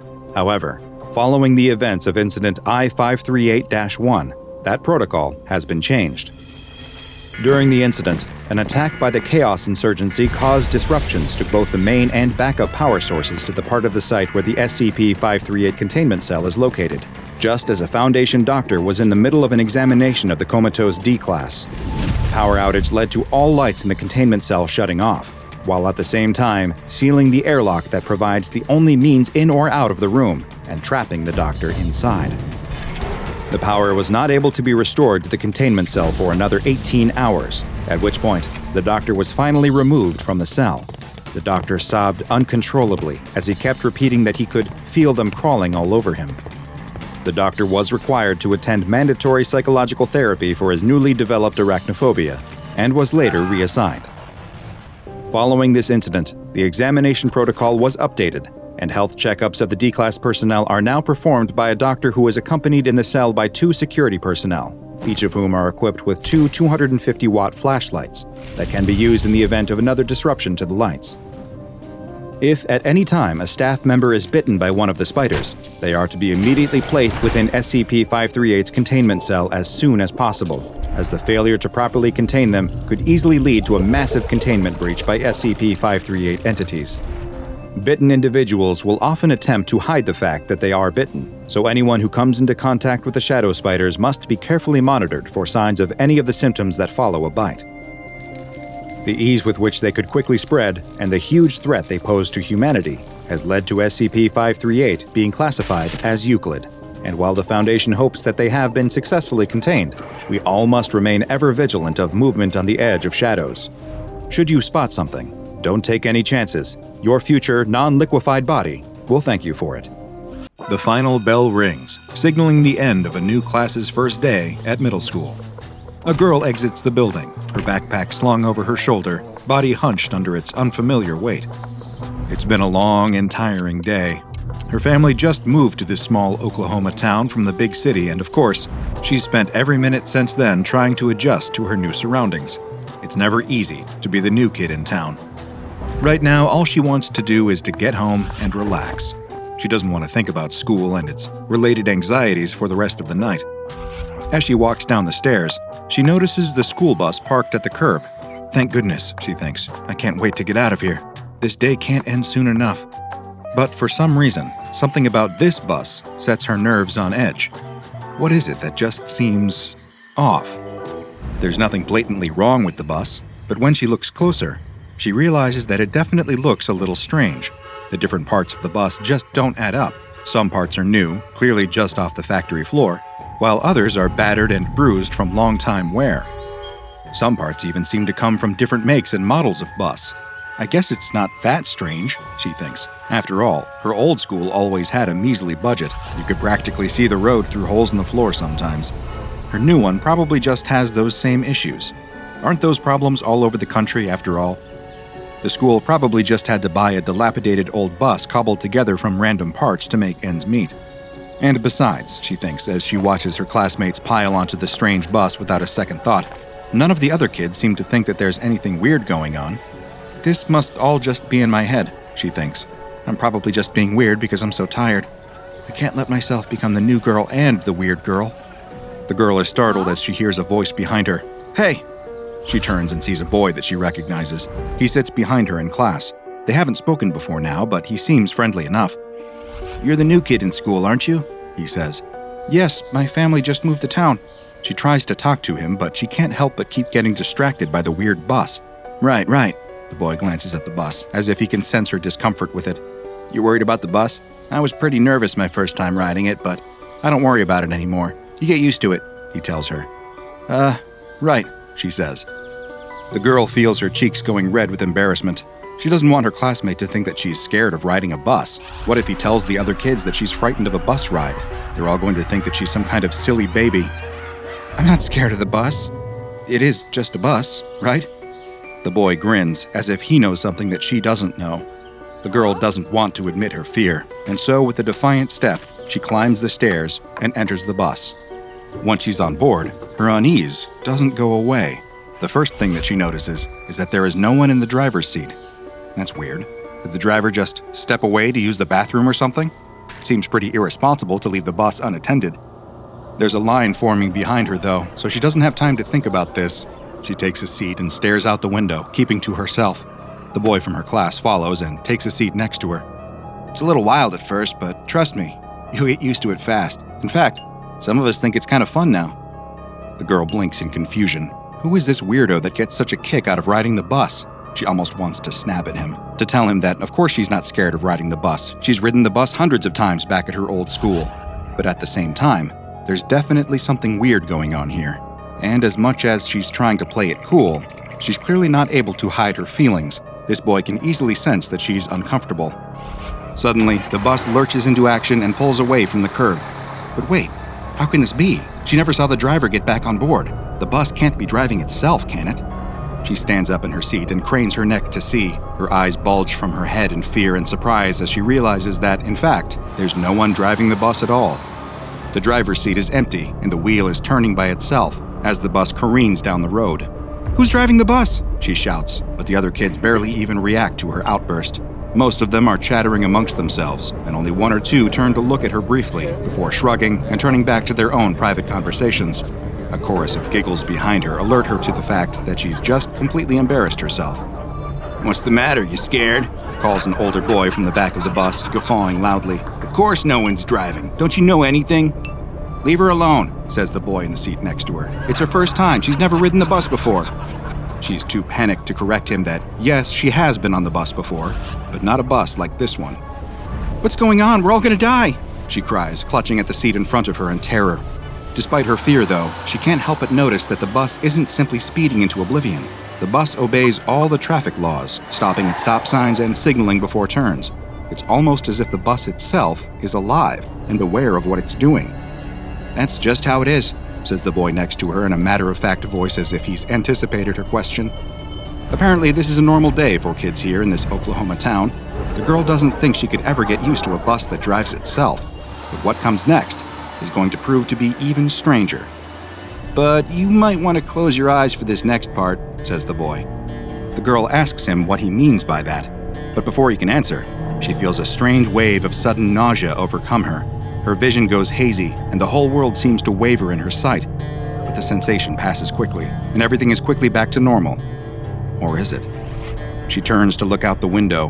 The city passing by is familiar. She can recognize many of the same buildings that she passed on her way to school this morning. But now they seem strangely altered.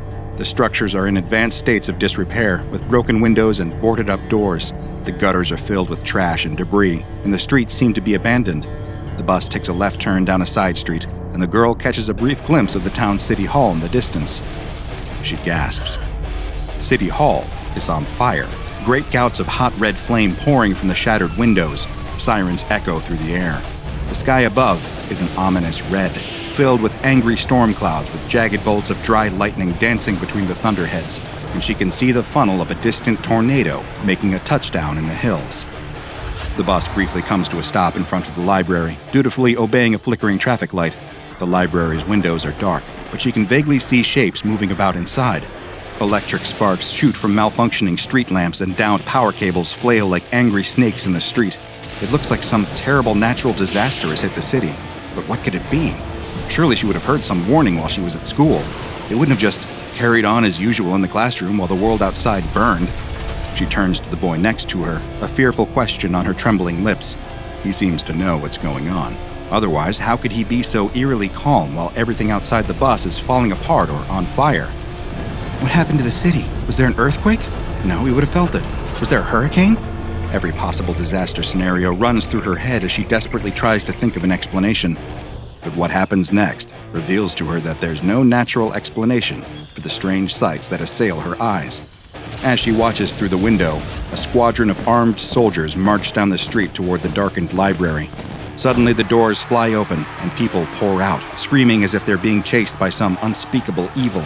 The girl expects that the soldiers must be here for disaster relief, but she is horrified when, instead of helping the escaping library patrons, they instead open fire upon the crowd. The girl screams in terror, but the other kids barely even notice. They're too busy talking or laughing. One kid is so disinterested in the spectacle outside that he's playing with a handheld game console rather than watch the carnage unfold. How can this be happening? Has the whole world gone crazy? She's filled with terror as she wonders, is the whole town under siege? Is her house still standing? Are her parents safe? Where is this bus even taking her? I told you that you might want to cover your eyes, says the boy next to her. The bus continues on its route, passing all sorts of terrifying sights. A parking lot has been transformed into a mass grave. She watches as uniformed police line up peaceful citizens against a brick wall to brutally execute them by firing squad. Mass riots are taking place in the town's central park.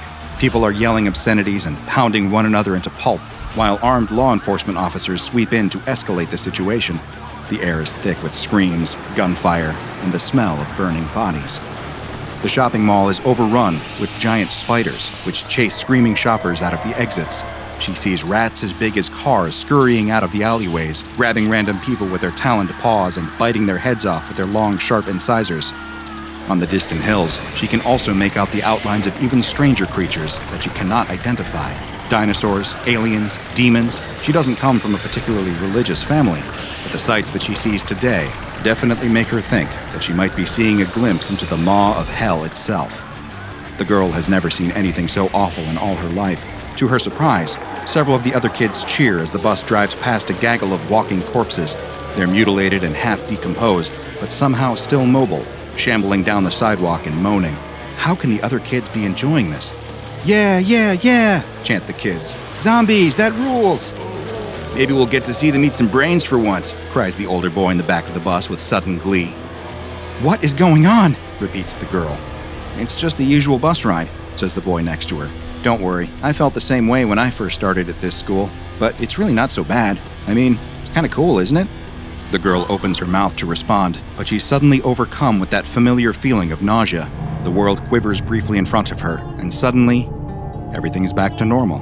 The sky is clear and blue, the buildings are no longer dilapidated, people are bustling in the streets, going about their usual business. There's no sign of any of the horrors that she just witnessed. No fires, no soldiers, no monsters, and no zombies. The boy next to her commented that they must have been reaching someone's stop. From around the bus, she hears several other kids groan in frustration. They were hoping that they would get to see some exciting zombie carnage, but it looks like that show will have to wait for another time. The bus slowly comes to a halt, and the girl tenses as she hears the hiss of its air brakes. The door opens, and the girl realizes that the bus has stopped in front of her house. She's relieved to see that her house is standing, and she can see her mother gardening in the front yard, safe and sound. Was it all a dream? This is my stop, says the girl, standing up as if in a daze. The first time's always a little wild, says the boy as she leaves. Don't worry, tomorrow will be easier. The girl steps onto the curb and away from the bus. The doors close behind her, and the bus pulls away, continuing on its journey. Did you enjoy your first day of school today? Asks the girl's mother. The girl can only stare in shock as the bus drives away. What just happened? Did a self-driving bus just take her on a tour of hell before bringing her right to her own doorstep? Or did she really just imagine that whole experience? As you astute Foundation veterans have probably already put together, this new girl at school didn't imagine anything she just saw. That girl just had her first encounter with SCP-3583. At face value, SCP-3583 resembles an ordinary school bus, albeit one composed of completely random parts all held together by some unknown force. The bus is self-driving and in fact resists any attempt by a human to sit in the driver's seat. At some point, SCP-3583 became attached to a particular school in an undisclosed Oklahoma town for reasons the SCP Foundation still doesn't understand. Every school day, at 3:45 p.m., it appears outside of the school just as the school day comes to a close. The bus can hold up to 56 children and up to 8 adults. If it judges that not enough children have boarded, SCP-3583 will begin to honk its horn. The horn has a peculiar, hypnotic effect on all children within hearing range. They will be compelled to drop whatever they are doing and board the bus, meaning that the bus has some innate cognitohazardous properties. If the bus still feels that it hasn't reached its quota, it will increase the volume of its horn until it has attracted enough children that it can begin its route. Depending on how many adults have boarded, SCP-3583 has 2 distinct patterns of behavior. If 4 or fewer adults are aboard, SCP-3583 enters behavior pattern 1. In this pattern, SCP-3583 will dematerialize and enter a parallel reality called SCP-3583-A. SCP-3583-A superficially resembles the normal geography of the same Oklahoma town, with some minor but very important changes. The typical city landscape is replaced with a hellish alternative full of crumbling architecture, marauding monsters, shambling zombies, fires and natural disasters, and instances of military violence and civil unrest. SCP-3583 will travel through this terrifying hell dimension along normal bus routes, studiously obeying all traffic laws and pausing to re-enter our own reality, only to deliver kids to their own homes. Interestingly, SCP-3583 only offers door-to-door service and ignores all conventionally posted bus stops. If 5 or more adults are aboard, SCP-3583 enters behavior pattern 2. In this pattern, SCP-3583 will travel to the sites of mass casualty events, seemingly arriving in the days or weeks preceding the incident, where it will circle the area for approximately 45 to 100 minutes. After this, it will enter pattern 1, delivering each child passenger to their home, before then delivering its adult passengers home as well. Known mass casualty sites visited include Pompeii, Nanking, and the World Trade Center in New York. Passengers inside SCP-3583 can take photos or video through the bus window, and all footage shot from within SCP-3583 matches exactly with archive footage taken at the mass casualty site at the time that SCP-3583 supposedly visited. However, SCP-3583 itself has never been reported by witnesses at any site or seen in any archive footage of any site. Luckily, SCP-3583 has proven to be a boon to this struggling school district. The school principal noted that SCP-3583 has a better safety record than any human driver. In addition, it never calls in sick and is never late for a pickup or drop-off. Every student that has received a ride in SCP-3583 has arrived safely, if a little shaken, at their home destination. And best of all, SCP-3583 is saving the school a lot of money on both driver pay and vehicle maintenance, money that the school has used to hire a new music teacher. The general consensus of the local community is that as long as SCP-3583 wants to work as a school bus and continues to do a good job, who are they to look a gift horse in the mouth?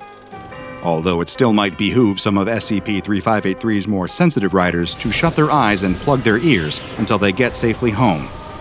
The SCP Foundation first became aware of SCP-3583 when students began posting cell phone footage of their rides online.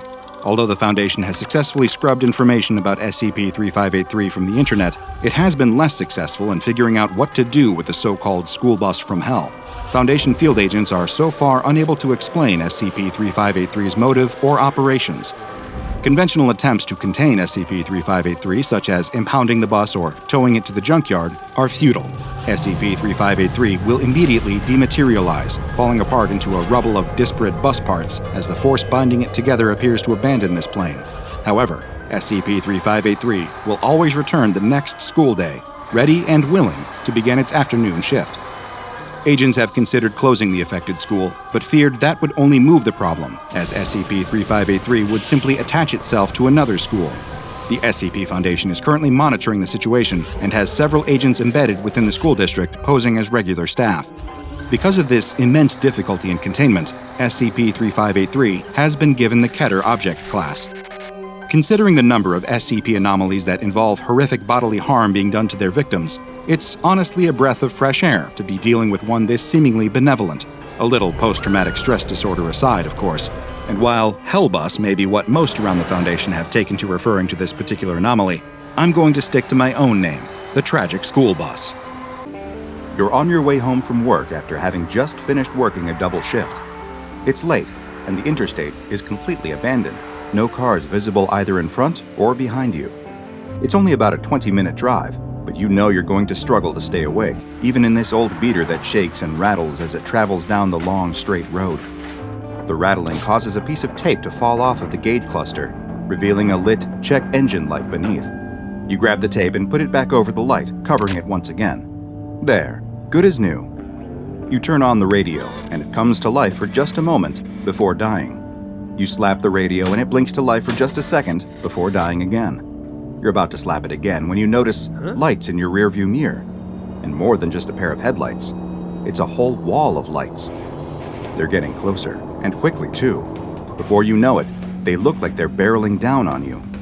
But then, they suddenly go black, blinking out of existence. Did that trucker just turn off his lights, you think? You have no time to dwell on the thought, because the sound of an explosion suddenly causes you to scream in fright. It sounds like lightning has struck just inches from your car.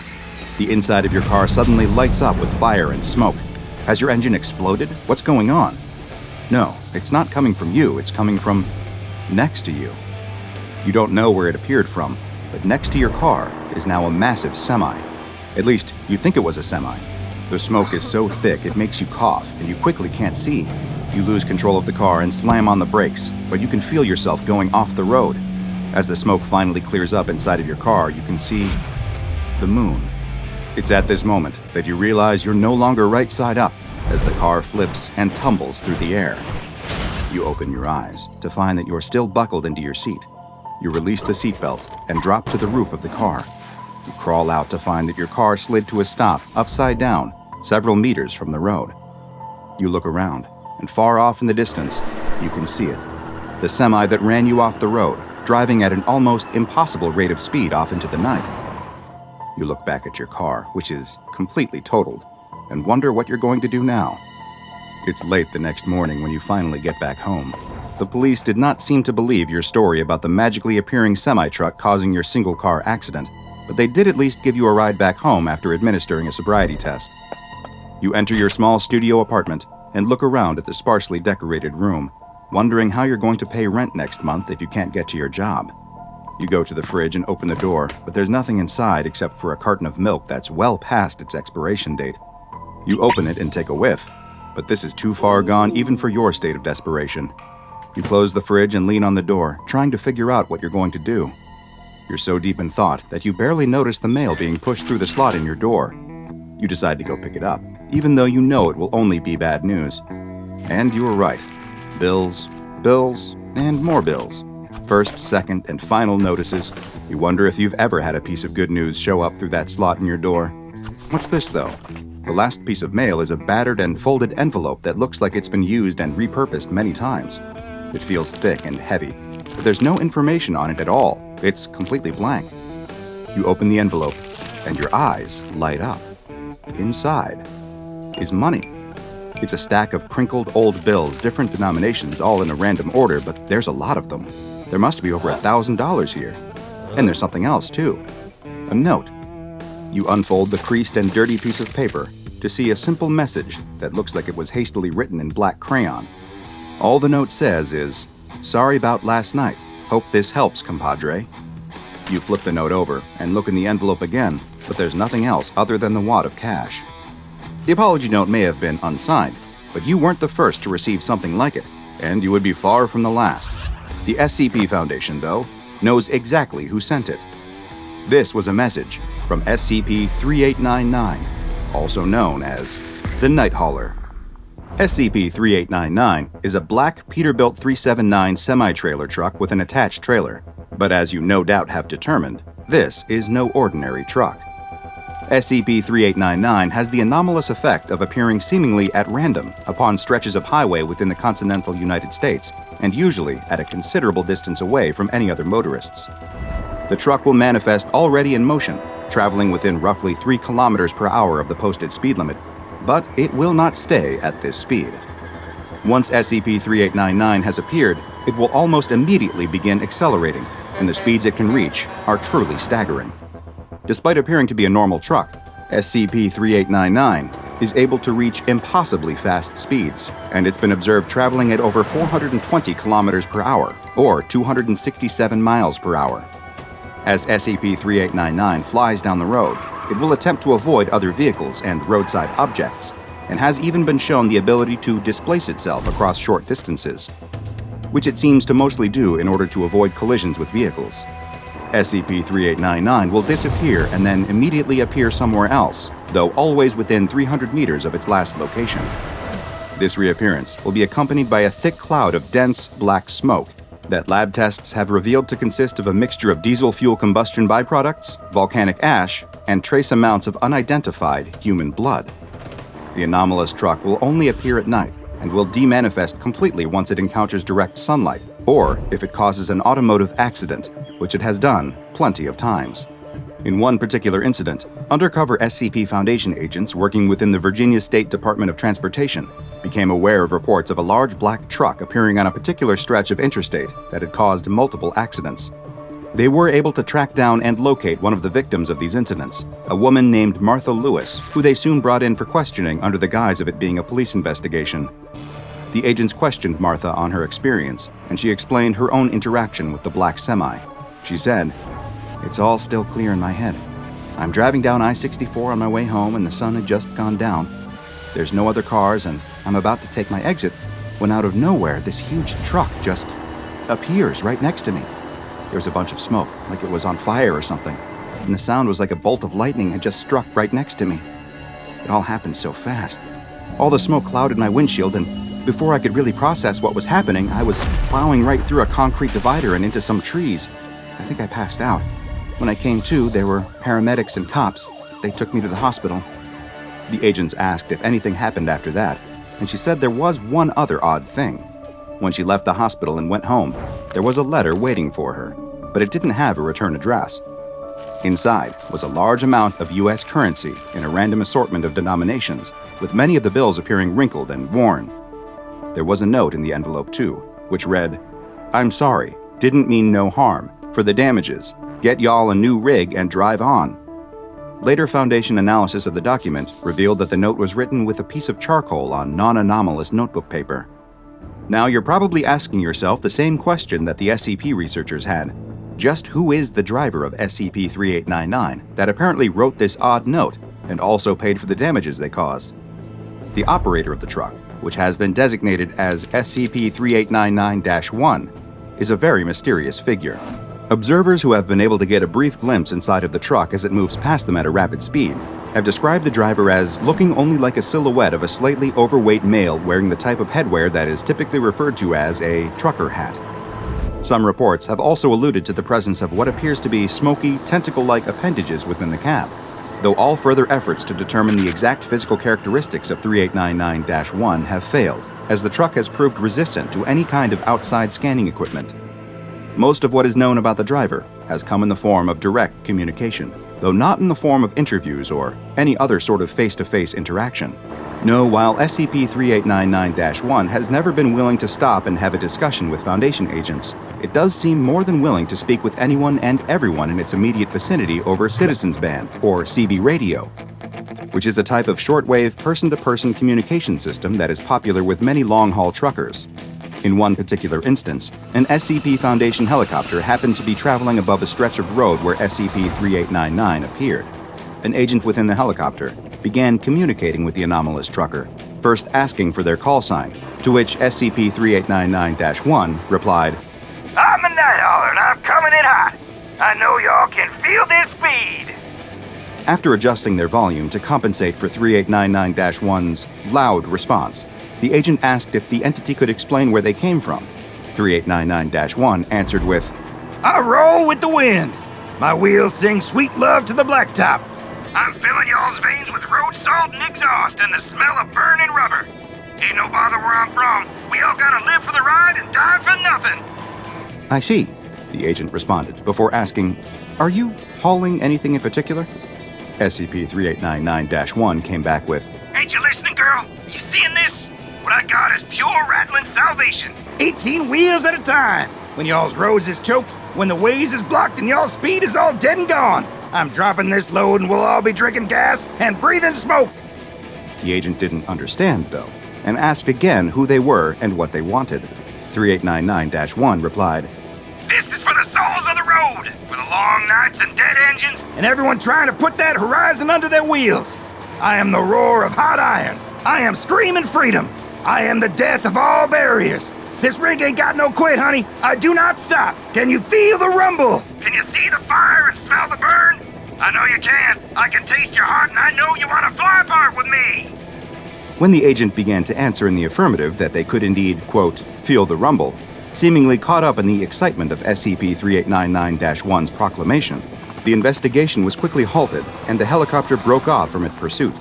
Following this incident, the potential mimetic influence of communicating with 3899-1 is under investigation. SCP-3899, being currently uncontainable by any conventional means, has been classified as Keter.